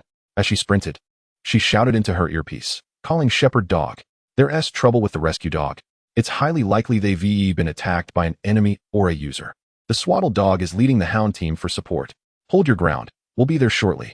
As the armored vehicle was in motion, it came to an abrupt halt. The doors swung open, and the long-haired man, Kadola, alongside the stout figure of the crew leader, Bartle, swiftly leaped out. The moment their feet touched the ground, a surge of psychic energy erupted from their bodies, causing the grass and earth beneath them to explode violently. They sprinted towards the direction where Dachi was located, their speed astonishingly surpassing that of the armored vehicle. Neither Kadola nor Bartle had anticipated the fierce audacity of the Rain Tiger, Grand Duo, who dared to charge headlong into a throng of over 100 armed elite mercenaries. They had underestimated him in the past. The actions of the swaddled hound were indeed prudent. Ordinary mercenaries would only meet their demise against the Rain Tiger, while only those endowed with psychic abilities could hope to contend with him. With the prowess of the swaddled hound and the hunting dog squad, they could at least ensure no one would perish while stalling him. Once Kadola and Bartle arrived, the Rain Tiger would surely lament not having taken his own life beforehand. Meanwhile, after a minute of rapid movement, the swaddled hound, Jesto, could already discern the situation at the slope illuminated by flashes of fire. The steep incline bore a significant indentation, from which the upper half of a figure clad in camouflage could be vaguely seen protruding. The markings indicated that the corpse of the search and rescue dog, Dachi, was indeed nearby. Jesto immediately raised his right fist, signaling the 4 psychic users of the hunting dog squad to halt. 2 of them readied their submachine guns, scanning the perimeter, while the other 2 aimed their weapons towards the pit. 2 half-human-sized dogs manifested beside the vigilant duo, one a sleek black Doberman and the other a light yellow Labrador. These were Dazwa and Mickey's psychic beasts, the Doberman excelling in close combat, fearless in the face of danger, while the Labrador could detect enemies possessing cloaking abilities through scent and minute details. The corpse was gruesomely mangled, the spine shattered into 6 pieces, ribs and the right arm broken, with a fatal wound at the nape, crushed by overwhelming force. The bald mercenary, Pushta, noted that his psychic ability, Ghostly Gaze, could discern detailed information regarding the injuries of living beings within his line of sight, but he needed to select a specific target. Merely scanning the surroundings would not reveal the presence of life. They're still nearby, Mickey murmured, having received feedback from the Labrador. Just then, a subtle rustling emerged from the grass not far from the slope. There, the trio of submachine guns pivoted instantly, unleashing a barrage of bullets towards the dense underbrush. They continued firing until their magazines were empty, at which point Jesto raised his hand to signal a ceasefire. Under Dazwa's command, the Doberman bolted into the thicket like an arrow released from a bow. Although referred to as grass, the area had taken on the characteristics of a dense forest. The trio had already raked the underbrush with gunfire, Even a single bullet hit would allow the Doberman to track the scent of the cursed rain tiger, Granfindo, and drag him out. Bang! The Doberman was violently propelled from the underbrush, soaring through the smoky night sky in a graceful arc before crashing down before the group. Just as Dazwa was about to instruct the Doberman to rise, he was taken aback to see dense white smoke billowing from the dog's mouth. He immediately dispelled the summoned beast and discovered a smoke bomb emitting thick smoke, which had fallen to the ground. With no time to reload, the young canine's pupils dilated in alarm. Had the adversary retrieved it from the search dog, Dachi, and then opportunistically placed it in Doberman's mouth, tossing it this way. Anticipating that a direct throw of the smoke bomb would result in it being shot down midair, they cleverly utilized our summoned beast as a perfect cover. Just as she was about to issue a warning, a spray of blood drenched her, turning her once vibrant red ponytail into a crimson mess. Not far from her, Samo, on alert with his firearm, was torn to shreds by a claw formed from the smoke, while the nearby Labrador vanished without a trace. Damn it, retreat from the smoke. The young canine's eyes turned red with fury, and she let out a loud warning before sprinting to the left. In a mere 2 seconds, another scream echoed through the haze. The voice belonged to Puxuda. This scoundrel had killed both of the men still armed with bullets and their submachine guns. She was the first to burst from the smoke, drawing her pistol from behind her waist and firing into the underbrush, striving to buy her trapped comrades a fleeting chance at survival. Boss, the magazine. The muscular black man, Misro, also dashed to the edge of the smoke, coincidentally aligning with the direction of the young canine. Extending half of his body out, he tossed a magazine imbued with his aura towards Gesto, but as the smoke twisted, the exposed part of his body crashed to the ground, blood and entrails instantly soaking into the earth. Bastard! The young canine let out a heart-wrenching roar. Misro's demise did not dissipate his aura, but rather amplified the potency of the bullets within that magazine. She deftly caught the magazine and inserted it into the submachine gun, instantly directing the muzzle towards the underbrush, unleashing a terrifying barrage. A series of dense explosions erupted within the foliage, the fierce flames and shockwaves obliterating the thick undergrowth in an instant. The fortunate Dazwa also emerged from the smoke, yelling with all his might. Above, the young canine instinctively looked up, where, illuminated by the night sky, a massive full moon revealed a dark figure curled up at its center, gripping a dim-colored cross sword. Its tip aimed directly at her. Clad in dark clothing with black hair and a striking visage, was that not the rain tiger, Granfinder? In a flash, the young canine's mind raced. As a seasoned mercenary, she rolled to the side just in time to narrowly evade the descending sword. The blade plunged deep into the soil, and Gesto, the young canine, inverted her body, her long and powerful legs, ensconced in camouflage, sliced through the air as she aimed a fierce kick at the assailant's head and elbow. Haeser, having narrowly dodged the young canine's powerful kicks, was about to use his clawed fist to tear her apart when hurried footsteps approached from behind. TCH, how bothersome. Haeser punched the young canine away and swiftly drew the crossed sword from the ground, hurling it forcefully towards the side. The cross-shaped sword, akin to a bullet expelled from the barrel of a gun, struck Dazwa's chest with a piercing whistle, propelling him backward at an alarming speed. He collided with several trees, ultimately being forcefully embedded against a massive rock by the pond. The surface of the stone cracked deeply, and Dazwa, who had been directly pierced, twitched his fingers twice before succumbing to death. The Doberman, which was about to pounce on Heather, let out a mournful howl before dissipating into ethereal energy. Heather straightened her posture, gradually moving her shoulders, and cast her gaze towards the pup that was rising not far away, a cold and mocking smile curling at the corners of her mouth. Now, it is your turn, Dazwa. The Doberman, a formidable combatant among the Fighting Star students, would return life energy to Dazwa whenever it inflicted harm on living beings, aiding in the recovery of his vitality and injuries. The Labrador, known for its sensitive sense of smell, possessed a certain degree of combat capability and could detect traces and scents that were typically difficult to perceive. Pushara, characterized by her ghostly vision, could sense the injuries of biological entities within her line of sight, but required a specific target to do so. A mere scan of the surroundings would not reveal the presence of life forms. Niesluo, of the transformation category, wielded the ability deliver your bullets, enabling her to create bullets of various properties within a magazine through her energy. This ability required a magazine as a vessel and would automatically generate corresponding bullets based on the magazine's type. A maximum of 2 attributes could be selected simultaneously, including explosion, penetration, splitting, healing, and tracer, with healing being exclusively assignable. The pup slowly rose, its gaze towards Heather filled with an indelible hatred. Unwilling to concede? Here's your chance for revenge. Deprived of the cover provided by the Superman's invisibility glasses, Heather's exquisitely handsome visage bore a detached smile, indifferent to the sanctity of life. The pup hissed each word through gritted teeth, "Don't regret it." As it gradually lowered its body and retreated to establish a suitable distance, it wiped the blood from the corner of its mouth with its thumb, smearing crimson streaks across its forehead and the backs of its hands. Suddenly, the pup sank into the earth beneath it, as if plunging into a bottomless abyss. Devoid of water. What is this? A substitute oasis? Before Heather could ponder further, a surge of crisis enveloped her. She immediately exerted force through her legs, attempting to escape. But the soil beneath her became alarmingly soft, transforming towards a liquid state. The pup's hands erupted from the ground, seizing Heather's ankle to prevent her from escaping. Simultaneously, a long-haired figure clad in camouflage stealthily appeared behind Heather, their hands morphing into a mantis-like shape, poised to strike at her neck from both sides. A lethal predicament was at hand. Heather remained remarkably composed as a magnificent blaze of flames materialized in the palm of her right hand. A resplendent golden cross sword emerged from the fire, which she grasped firmly by the hilt, activating the mythical weapon vision.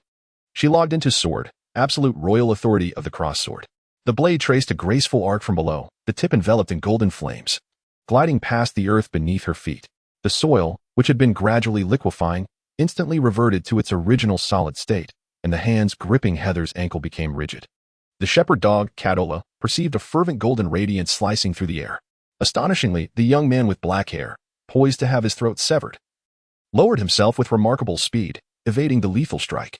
In his hand, the golden cross sword ascended from below, aiming directly at him.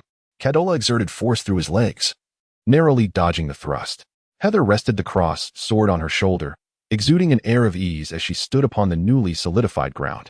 With her shoe, she playfully nudged the struggling hands embedded in the earth, humming an unintelligible tune. The light of righteousness shines upon the land.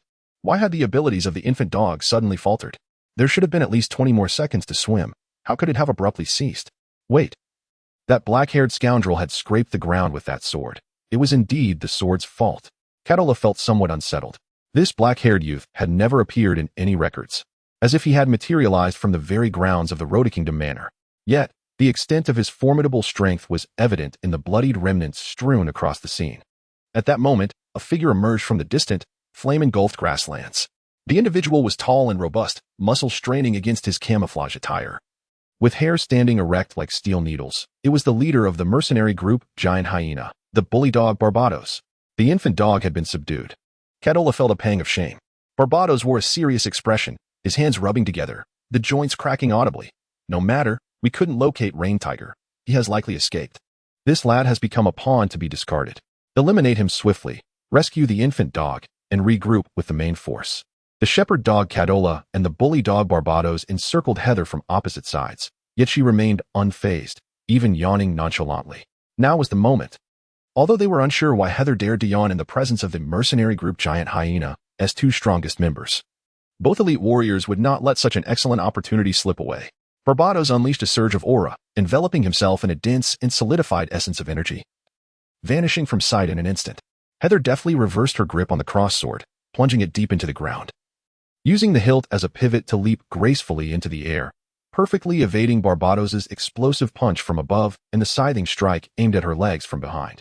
Suspended in midair, Heather thrust her legs backward with great force, striking Cater on the shoulder. The impact sent him spiraling backward, accompanied by a thunderous blast of air.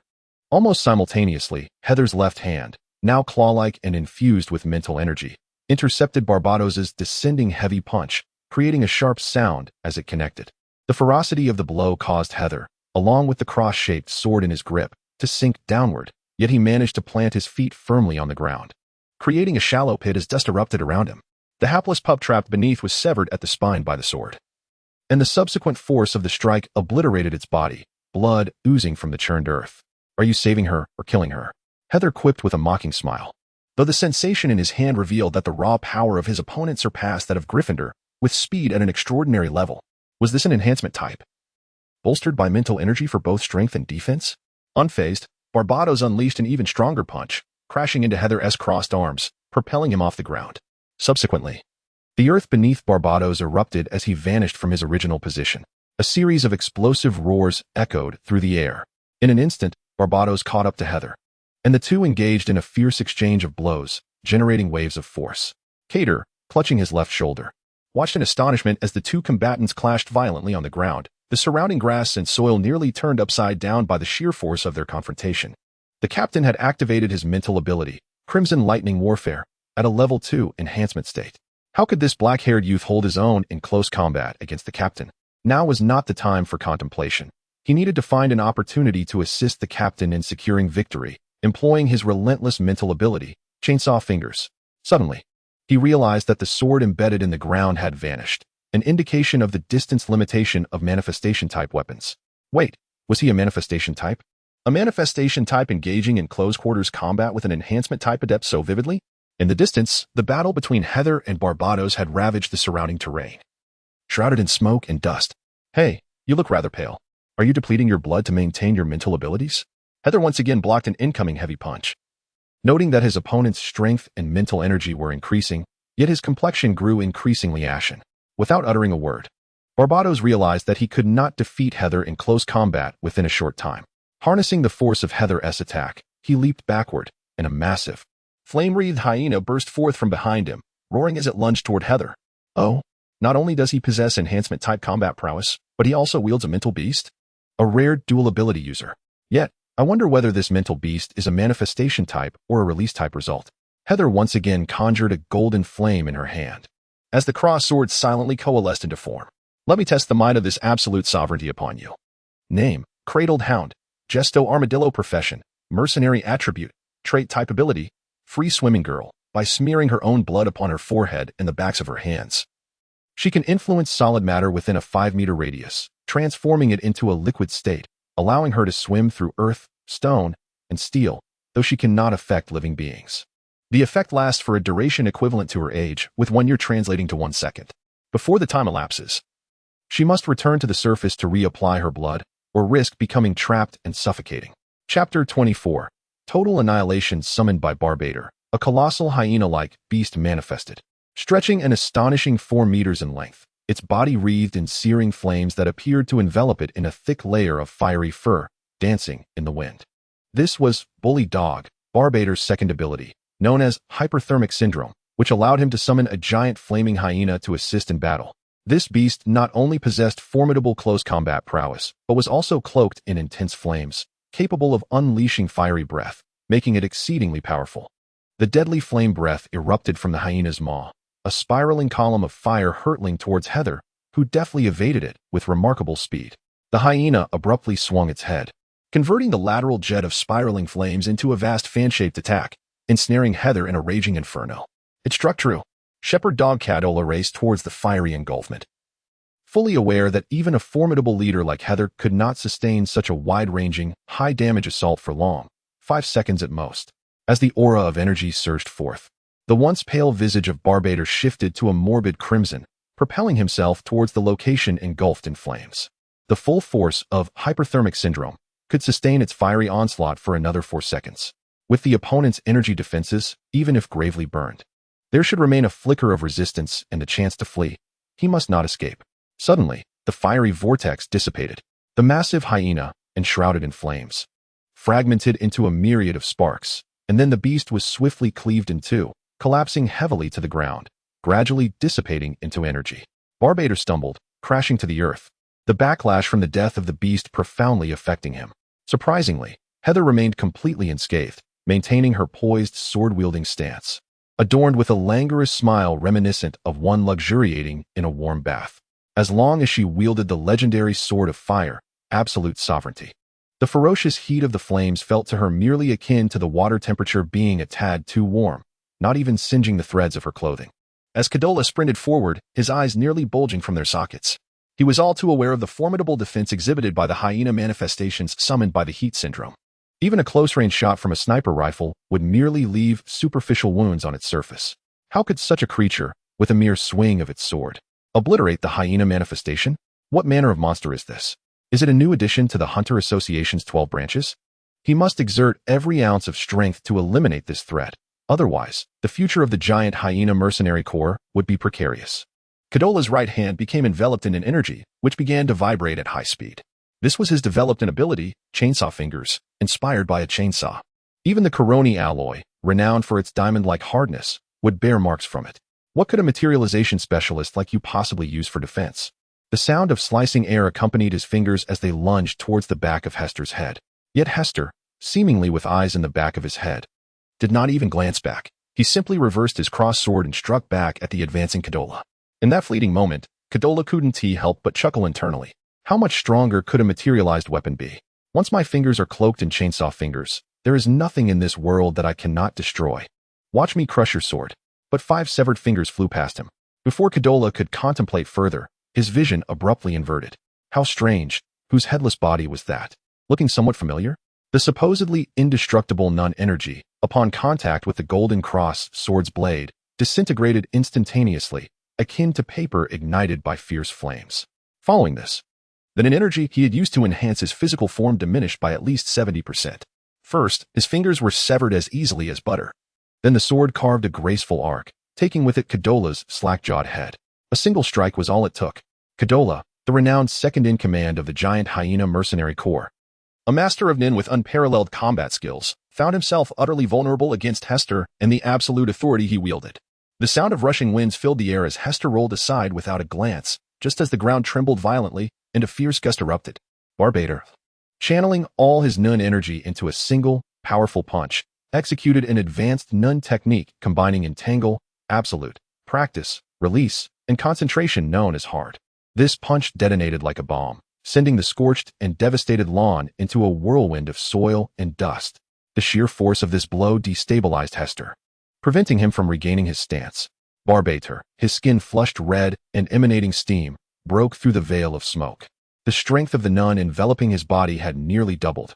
With gritted teeth, his cheeks and temples bulging, he seized the opportunity to unleash a furious, Nun-infused heavy punch. Who would have imagined that what began as an inevitable ambush would lead to the loss of a significant portion of the mercenary Cornin specialists, including 3 of his most trusted captains? Cursed be that wretch, along with Rain Tiger and Rhodakindom. They deserve nothing less than demise. The intense surge of anger catalyzed the energy within Barbator, enabling him to unleash a force of will even more formidable than in his prime. This overwhelming power, which seemed to command everything, momentarily dulled his physical pain. Barbator was convinced that he could vanquish any practitioner of will before him. Alas, his adversary was the formidable Haeser, whose prowess far exceeded that of ordinary practitioners. A tempestuous wave of energy erupted from Haeser, crashing against Barbator like a resilient wall of thick sponge, absorbing much of the force behind Barbator's augmented strike, the Crimson Lightning Assault, which had been amplified to its 3rd stage. Soon after, the hilt of Haeser's golden cross sword collided with Barbator's knuckles, causing at least 70% of his once mighty energy, bought with his very blood, to dissipate. In that instant, the surrounding mist twisted and coalesced into a colossal tiger's claw that viciously severed Barbator's left shoulder along with his entire arm. As Barbator gazed upon Haeser's clawed battle stance, a chilling realization struck him. It was not the Rain Tiger Gryffindor he faced, but rather this young man in combat. Alone, he was pitted against 330 fully armed mercenaries, dispatching the most formidable among them with ruthless efficiency. In the depths of his being, Barbator sensed the ominous approach of that which he dreaded most, death itself. Thus, there was no Rain Tiger. It was solely you and your golden sword. Barbator could no longer sustain his energy, as it waned. The once towering and robust man with the buzz cut rapidly withered into a frail shell of his former self. Yet, he clung to hope. Rasping out a final question, before I meet my end, could you reveal the nature of the ability that allowed you to single-handedly obliterate the Goliath Hyena mercenary group? His pocket held a communication earpiece, if he could barter his life for insights into this young man's abilities. The formidable resources of the Sahel United States could surely uncover weaknesses in his power, allowing them to target and eliminate this boy, avenging the Goliath Hyena mercenary group. However, Barbator did not receive his answer. The last vision to grace his eyes was an overwhelming blaze of golden flames, before he succumbed to an eternal darkness. Haeser observed as Barbator's skull shattered under the weight of absolute authority, his golden cross sword transforming into flames that gradually faded away. After a moment's contemplation, Haeser approached and rummaged through Barbator's pockets until he retrieved the communication earpiece. Clearing his throat, he addressed it. In the next 5 years, should Rhodakindom perish or vanish for any reason, regardless of the circumstances or the identity of the perpetrator, even if it be natural death, I will hold you accountable. A crackling sound emanated from the earpiece, followed by a frail voice. Is it truly worth opposing 5 for the sake of a mere wealthy individual? You are a formidable wielder of thought power, destined for a future illuminated by infinite possibilities. Join us. Rhoda Kingdom offers thrice the reward. My life's creed is to repay enmity with enmity and kindness with kindness. After all, it's merely the demise of a pack of dogs. Surely, you cannot be genuinely incensed by this? I implore you, if you can restrain your tongues, henceforth, our affairs with Rhoda Kingdom shall be settled. I have given my word on his behalf. With a casual stretch and hands on her hips, Haeser gazed towards the residence intermittently punctuated by gunfire, murmuring to herself, "Ah, it's time to clear the area. What a bother." Name: Shepherd Dog, Catarash Sergei Profession, Mercenary Attribute, Transformation Thought Ability. Chainsaw Fingers. This ability allows the user to simulate thought energy into a state of rapid vibration, enveloping all 10 fingers, resulting in a nearly indomitable destructive force capable of etching deep marks even into coroni alloy, renowned for its hardness akin to stone. Name: Bully Dog, Babatter Angsa Profession, Mercenary Attribute, Enhancement Thought Ability, Crimson Lightning Blitz, an enhancement type ability that significantly amplifies one's strength, defense, speed, and thought energy at the expense of one's own blood. The longer the duration, the quicker the depletion. Once interrupted, the ability cannot be reactivated until 3 o'clock the following morning. This ability consumes 5 of the body's total blood volume to reach the first stage of enhancement, 10 for the second, and 20 for the third stage, with each subsequent stage conferring substantial boosts across all attributes. Hyperthermia Syndrome. This release-type ability summons a hyena-like thought beast engulfed in flames. The cost of this summoning is a continual increase in the body's temperature throughout its duration. The longer it is summoned, the faster the temperature rises. Once the summoning is cancelled, it cannot be resummoned on the same day, resetting at 3 o'clock each morning. Should the thought beast perish, it triggers a near-fatal spike in body temperature, necessitating a 3-month wait before another beast can be summoned. Chapter 25. Reactions and Aftermath. A crackling noise emanated from the communication device, and the blonde-haired, blue-eyed female operator stammered, "See, Captain, the opposing party has destroyed the communication headset." This scene unfolded in a vast, brightly lit communication room, filled with an array of communication devices and displays. Dozens of government personnel, clad in uniform, occupied various postures, yet all remained silent, their gazes fixated on the elders standing before the screens. The only sound within the expansive room was the low hum of machinery. Just moments ago, the United Sahalta, one of the world's 5 most powerful nations, had been threatened by a thought wielder. To accept such a threat is one thing, but for a nation of such stature to concede so readily is utterly inconceivable.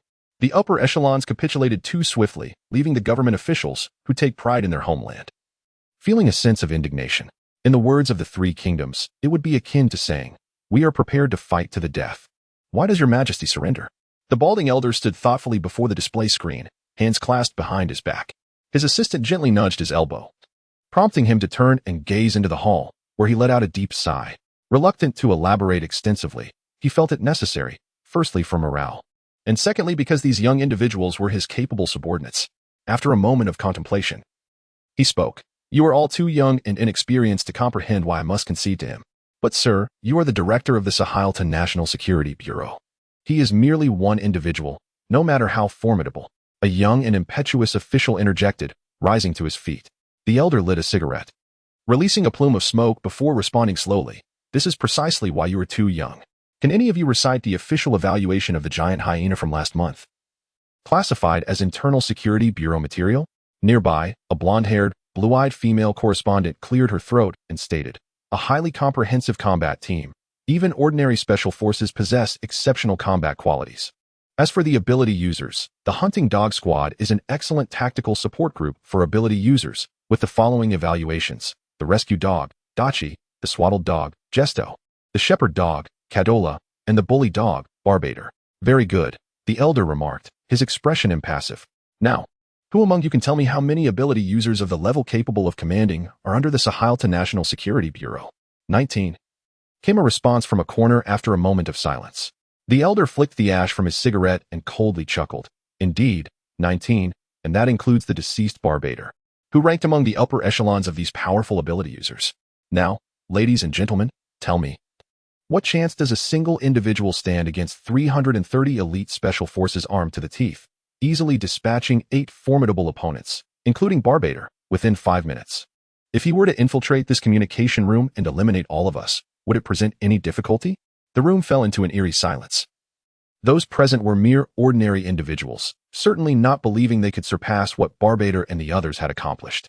Even if we possessed the patriotism to sacrifice ourselves, would he not turn his sights on higher targets after slaying us? The elder exhaled a cloud of smoke and shook his head. Most powerful ability users have peculiarities, yet they are invariably obstinate. Rhoda Kingdom has already been designated a protected target. To provoke such a top-tier powerful individual over trivial matters that could easily be exchanged for money and interests, my friends, that is the true folly. Observing the changing expressions of these young people, the elder's lips curled slightly. Moreover, we cannot morally ascend to a position of righteousness in this matter. Of course, he has afforded us a modicum of dignity, at least agreeing not to expose the affiliation of the giant hyena. There are certain matters that are best kept in private knowledge. Bringing them to light would only result in embarrassment. Thus, it is preferable to conclude this matter peacefully. Now, in my capacity as the director of the Sahelton National Security Bureau, I hereby command that the issue concerning Rhoda Kingdom be considered resolved. Is that understood? A sparse murmur of agreement echoed from below.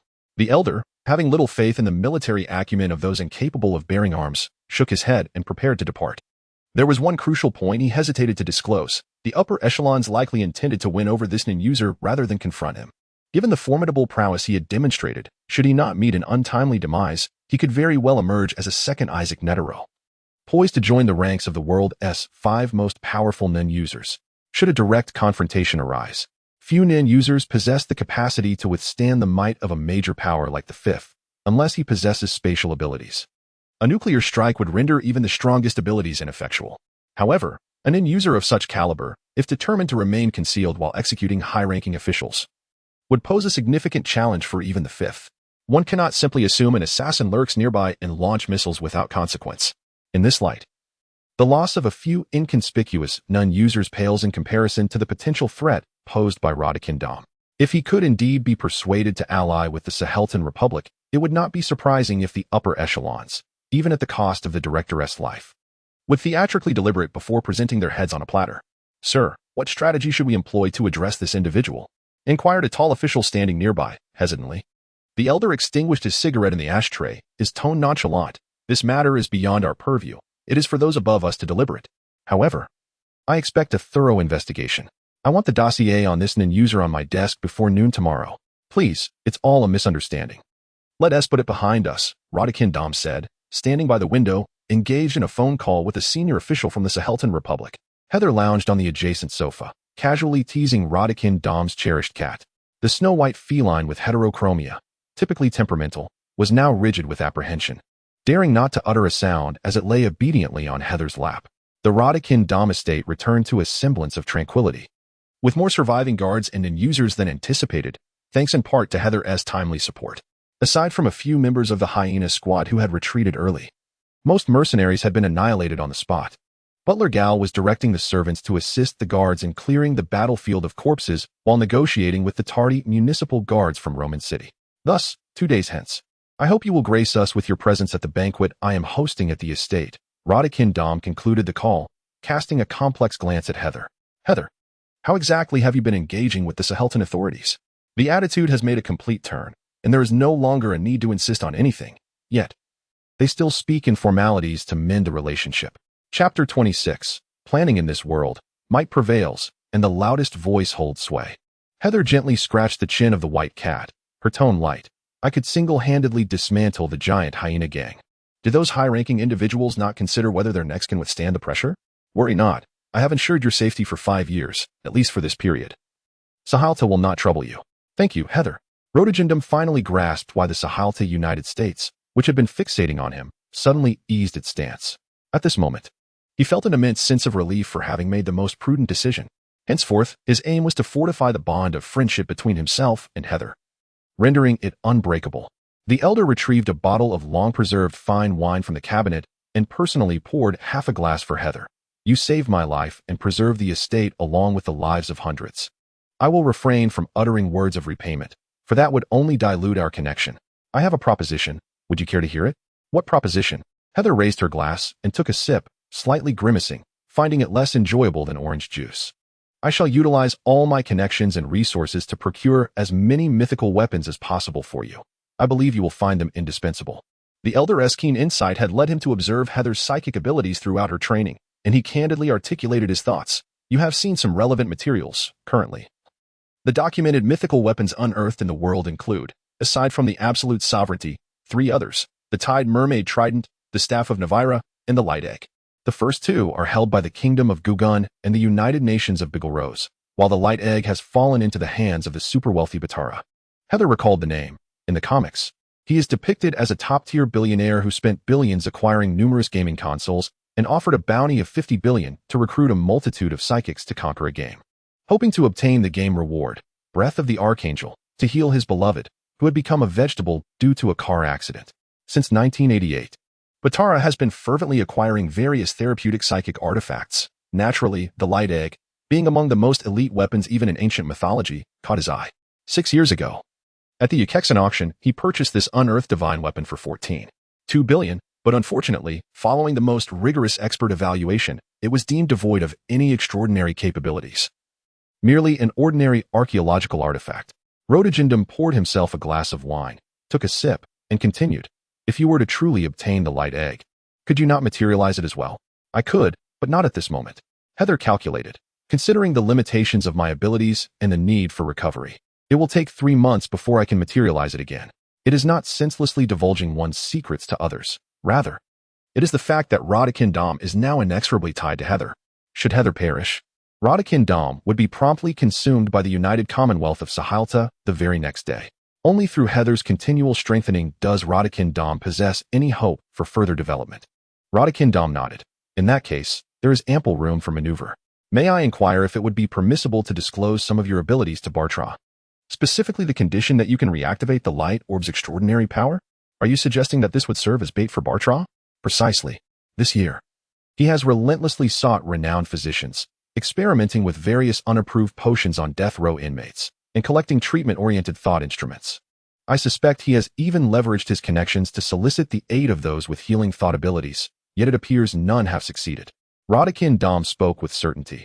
This patient shares a profound bond with him, considering he remains unmarried, and his parents departed this world over 2 decades ago. He is likely either an illegitimate child or a lover, with the latter being more probable. Love can cloud judgment, otherwise. Bartra's cold demeanor would not allow him to squander billions of Kenyi for the sake of 1 or 2 illegitimate offspring. The old man has indeed analyzed Bartra thoroughly. This old fellow is now grasping at straws. For 11 years, he has amassed a game known as, and one can easily guess that it is rumored to contain a thought instrument capable of curing all ailments among its rewards. He has even employed numerous thought ability users to assist him in mastering the game, which is quite absurd. Radakin Dom swirled his drink. If he were to discover that you can activate the extraordinary ability of the Light Orb, he would certainly adopt a skeptical stance at first, then cautiously engage with us to exchange information. Once he is convinced of its authenticity, he would undoubtedly present the Light Orb to us. This would save us considerable trouble and time. However, the disclosure of certain thought abilities requires your consent. Of course, Bartra is known for his discretion and stubbornness within the industry. If it were him, I believe he could keep his mouth shut. That is acceptable. If the opportunity arises, I shall selectively divulge some information to him, maintaining a balance of truth and deception. After all, the members of the fleeing hyena clan will undoubtedly spread word of the royal matters. Haeser absent-mindedly stroked the soft, long fur around the neck of her white cat. Moreover, I do not intend to hide for long. Soon, when the time is ripe, I shall ensure the entire world is aware of my existence. Before next year's hunter examination, I shall elevate my abilities to the level of the top 5 thought ability users in the world. So, proceed boldly. Understood. Radakin domed down the contents of his glass in one gulp and rose to leave. Before exiting, he paused and asked, by the way, since we have 3 months of free time, would you like to systematically study various weapons and martial art styles? I can arrange for a variety of instructors to guide you. That is an excellent idea. Haeser's eyes sparkled with excitement. Let us begin with the sword. Rhodakindorm nodded with a smile, pushed open the door, and departed. He had numerous matters to attend to, and time was of the essence. Meanwhile, Haeser cradled the cat in her arms, lost in contemplation. Her ambitions were glaringly evident from the very outset. Her goal had been to dominate the world with unparalleled strength and ascend to the throne of the most formidable Nin user. By achieving this, she could openly usurp the position of the Hunter Association's president or perhaps establish her own dominion. Once she had amassed comprehensive information on all Nin users globally, she could meticulously select one capable of transporting her back to Earth. If that failed, There was still the enigmatic entity of the Zoldyck family. Perhaps a wish to it might also facilitate her return home. Alternatively, she could assemble an expeditionary force to invade the Dark Continent, a realm teeming with peculiarities and wonders. Throughout it all, Heather's singular objective remained to return home. Even amidst her burgeoning success in the hunter world, her heart perpetually yearned for her homeland on Earth and the parents she cherished dearly. Presently, her focus was on gathering mythical weapons to amplify her strength and ultimately strive for the title of the strongest nin user. As for the aftermath of healing Batla's beloved, which would result in the dissolution of the bounty for completing the Greed Island game and consequently deprive Killua and Gon of their prime training opportunity, what concern was it of Heather's? She had no interest in the so-called narrative progression. If events deviated beyond expectations, she would simply carve her path forward through sheer might. Anyone who obstructed her journey home would face her wrath. Gratitude to Dong Damu for the generous 500 coins, and to book friend 1601141135295526 for their contribution of Chidian coins. Chapter 27. The Affluent Batla, September 1st, 1999, Ukexin City. Ukexin City is a cosmopolitan metropolis, rivaling even the grandest cities like Xinjiang in every aspect. Renowned primarily for the Ukexin Dream Auction. The Ukexin Dream Auction, held annually on September 1st, stands as the world's largest auction market. Within a mere 10 days, the public auctions witness a staggering flow of funds in the tens of trillions. An item purchased for 10,000 Jenny yesterday might fetch 100 million today. It's a fantastical market of wealth. Among the tens of thousands of auctions, many are dedicated to the sale of criminal-related items. At 2041, within the Simitali building, the exclusive realm of the mafia and rogue organizations hosted an underground auction. The first floor hall buzzed with activity, filled with gang members clad in sharp suits, many of whom were prominent figures within their organizations. Some leaders even attended in person, making it a congregation of elite individuals. According to the regulations of the underground auction, buyers could bring no more than 3 individuals, and weapons, recording devices, or communication equipment were strictly prohibited. The organizing gang was responsible for ensuring security within the venue. Whoever dares to act recklessly at the underground auction will find themselves at odds with the entire global underworld. The fundamental principle of the venue is trust. Thus, security personnel refrain from employing surveillance equipment, and competitors temporarily set aside their gang rivalries. In the event of a dispute, testimonies from all parties are considered, bearing more weight than sworn statements in a court of law. Therefore, the impression one leaves at the venue is of utmost importance. The leaders of various gangs and organizations will ensure that only the most trustworthy individuals participate in this underworld gala. At the auction, the party that successfully bids for an item at a high price must remit 5% of the auction price to the organizers. This not only showcases their financial prowess, but also allows them to be recognized by figures of the underworld, thereby enhancing their own stature. Each year, individuals risk substantial sums to secure bids, only to find themselves facing bankruptcy in the end.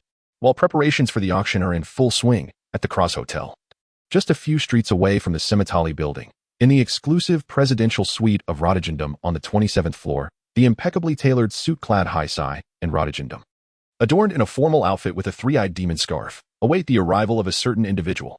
"Sir, Mr. Batla has arrived. Please allow him to enter," announces the butler, Gal, as he opens the door and bows slightly to let the guest in. The newcomer is an elderly gentleman whose face bears signs of age. Yet his hair remains quite dense, and his eyes sparkle with vitality. This man is none other than Batla, one of the world's wealthiest magnates. "Batla, it has been far too long," Rotagundam exclaims, stepping forward to shake Batla's hand warmly. Although Rotagundam had previously mentioned that he had only met Batla once, the latter greets him with the exuberance of an old friend. "Rotagundam, indeed it has been a while. You do not hold it against me for missing your birthday celebration, do you?" Batla responds, his expression jovial. "Blame it on my old age. My memory has faded, while you seem to have retained your youth." "And who might this be?" Batla inquires, as if just noticing Haeser. He extends his right hand graciously. "Pleased to meet you. I am Batla Stavikin. You may call me Batla." "Haeser. A pleasure to make your acquaintance," Haeser replies, shaking Batla's hand. "Let us not beat around the bush, Mr. Batla. I trust your presence here is due to the confidence you place in both myself and Mr. Rotagundam, is it not? Please understand. It is not that I am overly suspicious," Haeser continues. Once seated, Batla leans forward slightly, his tone urgent. "I still find it hard to believe that someone could truly replicate the extraordinary powers of the mythical weapons from ancient legends. It is simply astounding. The Nien represents the miraculous ability to turn the impossible into the possible," Haeser responds, casually crossing his legs on the sofa, his fingers intertwined gracefully resting on his lap. You are not entirely ignorant of the world of Nian users, are you? Some deities from ancient myths were, in fact, individuals who possessed extraordinary Nian abilities. In this era of rapid technological advancement, it stands to reason that the ability to harness such powers would only evolve rather than regress. The strength possessed by Haeser is beyond your imagination, Bartla. Seizing the moment, Radakin Dom interjected. We must understand the true reason behind your desire to possess the power to heal all wounds, so we can address the issue effectively. Bartla paused, lost in contemplation on the sofa. Haeser and Radakin Dom exchanged a glance, not pressing him further. Radakin Dom had been in intermittent contact with Bartla for nearly 4 months. Yet the old man remained overwhelmingly suspicious, harboring complete distrust towards both Radakin Dom and Haeser. Nevertheless, information regarding the escaped mercenaries of the formidable Great Hyena began to circulate and gain traction. Just 2 weeks prior, even Bartla had heard rumors about Haeser, how she single-handedly annihilated an elite mercenary organization, taking down over 300 individuals, including their leader, Babater, within a mere span of 10 minutes. Initially, Bartla scoffed at this tale, dismissing it as a fabrication concocted by Haeser and Radakin Dom to ensnare him. Might as well exaggerate further. What would be better than a lone individual vanquishing 500? However, as time passed, more and more related accounts emerged, and details were corroborated, leading Bartla to become increasingly restless, prompting him to leverage his connections to investigate. Upon doing so, he encountered complications. The footage of Haeser's battle at the Sky Arena was worth a considerable sum in the black market. After acquiring it, Bartla enlisted a 1-star bounty hunter, Judge Judra, to assess the tape. The conclusion reached was that, barring any unforeseen circumstances, Haeser undoubtedly possessed the potential to ascend to the ranks of the world's top psychics. When he subsequently contacted Radakin Dom, Bartla's demeanor shifted to one of utmost courtesy. They then agreed to meet in the city of Ukexin on September 1st, the day before the Dream Fantasy auction commenced. The room fell into silence. Bartla pondered. Having arrived here and brought the necessary items, what more was there to conceal? If Haeser and Radakin Dom spoke the truth, then he must clarify everything during the healing process, so it would be better to express it now. I am in search of a renowned healer and rare remedies to cure someone. Bartla retrieved a crudely crafted handmade frame from his pocket, his aged hands gently caressing the photograph nestled within. Haeser and Radakin Dom leaned in with curiosity, discovering it to be a picture of a young woman. She does not appear to be your daughter or granddaughter, perhaps a lover? Radakin Dom confirmed his suspicion, winking at Haeser. She is my beloved, whom I met during a solo trip in 1986, and with whom I fell deeply in love. Butcher gently caressed the radiant smile captured in the photograph, his touch so delicate as if to avoid awakening the girl within it. After I revealed my true identity to her, she was initially upset but eventually forgave me, expressing her willingness to continue our relationship. Yet, she resolutely returned all the extravagant gifts I had bestowed upon her, keeping only the rough frame I had crafted with my own hands, treating it as a cherished treasure. I understood her desire to prevent others from perceiving our union as motivated by wealth. We sought nothing but each other. Thus, we vowed to dispose of all our assets and devote ourselves to one another for eternity. However, it was not long before tragedy struck. She was involved in a car accident that left her in a deep coma, as if she were merely asleep.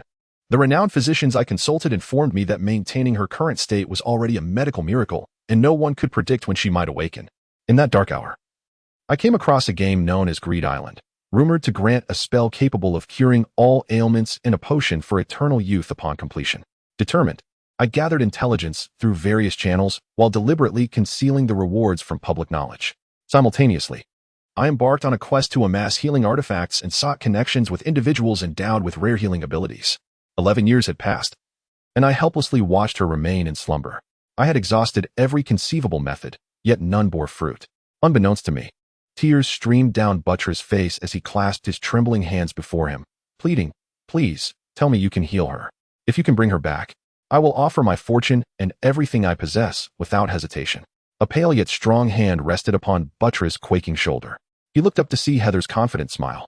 "Rest assured, as long as we can restart Light Egg, and she still draws breath, I will be able to heal her." The chaos in the city of Ukexin unfolded on September 1st at 9:36 p.m., with the cacophony of sirens, shouts, and uproar echoing through the streets. Discontented citizens peered out their windows, only to retreat in fear upon witnessing the menacing, fully armed members of the gang patrolling the streets. The underground auction had been attacked. The gangsters could hardly believe the audacity of such an assault. who would dare provoke the ire of every criminal organization by targeting an underground auction. It was sheer madness. Reports indicated that the vast auction venue was utterly devoid of life. Not only were the over 500 participants absent, but even the chairs had been removed, leaving the vault, intended for auction items, completely empty. The gangs were infuriated. This was nothing short of an affront to all criminal enterprises. The organizers are under immense pressure and have swiftly announced a bounty for the mastermind behind the incident, promising a handsome reward to any gang that captures the culprit. This not only offers a chance for revenge, but also a significant boost in reputation, igniting excitement among all the gangs.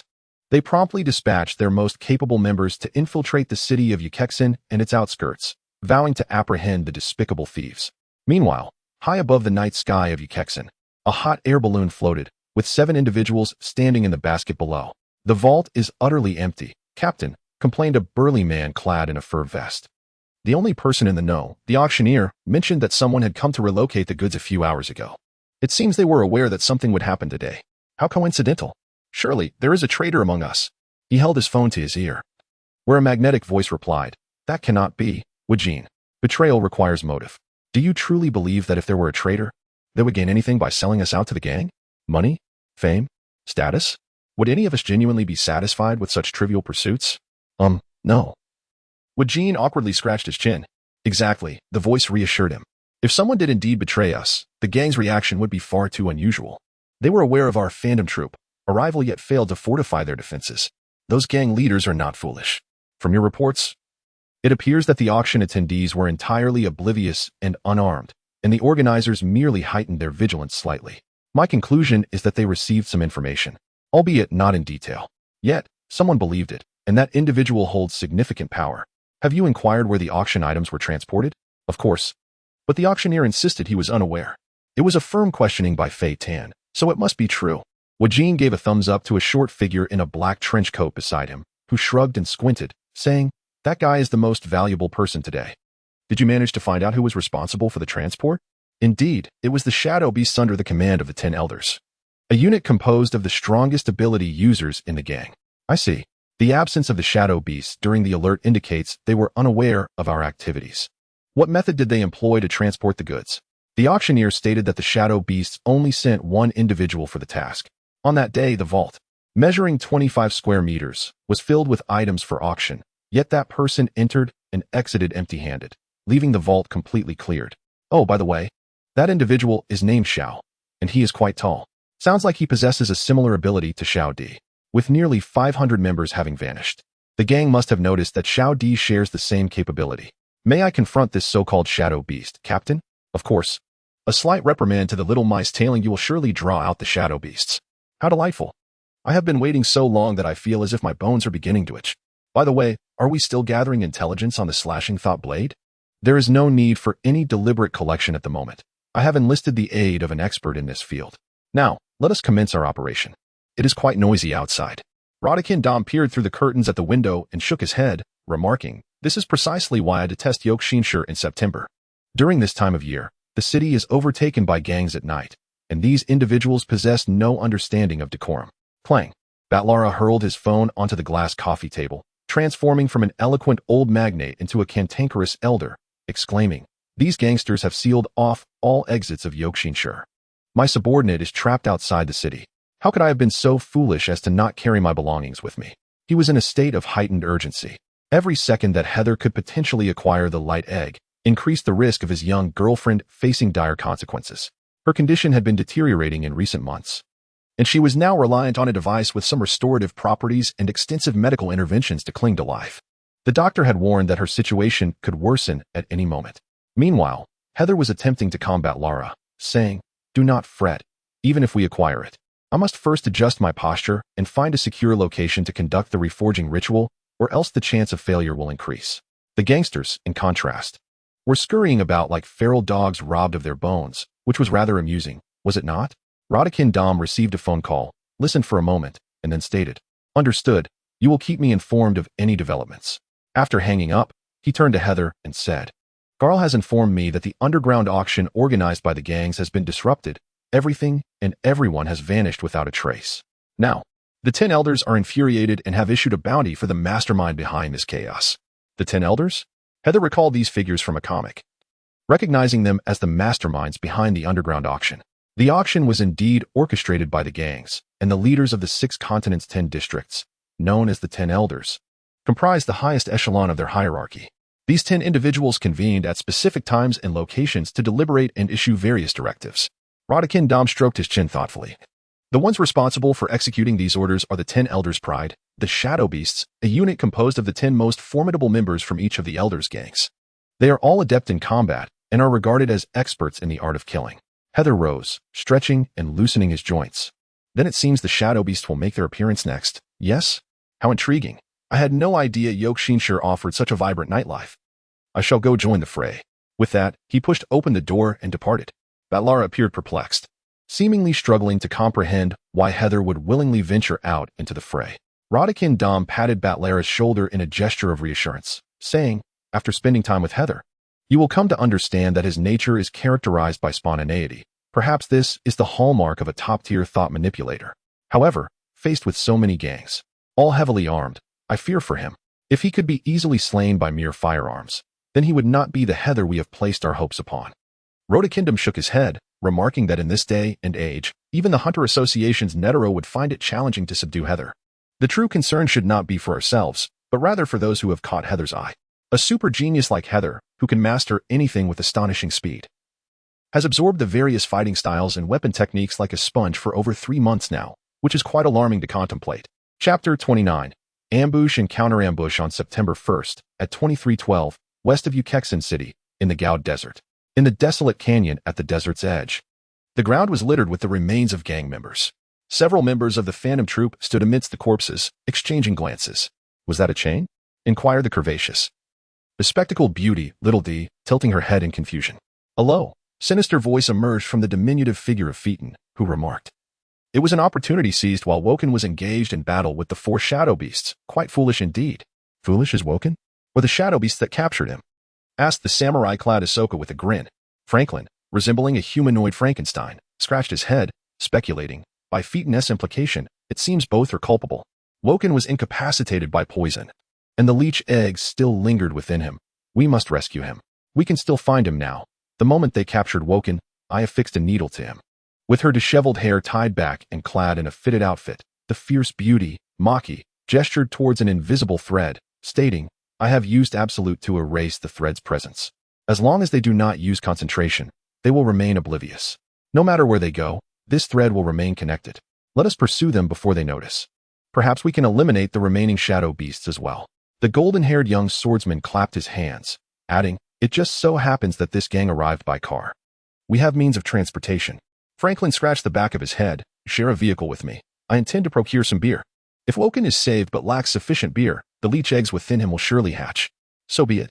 Everyone sprang into action, aside from Franklin, who set off to steal beer. The others boarded a fast car, racing toward the direction of the thread. Meanwhile, atop a distant hillside, 10 kilometers away, Haeser hummed a tune, leisurely observing with one hand in his pocket. He formed a circle with his thumb and index finger before his eyes, skillfully utilizing them to create the effect of a telescope. This technique, known as Source Hard Eye, is one of the Nun skills developed by Isaac Netero, the president of the Hunter Association, requiring exceptional mastery of Nin to execute. Much like the manga, Little Cool Cool has abducted Woken from the troop, while the others are hindered by the shadow beasts. The scene unfolds. Through the telescope, Haeser distinctly observed 6 eccentrically dressed individuals, afflicted with an obsession for the fantastical, intercepting the vehicle pursuing Karapika. The members of the Phantom Troop commenced their assault against these peculiar adversaries. Engaging the troop were Hawk, Bat, Shadow Mouse, Centipede, Poison Scorpion, and Black Wolf, along with the recently eliminated Leech, Sick Dog, Porcupine, and the barely conscious Earthworm, totaling 10 combat-capable Nun users. However, it was evident that their combat prowess was of an entirely different caliber compared to the troop, as they were being overwhelmingly outmatched. Enthusiastically, he entered spectator mode. As the chilly night breeze stirred up a cloud of yellow sand, and a mysterious figure appeared silently, without a trace of sound. This individual, slender in build, donned a green combat suit adorned with round-headed Nun needles, and their long black hair danced in the wind. Strangely, despite the swirling sand, no unusual sounds accompanied their presence. Gradually, they lifted 3 Nin needles pinched between their fingers, aiming at the back of Haeser's head. Suddenly, a golden flame flickered in their eyes, a reflexive instinct, prompting them to leap back just in time to evade the golden cross sword that sliced through the air from an unusual angle. Turning around, Haeser, nonchalantly bearing the 10 swords, remarked, "Ah, isn't this the esteemed heir of the Zoldyck family? Do you seek my assistance?" Curiously, despite having concealed their aura and sound, they maintained a perpetual state of didn't they? Ilmi Zoldyck, sharing the same lineage, tilted his head adorably, his large, vacant eyes reflecting indifference and eeriness. "This task appears rather challenging," Haeser pondered aloud. "Is someone putting a price on my head? I am a person who seeks harmony and avoids conflict. Who could possibly be so malicious as to place a bounty on someone as charming as myself?" "Regrettably, the identity of the client is classified information," Ilmi replied, raising his palm before him and giving a slight shake. "Please refrain from further inquiries. I am known for my candid nature, and continued questioning will lead to considerable mental strain on my part. Then allow me to take a guess. Is it the leader of the Phantom Troop, Krallo Lucifer?" Haeser inquired, showing no inclination to attack, casually poised with the cross sword. "I sensed a watchful presence at the hotel, yet you concealed all your none, leaving me uncertain whether the pursuers were those 2 old men or a master of none targeting me. Seizing the opportunity, I ventured out to clear my thoughts, only to unexpectedly catch a significant fish. Remarkable how you maintain such a vast, and, at all times, your latent energy truly is as extraordinary as the rumors suggest." Ilmi remained unfazed by the subtle probing within the dialogue, showing no reaction at the mention of Krallo Lucifer's name, thinking this was merely a routine kidnapping. "It appears I will have to restrain all your limbs and control your mind with nun needles." As soon as the words left his mouth, the rocks beneath Yilmi's feet crumbled, propelling him violently towards Haeser. Veins bulged on the surface of his left palm, and his nails elongated into sharp, demonic claws, aimed directly at Haeser's elbow joint. "Assassination technique. Serpent strike," he exclaimed, his excitement palpable. Haeser swiftly rotated his elbow, delivering a powerful strike imbued with dense aura that collided forcefully with Yilmi's terrifying claws, surprisingly lacking in strength. Was it merely a feint? Success. Yilmi's right hand lashed out like a whip, producing a thunderous crack as it aimed for Haeser's knee joint. Yet, just as contact was imminent, Haeser's right leg became a blur, and Yilmi's left hand, which had instinctively guarded his chest, went numb, as if he had been struck head-on by a speeding truck, sending him hurtling backward. The battleground was atop a towering slope, which erupted in a violent cloud of dust and debris. In a flash, both figures burst forth from the haze. Haeser caught up to Yilmi midair and, with a mere glance, noted that Yilmi's left arm had been brutally severed by his kick. Showing no mercy, Haeser shaped his hands into claws and struck at Yilmi in the air. Despite the loss of his left arm, Yilmi wielded his right hand and feet as formidable, lethal weapons, unleashing a series of explosive strikes like a supple whip. The atmosphere was filled with a cacophony of detonations and deep thuds. The combatant styles leaned towards high-speed engagement. Within a minute, they descended from the air to another slope, continuing their fierce exchange on the ground below. Haeser observed that Yilmi was strategically avoiding the dust clouds. The aura abilities I learned from Ron Weasley are indeed well known. They are not particularly effective for stealth attacks. It must be acknowledged that Yilmi's foundation in aura was remarkably solid, undoubtedly a result of his father, Sheba, meticulously training him alongside his own diligent practice. Despite Haeser having unleashed at least 1/3 of his aura and engaging in hundreds of exchanges, Yilmi remained unfazed. This fortunate circumstance allowed Haeser to secretly learn several assassination techniques passed down from the Zoldyck family. Bang! Another powerful elbow strike met Yilmi's, creating an instantaneous wave of rapidly expanding shockwaves in the air. Unscathed, Haeser grinned, preparing to retaliate with his own assassination technique, Serpent Strike, when suddenly, multiple glints of metal flashed before him. Swish! Yilmi's left arm shot upwards with lightning speed, and 3 round-headed aura needles instantaneously pinned Haeser's right upper arm and shoulder. Although Haeser's claw had successfully carved away a significant chunk of flesh from above Yilmi's right shoulder, his own aura was immediately thrown into disarray, the source of the chaos being the aura needles sealing his right arm's energy points. Hadn't I just severed Yilmi's left hand? Haeser's peripheral vision caught sight of Yilmi, whose previously injured and swollen left forearm appeared unscathed, albeit adorned with 4 round-tipped needles. The ability to forcibly restore the injury of his left arm was a skill not depicted in the manga, which seemed rather careless. This momentary lapse resulted in 4 more needles being driven forcefully into Haeser's left arm and chest, though the one in the chest was deftly positioned to avoid the heart, likely at Kororo's request for Ilmi to capture him alive.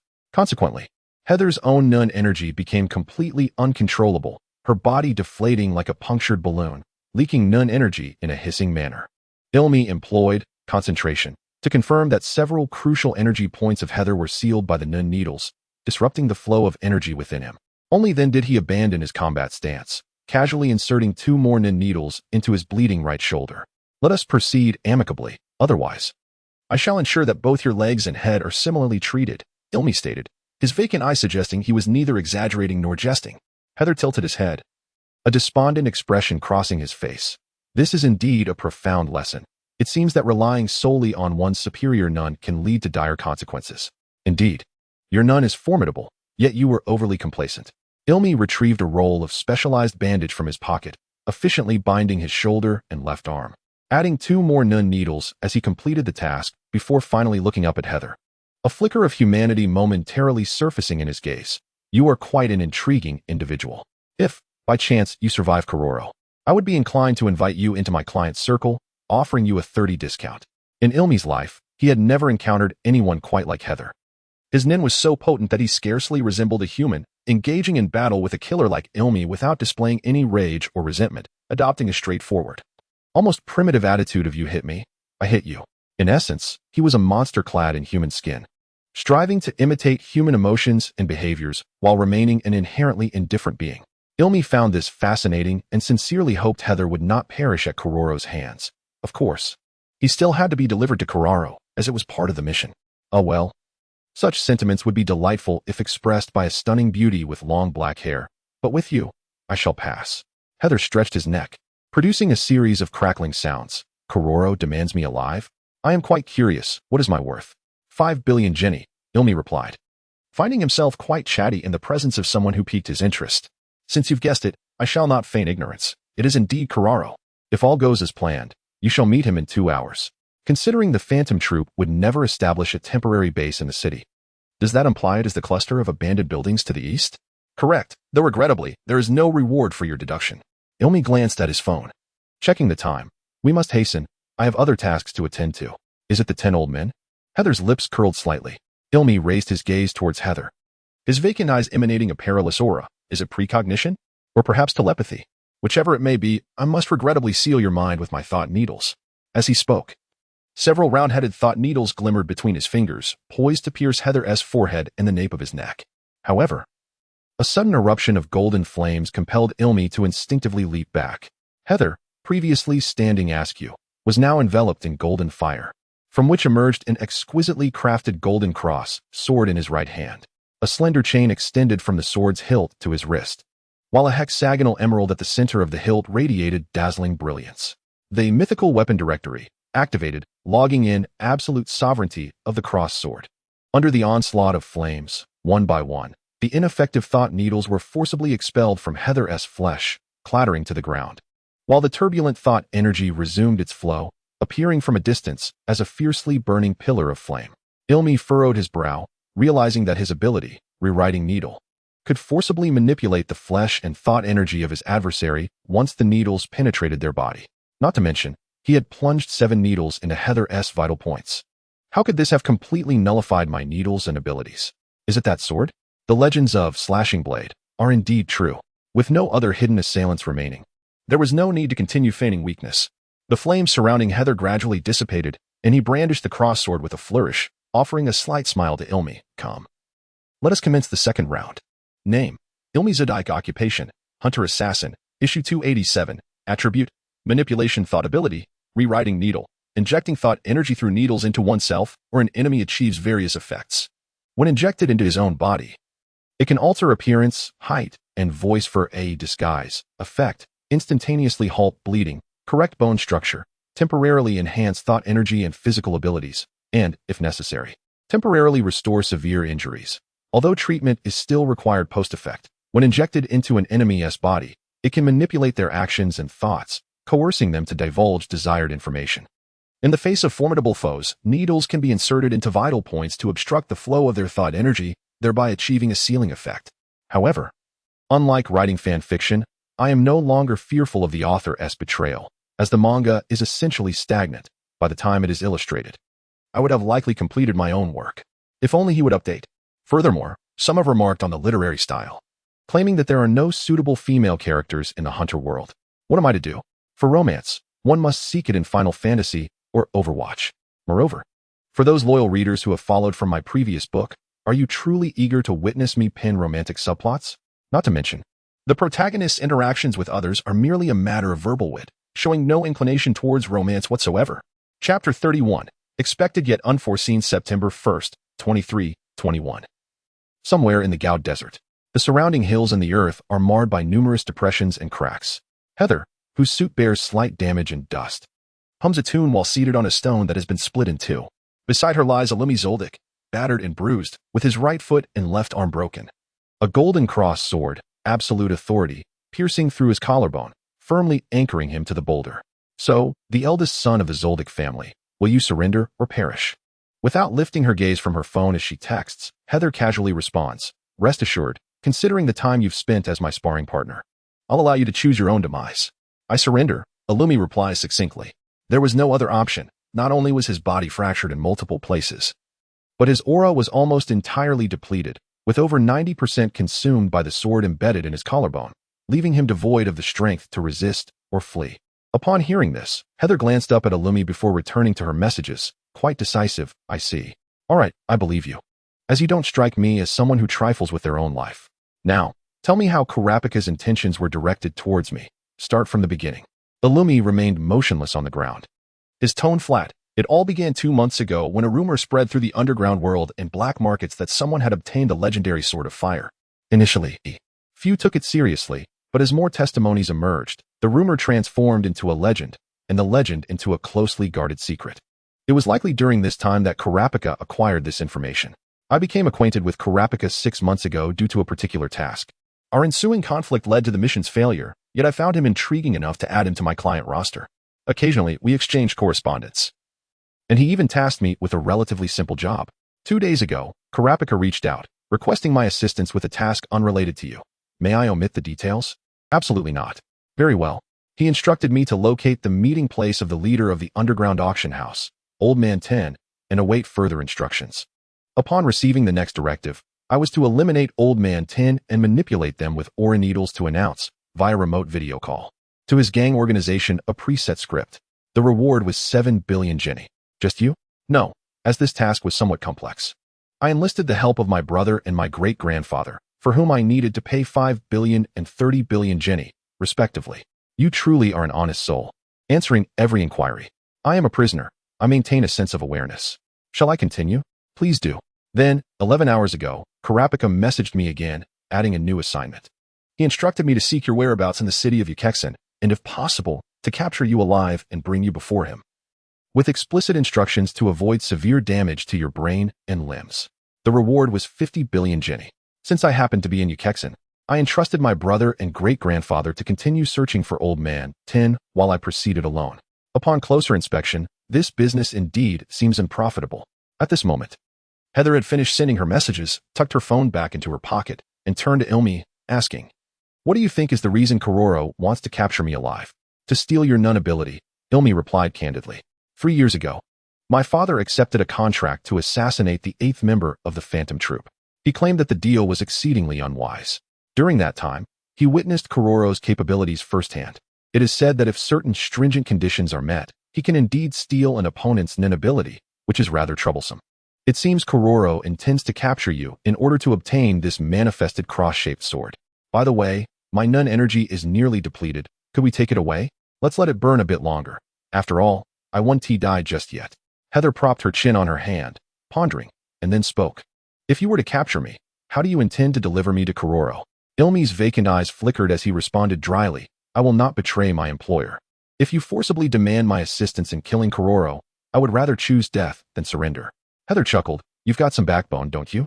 You seem to have a rather close relationship with Kororo. Ilmi closed his eyes. Not at all. This is the bottom line of a family of assassins. Now go ahead. Heather drew her absolute authority, crouched down, and gently patted Ilmi on the head, saying, relax, I won't kill you for the time being. Nor will I force you into a deadly confrontation with Kororo. This is someone else's request. In fact, both the fact that Kororo has set his sights on my nun ability and the possibility that the Zoldyck family may come to assassinate me were information he disclosed to me. I have a win-win proposal. Would you care to hear it? Ilmi opened his eyes, a look of confusion crossing his face. In a certain building in the southern part of the city, on the second basement level of an interrogation room, Karapika gazed at the unconscious Woken. Bound to the operating table, a cloud of darkness loomed over his expression. This individual is one of the Phantom Troop members, the very perpetrator who annihilated his entire clan and extracted the Crimson Eyes. For 5 years, he had rehearsed in his mind the merciless revenge he would exact. Yet, upon facing them, the flames of wrath still blazed within him, while his thoughts remained in disarray. Paro, what should I do? Buzz. At that moment, Karapika's phone vibrated. A text message? He curiously fished out his phone from his pocket, wondering who could be messaging him at this hour. I am waiting for you at the agreed location. Hisoka. Although unsigned, Karapika immediately deduced who had sent the message. He had fought against Hisoka during the final round of the Hunter exam, where Hisoka had used the secret of the spider to persuade him into cooperation. It seems the time has come. Captain, I'm stepping out for a moment, Karapika said as he tucked his phone away, greeting Dazonia, the captain of his bodyguard team from the Northla Mafia, before exiting. Half an hour later, he arrived at a certain impoverished area in the southern part of the city. In an abandoned, desolate building, Karapika encountered Hisoka. The latter sat languidly in the dark, empty hall, his aura unabashedly exposed.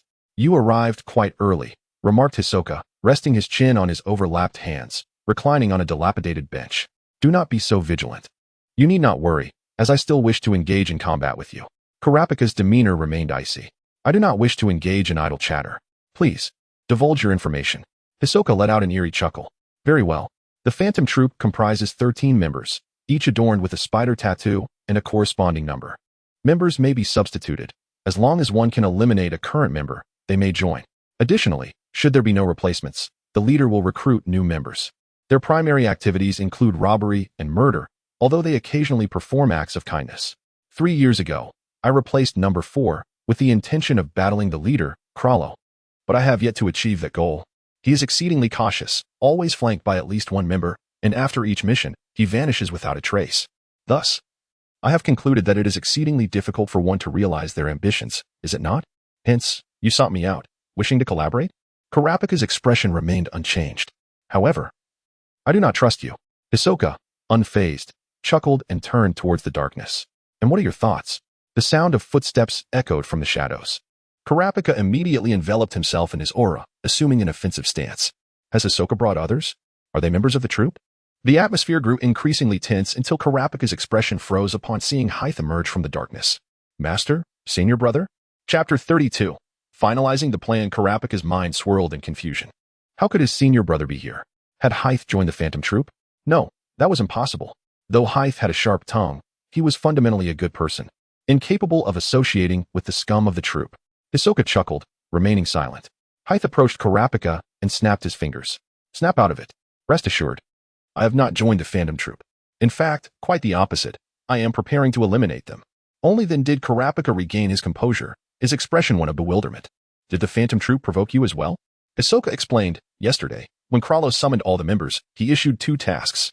The first was to steal all auction items from an underground auction, and the second was to search for information regarding the Slashing Thought Blade in Yuka Exiled City.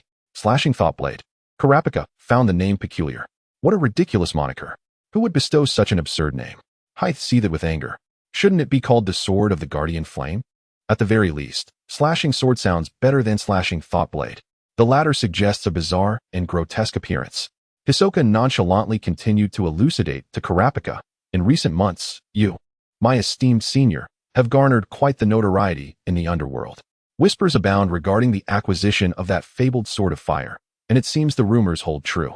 Karapika immediately grasped the implication. It was the manifestation of his senior's non-ability that had come to fruition. Hisoka's gaze towards Haeser transformed into something fervent and perilous. Oh, how I yearn to engage you in a life-and-death duel at once. Just as I previously mentioned, once we have eradicated the Phantom Troop, I shall challenge you in the much-anticipated Sky Arena Master Tournament. Haeser waved his hand dismissively. Turning to Karapika, it appears you have many questions, little Karapika. Feel free to inquire. I shall address each one in turn. Karapika cast a glance at Hisoka, but remained silent. Consider him a temporary ally. It's fine. Ask away. Haeser found a somewhat cleaner chair to sit upon, crossing his legs. My dear senior, you've caught the attention of the Phantom Troop. Are you managing well? After the completion of my known ability, I encountered a rather unfortunate incident, which drew the attention of that insatiable thief, Krallo. And your meeting with Hisoka here is too. Of course, to conspire on how to deal with the troop. Coincidentally, Hisoka mentioned he has another skilled individual to recruit. I immediately thought, isn't that my junior? We're quite familiar. I encouraged him to call you here. Did you not capture a member of the troop? Did you eliminate him? Not yet. The captain insisted on using him to exchange for the rewards from the 10 old men. We operated discreetly and had only just captured him. How do you know about this, senior? I was nearby during your chase with the troop and even encountered an assassin dispatched by Krallo. Speaking of assassins, you didn't kill Illumi, did you? Hisoka interjected suddenly. We had an agreement. You were not to harm him. I did not. I found common ground with the esteemed Illumi from the Zoldyck family. Heather waved his hand dismissively. Illumi? ISN he the one from the hunter exam. The brother of Killua? Kurapika's confusion deepened with each revelation. What on earth is going on? Senior, please clarify. Hisoka and Heather exchanged glances, the former's expression clearly conveyed. Your junior seems a bit slow, while the latter shrugged. He's just a child. He'll understand with time. Allow me to clarify, several months ago, my nin ability was fully developed just as a mercenary group attacked the estate of a friend of mine, and I annihilated them all. Little did I know, a few managed to escape, and my abilities were subsequently leaked into the underworld. Krallo caught wind of this. He must have the power to steal others' abilities and coveted mine, unbeknownst to him that I would be attending the auction at the Kuroki City. Thus, he devised a plan to kill two birds with one stone, stealing all the auction items from the underground auction while also having his members gather intelligence on me, commissioning the illustrious Illumi to abduct me. Hisoka sent me a text message, reminding me. Initially skeptical, I resolved to take the initiative to eradicate the Phantom Troop after defeating Illumi. It was that simple. Hisoka clapped softly in agreement. Kurapika pondered for a moment and inquired. Illumi's brother, Killua, is a close ally of mine and has also arrived in Ukexin City. Should I inform him? No, this matter does not concern children. Let him enjoy his time in Ukexin City, came the response. Heather sat cross-legged on a chair, her expression turning slightly serious. To be frank, I am quite furious. It's astonishing that someone would dare to harm a harmless and adorable person like me. I have resolved to eradicate the Phantom Troop from this world, serving as a boon to the populace. Hisoka, are you truly a member of the troop? Oh dear, you've seen through me. Hisoka replied, waving his finger. I merely pretended to join. Even the tattoo on my back is a sham. My sole purpose was to engage in combat with the leader. Collaborating with you would fulfill that desire, would it not? Heather snapped her fingers. Indeed, we can create an environment for you to face Krallo in a one-on-one life and death duel. But if we eliminate the other members and you still haven't dealt with him, don't blame me for taking the kill. Hisoka let out an eerie chuckle, clearly excited by the prospect. Brother, do you think we can make use of the troop member we captured? Having spent considerable time with Heather, Kurapika had begun to grasp his thought process. Heather nodded. Your captain will inevitably call the informant to take credit when reporting to the 10 old men. If the troop acts swiftly to cut off the informant, they could disguise themselves and directly locate your hideout to rescue that oaf. Just then, Kurapika's phone rang. He glanced at Heather and Hisoka, both encouraging him to answer. Once connected, an urgent female voice emanated from the phone. Kurapika, we have a serious situation. Troop member number 11 has escaped. What? He escaped on his own? No. His accomplices disguised themselves as gang members and infiltrated us. We were assigned to protect the boss. And the captain left alone in the interrogation room has likely been killed. We are heading to the plant now. Hurry back. Beep. Kurapika hung up, momentarily silent. Then suddenly turned to Hisoka. Hisoka, do you know where the Scarlet Eyes are? I'm afraid that's a matter from before I joined, Hisoka replied, displaying high emotional intelligence. He quickly added, the leader grows weary of the old and sells them off. The Scarlet Eye should be no different. Brother, what should I do? Kurapika trusted Heather deeply, not only for his formidable strength and good rapport, but also due to his quick wit and relentless ideas. Such a person would undoubtedly be terrifying and despair-inducing as an enemy, yet immensely reassuring as an ally. Once you return, first secure the position of the bodyguard captain. If there are targets that require protection, let them relocate to neutral hotels that bear no association with your faction. Have the newly recruited bodyguards register under their names, avoiding those of the veteran guards. Heather promptly offered a plan. The member of the troop you reside with, known as number 11, is named Wu Jin. He is a straightforward individual who relishes one-on-one confrontations. Once captured, he will undoubtedly feel a profound sense of humiliation. With the assistance of a professional hunter from within the troop, it won't take long to trace your whereabouts. Choose a location that is relatively easy for him to find and wait for him there. We shall surprise the troop when the time comes. However, at present, I have a favor to ask of you. Kurapika was somewhat perplexed. Yes, accompany me outside the city to retrieve something. Heather stood up from the chair, stretching lazily. Hisoka, please return to Krallo and remember what I told you. Ha. You don't want me to know what it is, do you? No matter. Hisoka waved his hand dismissively. Krallo is an exceptionally shrewd individual. I can only do my utmost regarding your request. He said no more, turning to fade silently into the darkness. It was not until there were no other presences within a 300-meter radius that Heather turned to Kurapika. I know what you wish to say. Hisoka is merely a pawn in this game, and I possess further measures to keep him in check, so do not worry. Kurapika nodded. That is reassuring. Hisoka is far too erratic for my complete trust. By the way, brother, have you completed your nin ability? Izanabe will surely be delighted to hear this. In a moment, I shall demonstrate it to you. It is incredibly cool. Chapter 33, The Light Egg, September 2nd, 1:14 a.m., north suburbs of Exiled City. As Kurapika watched the red taillights fade into the darkness, he returned his gaze to the metal box securely held by Heather. Is this what you intended to acquire? Kurapika inquired, curiosity piqued. Given that Heather, with his usual lethargy, would venture out at night to engage in dealings with a group of rather sinister-looking individuals clad in black, it must be something extraordinary. With a snap, Kurapika caught an old, worn book tossed his way. Flipping it over, he observed a plain gray cover emblazoned with the title in red, The Disappeared Divine Weapons. Get in the car. Start reading from page 45. Utilizing Kurapika's identity as a bodyguard for the Nasra faction, the two were able to re-enter the city, the black sedan heading southward through Exiled City. Sitting in the passenger seat, Kurapika used the car's interior light to turn to page 45 and began to read. The Light Egg, 2,000 years ago. A peculiar artifact held by the great sorcerer Kaiyuan. Kaiyuan was once the national hero of the ancient Ballad Empire, who departed from it due to ideological disputes. Embarking on legendary adventures that would be recounted by future generations. For details, refer to the epic anthem, chapters 3 to 6. In the enigmatic waters known as the Sea of Eternal Darkness, the valiant warrior Kaiyuan, alongside his elven companion Ilf, faced a formidable challenge in vanquishing the sea monster Kraken. From its cranium, they unearthed a legendary treasure known as the Light Egg. The appearance of this artifact has given rise to numerous interpretations, with 27 distinct representations documented across poetry, literature, and murals. The most frequently cited form is that described in the Holy Anthem. It consists of 4 stone spheres, each roughly the size of a 10-year-old child's palm, adorned with ancient ballad runes that convey meanings of radiance, sanctity, purity, and compassion. In the hands of the grand sorcerer Kaiyuan, this extraordinary relic possesses an array of remarkable abilities. He has employed it to heal his elven companion Ilf, whose legs were devoured by the malevolent dragon Dadakanter, to purify the ancient Ballad Emperor plagued by dire misfortune, to completely withstand the toxic fumes and dark flames unleashed by the dragon, and to forcibly demote the multi-eyed demon to a mere 3-eyed creature.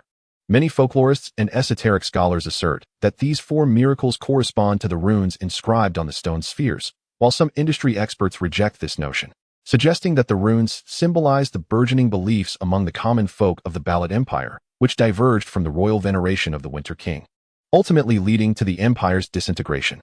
From the 5th chapter of the Holy Anthem onward, Kaiyuan ceased to utilize the Light Egg, and this artifact seemingly vanished from the epic narrative, with no explanations documented in any texts. Brother, you do not mean to suggest that the item within the box is the Light Egg mentioned in the book, do you? Kurapika exclaimed. Startled as the box he carried suddenly seemed to acquire immense value. If this ancient relic from the mythic era still retained extraordinary powers, it would surely fetch a price soaring beyond 100 billion. Rest assured, the contents of the box no longer possess any extraordinary abilities. They are merely ordinary collectibles, valued at 14.2 billion, came the reply. Following the complete annihilation of the Phantom Troop, the city of Ukexin experienced a semblance of tranquility, at least on the surface. Heather navigated her black sedan through the noticeably emptier streets, drawing ever closer to their destination. 10 minutes later, the two found themselves in a concealed basement. This location served as one of the secret hideouts of the affluent Bartla in Ukexin, known only to Bartla himself and a select few trusted associates. It housed essential supplies, a small arsenal of weaponry, and approximately several tens of millions in cash. Heather approached the center of the basement, gently placing the box on the ground and opening it to reveal its contents. Inside lay 4 battered stone spheres, meticulously arranged with dividers. Despite the remnants of intricate runes, the spheres were largely damaged, bearing the marks of powerful external forces, devoid of any emanating aura, and were simply ordinary antiquities. Inside the box, alongside the 4 stone spheres, Lay a piece of paper inscribed with the following. On April 3, 1990, the Cuban Lot Cultural Expansion Association, in collaboration with the Snow Country Foundation, established an archaeological team that unearthed a cluster of relics deeply buried at the site of the Cuban Lot Empire, now a protected area within the Republic of Bartokia, based on the style of the accompanying artifacts and the wall paintings within the site. Experts have determined that this cluster of relics is linked to the mysterious disappearance of the Grand Sorcerer, Aluanian, as chronicled in the epic The Anthem. At the end of the ruins lies a sealed stone tomb, within which the sarcophagus contains no remains, only 4 fragmented stone spheres scattered about. High suspicion surrounds these as mythical weapons known as light orbs. At the auction on September 4, 1993, the affluent Bartla acquired this treasure for an astounding price of 14.2 billion kini. Expert assessments reveal that this artifact possesses no extraordinary capabilities. Kurapika, after reading the contents of the paper, looked up at Hisoka with concern. Brother, it is evident that you exerted great effort to procure this ancient treasure, yet it has lost all its extraordinary efficacy. Might this jeopardize your plans? Could it lead to complications in our attempts to ambush the Phantom Troop? Or worse, cause our plans to unravel entirely? Hisoka carefully extracted the 4 stone spheres from the box, arranging them before him. He then sat cross-legged on the ground, his hands hovering above the spheres. Little Kurapika, I shall now entrust this task to you. Huh? I intend to use my innate abilities to reforge these 4 spheres. Even I cannot ascertain how long it may take. And there is a possibility of considerable commotion during the process. I ask you to guard me and eliminate any distractions. Understood. Kurapika gently shook his right hand. The 5 slender chains he carried producing a crisp sound as they rattled. His expression reflected calm determination. Before my demise, no one shall disturb you. Hisoka smiled faintly, closed his eyes, and began to lift the suppression on his own nun. The ferocious nun first stagnated, then erupted violently. A terrifying and intense pillar of nun surged skyward.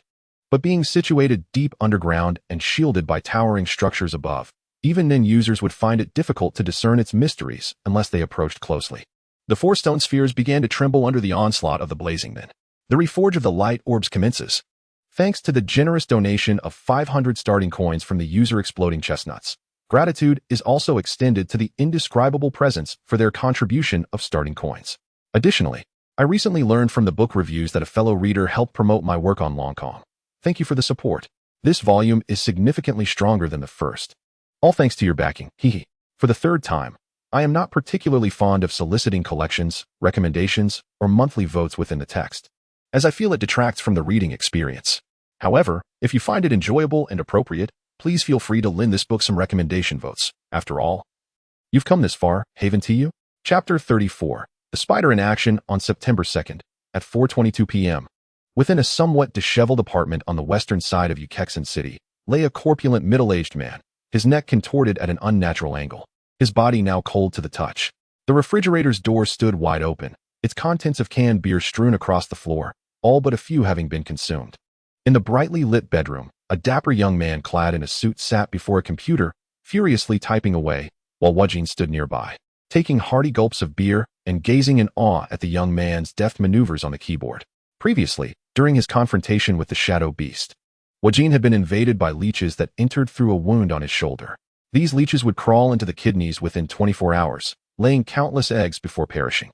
The majority of individuals would succumb to excruciating pain at this stage when the eggs hatched and were expelled with urine. However, hatching requires a stable concentration of ammonia. If the ammonia levels in the urine are insufficient, the eggs would fail to hatch and be expelled painlessly.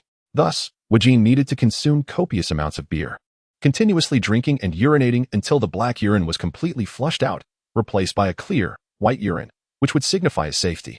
Of course, they could purchase beer at a 24-hour convenience store, but most members of the Phantom Troop were twisted individuals who believed that only theft and plunder aligned with their identities. The unfortunate owner of this apartment had been randomly chosen by them, even after pleading for mercy, offering to relinquish anything they desired within the apartment. The young man and Wajin had callously ended the man's life without hesitation. They had discovered that the building where you were previously detained belonged to a shell company under the control of the Norislaw gang, known as Poliu Properties. In addition to that building, there were 2 other properties, while members of the Norislaw gang resided in 3 different hotels, all conveniently located here. The young man gestured towards the information displayed on the screen, took notes, and handed them to Wajin. With exuberance, Wajin ruffled the young man's golden hair. Look, I owe you a favor. Don't mess up my hair. I don't want favors. Convert it directly into cash. The young man retorted, pushing Wajin away in annoyance as he rearranged his golden locks. All right, I'll handle the body. You go take care of your business. Wajin nodded, grasping a large sack of canned beer, just as he was about to leap out the window when a phone began to ring. The young man retrieved his uniquely designed custom phone and glanced at the screen. Oh, the leader? He probably has something to discuss. Wajin, listen before you leave. Hello, leader. Is there something you need? Is Wajin beside you? Came the magnetic voice of Kuroro from the phone. Yes, he has been chained up. A minion from a rival gang used a nun ability against him, and he is seeking revenge. Ignoring Wajin's frantic gestures, the young man spoke earnestly, trusting in the leader's wisdom to provide the right course of action. Do not allow him to act alone. From now on, at least 2 individuals must team up until I issue further instructions. Understood. What has transpired, Captain? The knight was somewhat perplexed. The captain was well aware of Wajin's prowess in one-on-one confrontations, yet he insisted on accompanying Wajin himself. Surely, something significant had occurred. The gang has hired the Phantom Troop. Acting alone could render us targets. Understood, Captain. I shall accompany Wajin. Very well. You heard that too, Wajin?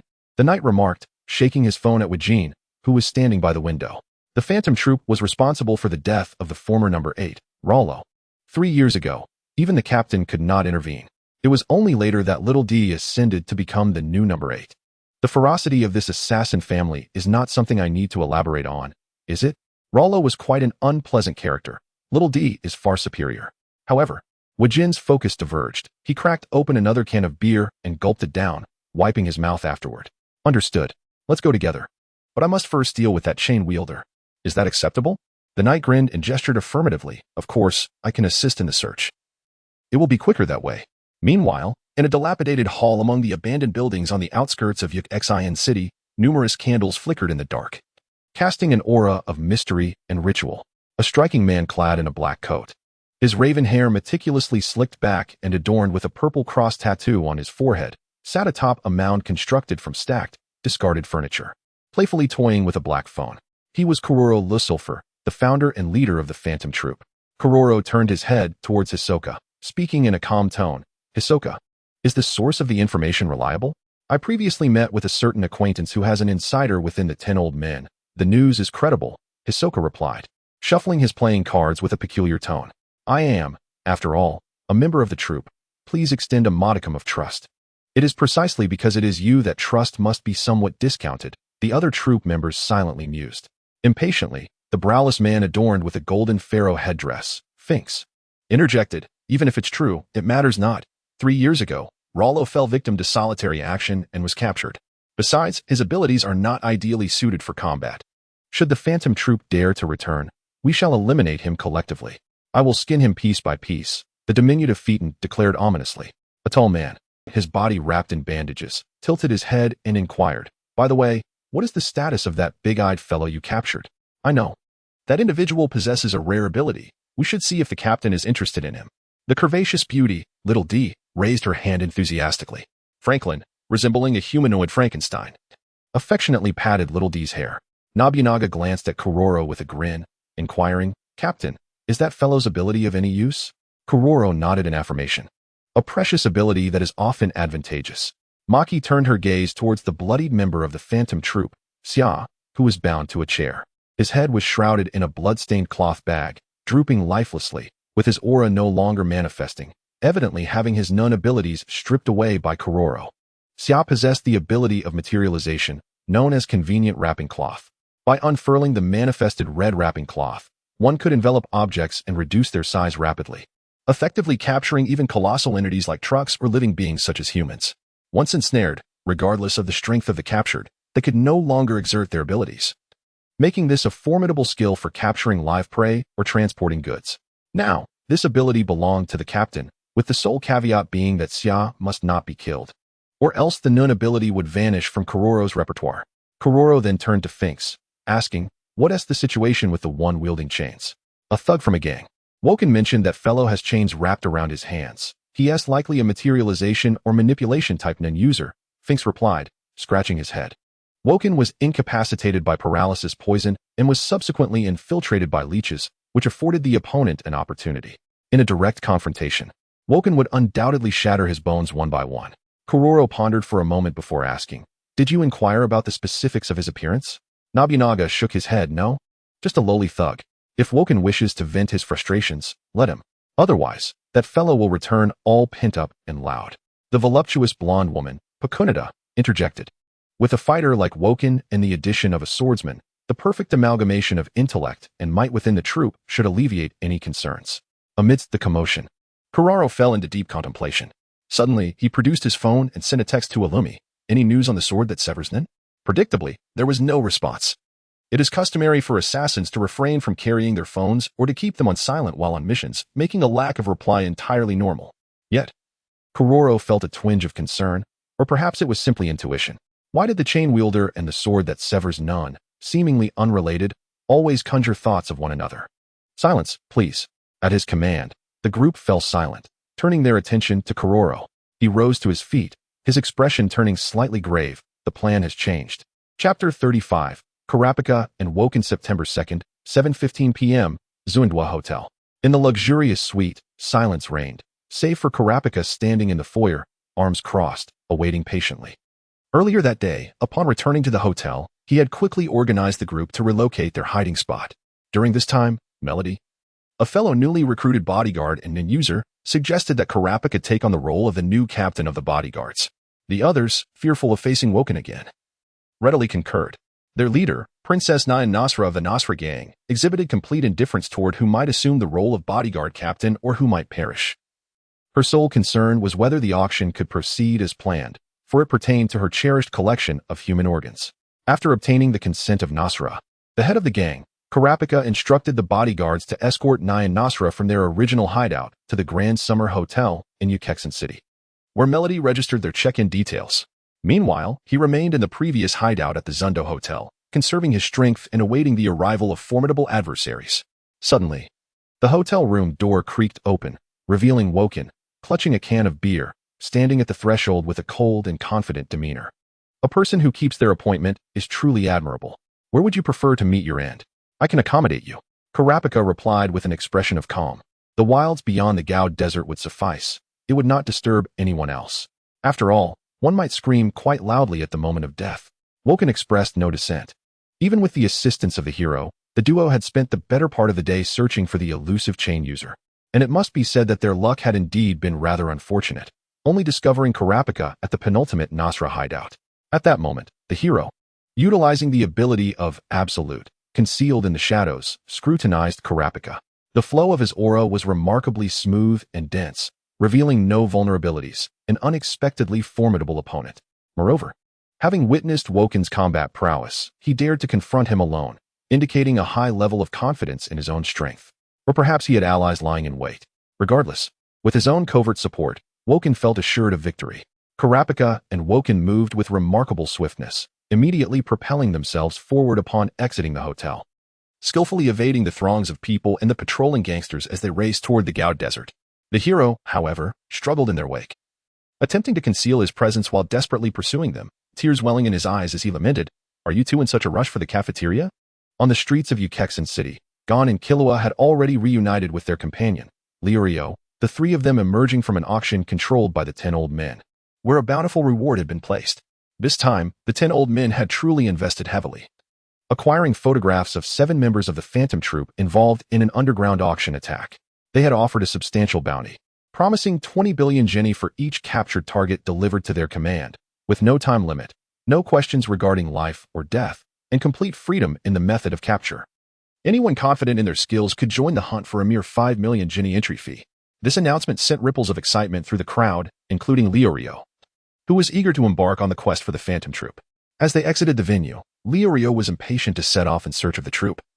Driven by Gon's desire to acquire a gaming console worth hundreds of billions at the auction, they were in dire need of money. Yet Killua doused Liorio's enthusiasm with a dose of reality.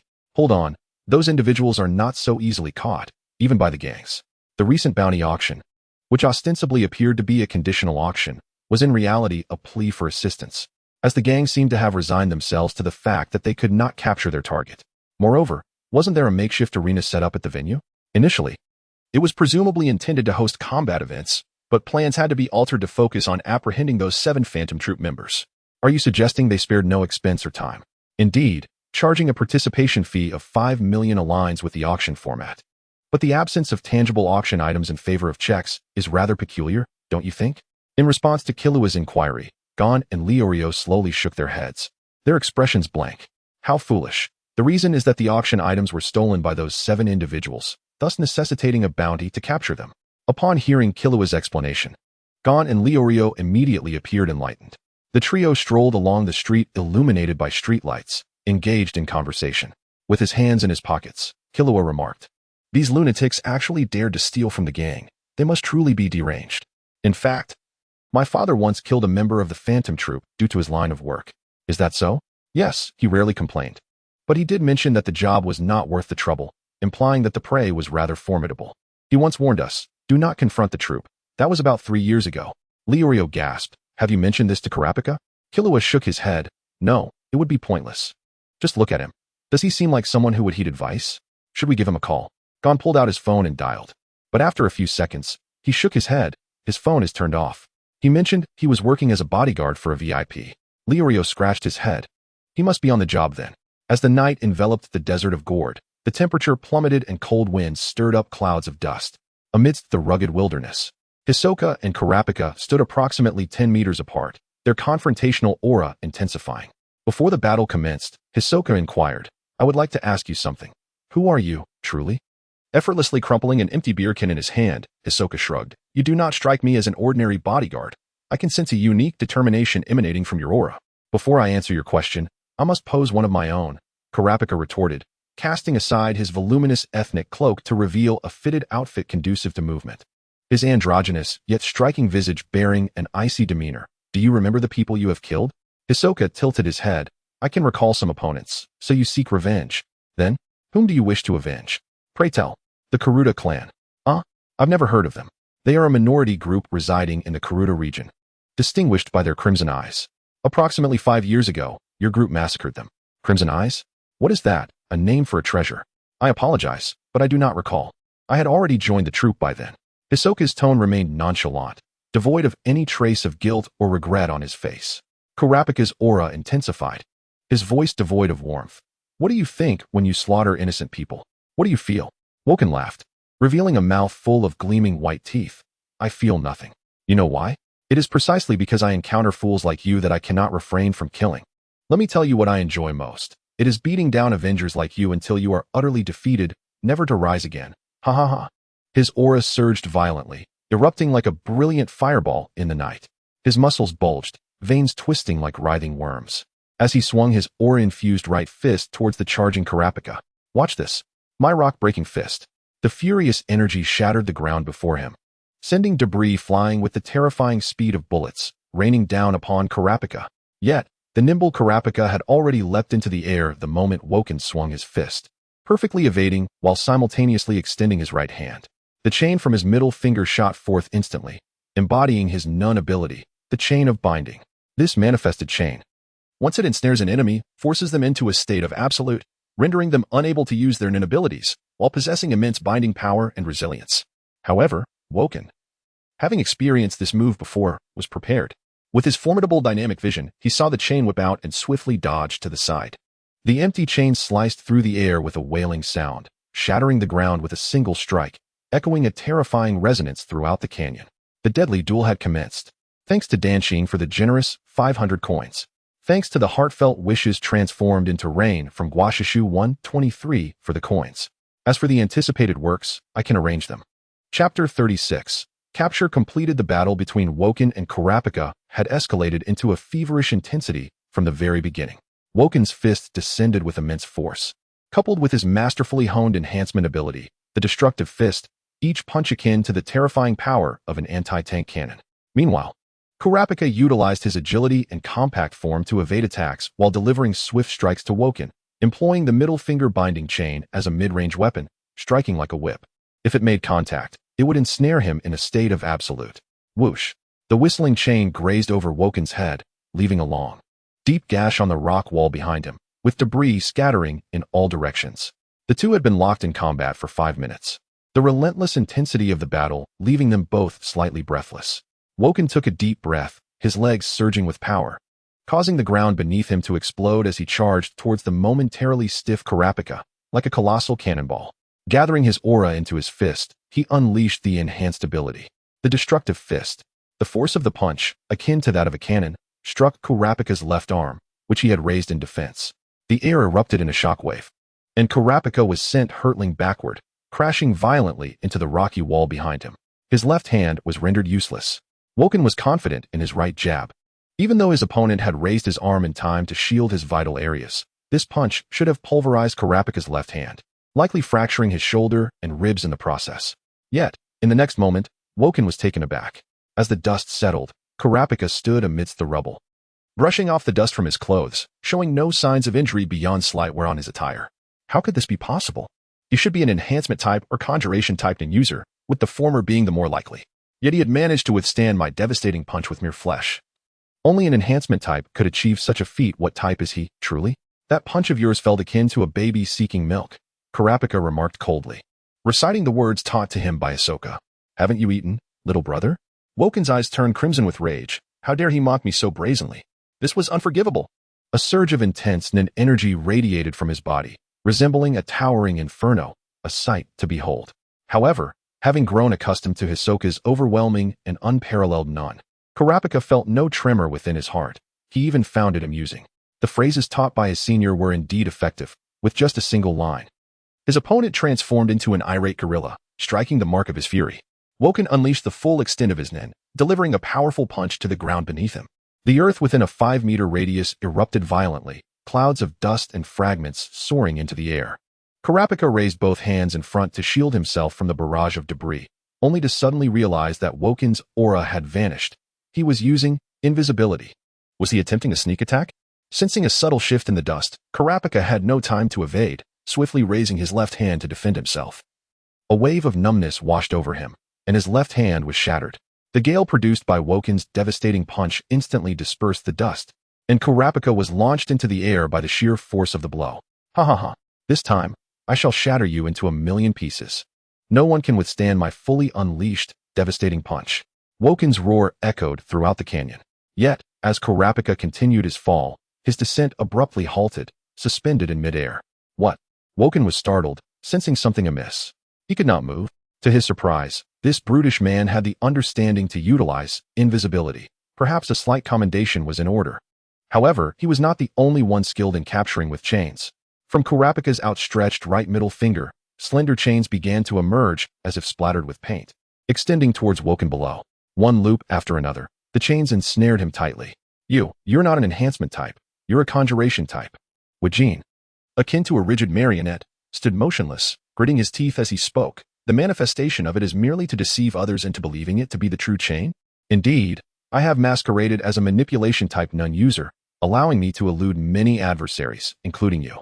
Kurapika's chains began to slowly writhe, and Wajin felt as though a frigid serpent had coiled around him, tightening its grip, rendering his proud enhancement type none ineffective. This is impossible. Not only do you possess enhancement type none capable of withstanding my devastating punch, but you can also materialize such formidable chains, simultaneously pushing both enhancement and manipulation to their extremes. How can this be? Wajin roared in madness. Only those born with such innate abilities can exert 100% of their power. Then allow me to clarify your demise. Kurapika murmured as he lowered his gaze and removed his contact lenses, revealing his striking, blood-red eyes. As of now, I am a specialization type. Regardless of the system, I can manifest 100% of my abilities. Ah, splendid news indeed. A flippant voice suddenly emerged from behind Kurapika. Who goes there? As Kurapika turned, a sharp sting pierced his neck, and he lost control over his own body. A golden-haired, doll-faced youth stood behind him, grinning as he held a peculiar purple device in his left hand, while his right hand drew back, leaving a bizarre antenna firmly embedded in the nape of Kurapika's neck. Capture complete. My manipulation type ability, carrying another's fate. By inserting the attached antenna into the body of another, I can render them a puppet until their death or until the antenna falls away. Wajin, do not underestimate this, the puppeteer remarked, casting a glance at Wajin. That was a close call, wasn't it? The chains enveloping Wajin dissipated, and he silently rolled his shoulders, advancing towards Kurapika with the intent to crush his skull with a single punch. However, after taking just a few steps, he was intercepted by the puppeteer, who cheerfully remarked, "Hold on, don't you think this is a delightful gift?" A gift? Wajin struggled to suppress his fury as he inquired. The puppeteer waggled his finger. Indeed. Whether it be the last pair of crimson eyes in existence or this powerful ability that can subdue you perfectly, it is a splendid gift for the leader, no? Wajin tilted his head, scratching the back of his neck, his anger gradually dissipating. You have a point. By the way, although I know many skilled in absolute exist, you managed to deceive me without my realizing your approach. The puppeteer shrugged. Had you noticed, I doubt I could have seized the chains. Maintaining absolute while approaching your battlefield proved quite arduous. Very well, let us take the chains back to base. Wajin began to step forward to lift Kurapika when a golden flash suddenly descended from the heavens like a bolt of thunder. In an instant, Wajin's outstretched left arm was severed at the shoulder. An ambush.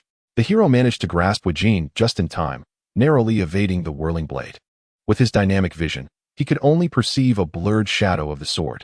The blade, enveloped in golden flames, grazed the nape of Kurapika's neck, instantly disintegrating the antenna engulfed in fire, allowing Kurapika to regain consciousness. Pulling the sweat-drenched Wajin to safety, the hero finally discerned the assailant. It was a tall and well-proportioned young man clad in black, with medium-length, matte, slightly curled black hair cascading carelessly down. His handsome visage resembled that of a mythical sun god descending to the mortal realm. In his hand, he wielded a magnificent golden cross sword that blazed with golden flames. Currently observing the hero and Wajin with a bemused expression. Recalling the earlier scene of the severed antenna, a name suddenly flashed through the hero's mind, Cutting Thought Blade. The chapter concluded with expressions of gratitude for contributions from readers, yet the hero was aware that inserting such acknowledgments into the narrative would detract from the plot's integrity. As for the Full Metal Alchemist, there were no superior extraordinary weapons available. Despite the chilling night breeze, beads of sweat poured from the hero's forehead. It made no sense. How could the Cutting Thought Blade suddenly target the Phantom Troop? The command had been issued by the leader on August 30th, during the gathering of the entire troop, instructing them to gather intelligence on the Cutting Thought Blade and, if conditions permitted, to capture it and bring it back. This was an internal directive. So how could the Cutting Thought Blade know and swiftly collaborate with the Chain Hand? It was too quick, too strange. This was utterly illogical. Had the Chain Hand and the Cutting Thought Blade conspired beforehand? No. Recalling the previous conversation between the Chain Hand and Wajin, it seemed he was the last surviving member of the Kuruda clan, with ample motive to pursue the troop. Yet, the Cutting Thought Blade had only recently gained notoriety as a formidable non-user, with no grievances against the troop.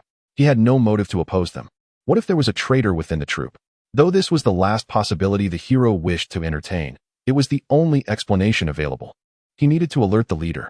These thoughts raced through the hero's mind in an instant, and he instinctively reached for his phone. But the oncoming wave of golden flames temporarily extinguished that thought. It seemed the enemy was not willing to grant him the opportunity to warn his comrades so easily.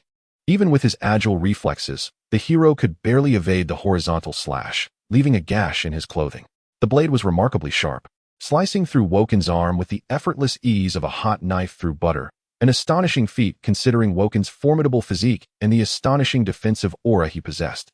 Even attacks utilizing bullets or blades infused with aura would scarcely inflict significant damage upon him. However, Seer exhibited no intention to strike immediately. He merely pushed the swordsman and Woken aside with a swift motion, then turned to Kurapika, exclaiming, "I knew it. Admit it."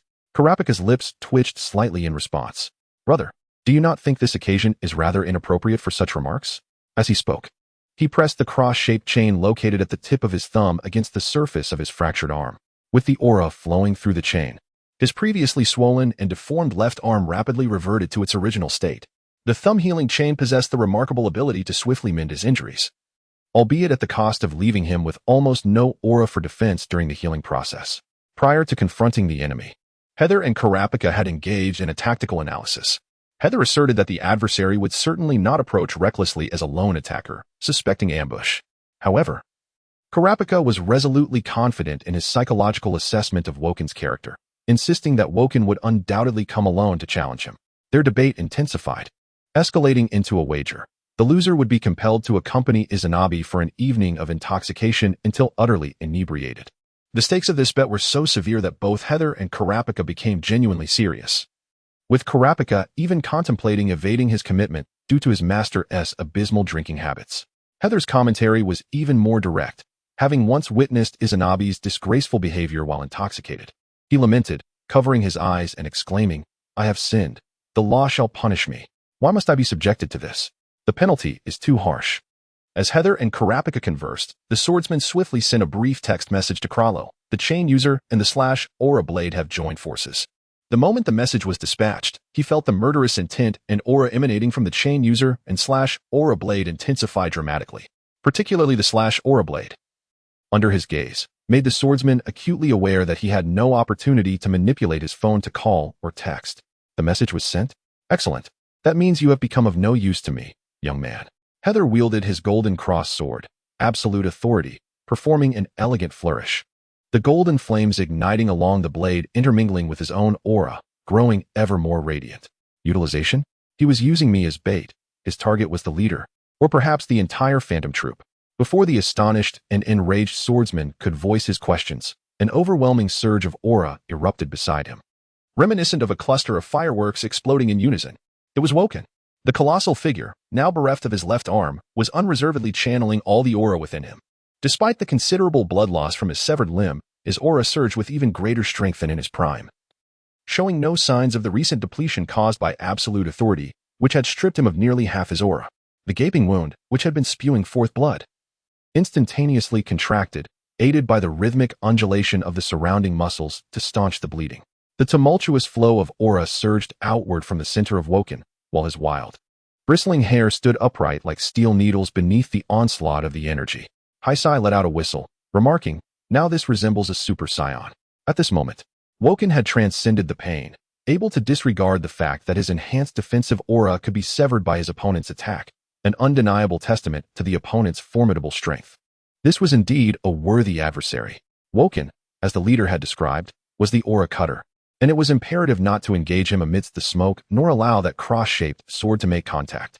The strategist of the phantom troop, known as the Traveler, possessed a profound understanding of various intelligence, including the aura cutter, which piqued the leader's interest.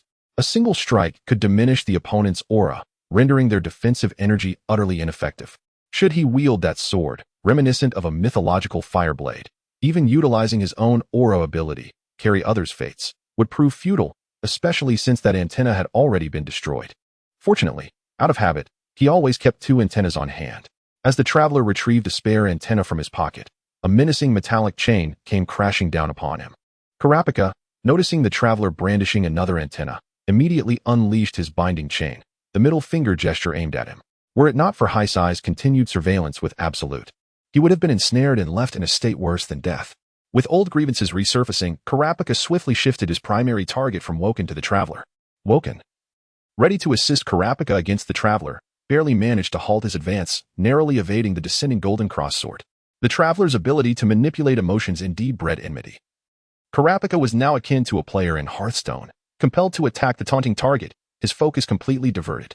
Very well, as your senior, I shall reluctantly choose this oaf as my opponent, Haeser declared, as the cross sword disintegrated into a cascade of golden sparks.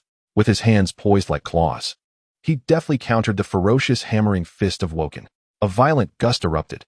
The earth beneath Haeser fractured and crumbled, spiderweb-like fissures radiating outward from his feet, accompanied by a series of deep, resonant booms from below.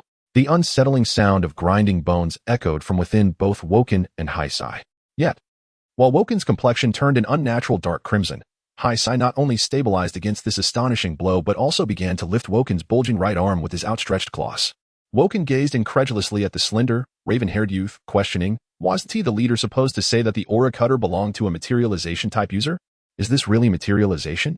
Utilizing the constraint and oath, Wok Jin exchanged his very life force and future for formidable strength and psychic energy. Nevertheless, he found himself unable to subdue Haeshi, even when the latter refrained from wielding that enigmatic cross sword. Wok Jin felt as if his entire worldview was on the brink of collapse. Hey, you must be the strongest close combatant in the brigade, right? I've witnessed your battles against the gang. You can even withstand a rocket launcher with your bare hands, slaying foes with your flesh and blood. It appears you possess unwavering confidence in your offensive and defensive prowess as a formidable enhancer. Haeshi gradually lifted Wok Jin's heavy fist, his psychic energy no longer self-restrained, resembling a colossal pillar of fire that blazed with unbridled ferocity. His handsome visage, unobscured by psychic glasses, radiated wildness and savagery. You will serve as the finest litmus test. Come, unleash your full power upon me. Then, I shall deliver a conclusion befitting your identity. a fate most suitable for a wretched scoundrel such as yourself. Gratitude to the resurrected salted fish for the generous donation of 500 starting coins, and thanks to Xiao Aoyug and Huzi Zhang for their contributions as well. As for the feasibility of the protagonist entering the world of Chainsaw Man, Chapter 38. Those who play with chains are the big shots. The chains, howling as they surge forward, cleave the air and instantly carve deep fissures into the ground, with shards of stone flying in all directions. The hero raised his arms before him, deflecting the barrage of debris, darting to the left to narrowly evade the vicious lash of the chains. Such a ferocious assault, one careless moment could lead to injury and an involuntary descent into the absolute state. He must avoid the chains at all costs.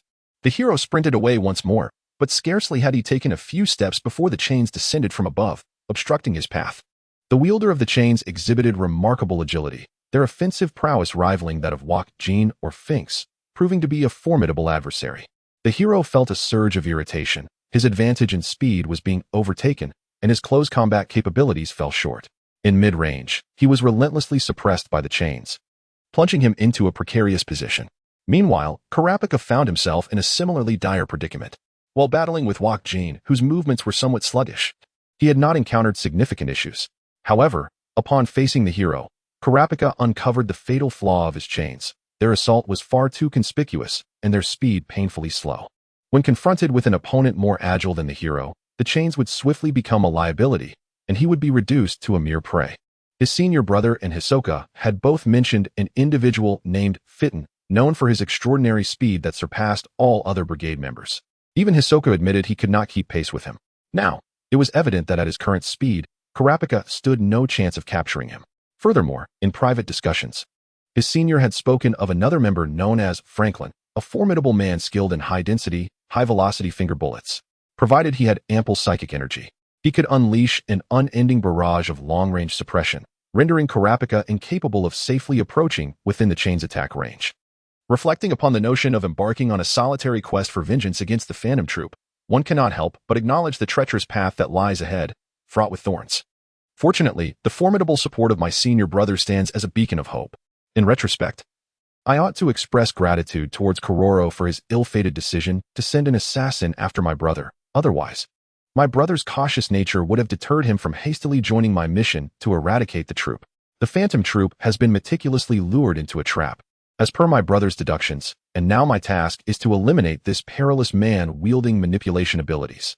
With a swift flick of the middle finger, I sent forth the binding chain, the elongated metal link slicing through the frigid night air with a menacing hiss as I aimed at the swordsman. He deftly rolled aside, narrowly evading my strike. Although his evasive maneuvers momentarily distanced him from the blade of my attack, the adversary remained exceedingly vigilant and agile, rendering my chances of ensnaring him with the antenna a mere 5%. Time was of the essence. I had to decisively neutralize my opponent and hasten to assist Woken. It appeared that I had no choice but to employ that particular ability. The swordsman retreated a couple of steps to create some space, a seemingly innocuous doll-like visage adorned with a smile. "Do you know why I always carry 2 antennas with me?" he quipped. "Because this antenna can also be used on myself." With that, he abruptly plunged the antenna into his own chest, while simultaneously activating a uniquely designed purple phone that illuminated with a series of electronic sounds. Automatic mode activated. Target confirmed, commencing annihilation. As this unfolded, a torrent of formidable aura emanated from the swordsman, rivaling that of Woken. His previously soft, golden hair transformed into an upright, Super Saiyan-like state. His eyes glazed over as he succumbed to the control of the phone's operational system. The manipulation ability, operational mode, allowed him to greatly amplify his aura by embedding the antenna in his body, initiating an automatic annihilation protocol that would not cease until his foe lay dead. In this state, he would lose consciousness, his body entirely governed by the device. With a flash of lightning, the swordsman vanished from sight, prompting Kurapika to instinctively raise his arm in defense. His forearm first tingled, followed by the rapid reversal of his surroundings, as he was propelled skyward by an overwhelming force. The enemy's speed and strength had surged to at least 3-fold.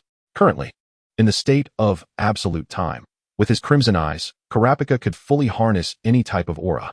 Yet, even his 100% efficient defensive aura was shattered by this electrifying strike, causing his recently healed left arm to show signs of fracture once more. He dared not employ the thumb healing chain while the opponent remained unrestrained. Instead, he swiftly wielded the middle finger binding chain, anchoring it to a towering hillside, embedding the chain's end deep into the rock face. Subsequently, The chain retracted at an astonishing speed, forcibly dragging Kurapika from the unavoidable aerial assault to the safety of the adjacent slope. At almost the same moment, a vague silhouette enveloped an intense aura fiercely struck the very space where Kurapika had just been. Kurapika tumbled down the slope and, without regaining his balance, leapt backward with great speed. Almost immediately, the spot where he had landed was shattered by a powerful punch from a descending warrior, sending debris flying. The dynamics of the battlefield shifted dramatically, with the tide of battle reversing. Kurapika retreated swiftly while the warrior pursued him relentlessly, and the two engaged in a flurry of exchanges, causing a cacophony of deep, resonating thuds to reverberate throughout the canyon. Bang! Kurapika was sent reeling backward, rolling twice on the ground before barely regaining his footing. The blank-eyed warrior was poised to chase again when he suddenly halted. There, Kurapika, battered and half-kneeling on the ground, was surrounded by spiraling chains of restraint, forming a vortex around him, his aura brimming with potential energy. The warrior's mobile operating system assessed that stepping into the realm of the chains would trigger a relentless assault of bindings. Should he be ensnared, his fate would be sealed. With a 0% chance of evading the onslaught, the mobile screen flickered continuously, seemingly engaged in rapid, complex calculations. If Haeser were present, he would undoubtedly exclaim in admiration. Kurapika had ingeniously devised the signature technique of the Saint Seiya's Pegasus Seiya, the Pegasus Meteor Fist, to counter the highly agile member of the Phantom Troop. Indeed, both wielded chains and bore somewhat feminine features. Was this the unspoken connection between great warriors? Returning to the matter at hand, Kurapika had discerned the terrifying output of the warrior's aura during their earlier clash. Had he not been a natural nun-user like his senior, Haeser, it would have been inconceivable for an ordinary person to possess such a vast reserve of aura to squander. In other words, such formidable nun abilities must come at a cost. Now it was the warrior's turn to make a choice, to exhaust his aura and face death, or to bravely venture into the vortex of chains. If death was inevitable, might as well choose a more dignified demise. Chapter 39. The standoff at that moment. The situation reached an impasse. Kurapika inadvertently grasped the logical weakness of the warrior's nun ability. The automatic mode could grant the warrior immense strength, speed, and aura. But one of its costs was the takeover of the warrior's cognitive faculties by the mobile system, persisting until the enemy was slain, which was the condition set by the warrior to deactivate this mode. Currently, with the locked target still alive, there was no option for retreat in the warrior's behavioral programming, creating a rather awkward predicament. Furthermore, the second adverse effect of automatic mode was the immense strain it placed on the warrior's body. Even a brief duration would leave him sore for days thereafter. If the standoff continued, the warrior would soon exhaust his aura and become incapacitated, vulnerable to Kurapika's attack. The mobile screen flickered as it weighed the pros and cons, ultimately deciding to launch an offensive. The formidable aura enveloping the hero surged once more, causing him to vanish instantly from his location. Simultaneously, the chains coiled on the ground trembled as if stirred by an unseen force, suddenly rising with ferocity. The pale right hand, fingers poised like a blade, lingered a mere 10 centimeters from Kurapika's forehead, yet it could advance not a fraction. The hero remained frozen in a fierce forward stance, ensnared immovably by the chains, the binding chain of his middle finger winding like a serpent, tightening inexorably. With a resounding crack, the muffled sound of bones fracturing echoed from within the hero's body, and the antenna located at his chest was severed. His eyes regained clarity, yet his aura plummeted dramatically and his physique visibly withered. Only a thin layer of skin draped over his skull remained. His outstretched right hand emaciated as if it were kindling. The hero's life flickered like a candle in the wind. Kurapika silently commanded the binding chains to continue their constriction. Though the hero appeared on the verge of death regardless of Kurapika's intervention, caution dictated that Kurapika must personally ensure his demise. Blood frothing from the hero's mouth, he strained to assess his surroundings. Astute as he was, he had already deduced the events that had transpired. So simple a logical flaw, why had he never perceived it before? His lips twitched in a rueful smile, a faint expression of helplessness crossing his face. "May I trouble you with one request?" Suddenly, the hero's head drooped, and the third spare antenna, quietly clasped between his left fingers, clattered to the ground. As the serpent-like chains receded, the hero's lifeless form slumped to the earth like a puddle of mud, most of his bones crushed beyond recognition by the relentless grip of the chains. It was unfathomable how he had mustered the will to converse with Kurapika, attempting to divert his attention while desperately reaching for the hidden antenna to mount a surprise attack. As long as life remained, he would never relinquish the opportunity for counterattack. This was not merely the hero's creed, but a reflection of the entire Phantom Troop. Kurapika, however, did not allow himself to feel completely at ease. He He swung the chains with ferocity, targeting the hero's neck and vital organs, delivering several decisive blows from a distance until he was assured of the opponent's demise. Gazing at the hero's mangled corpse, Kurapika's heart was a tempest of emotions. His inherently kind nature had driven him to stain his hands with blood for the sake of vengeance, yet upon achieving the first step of that revenge, he felt not only relief but also a tinge of melancholy.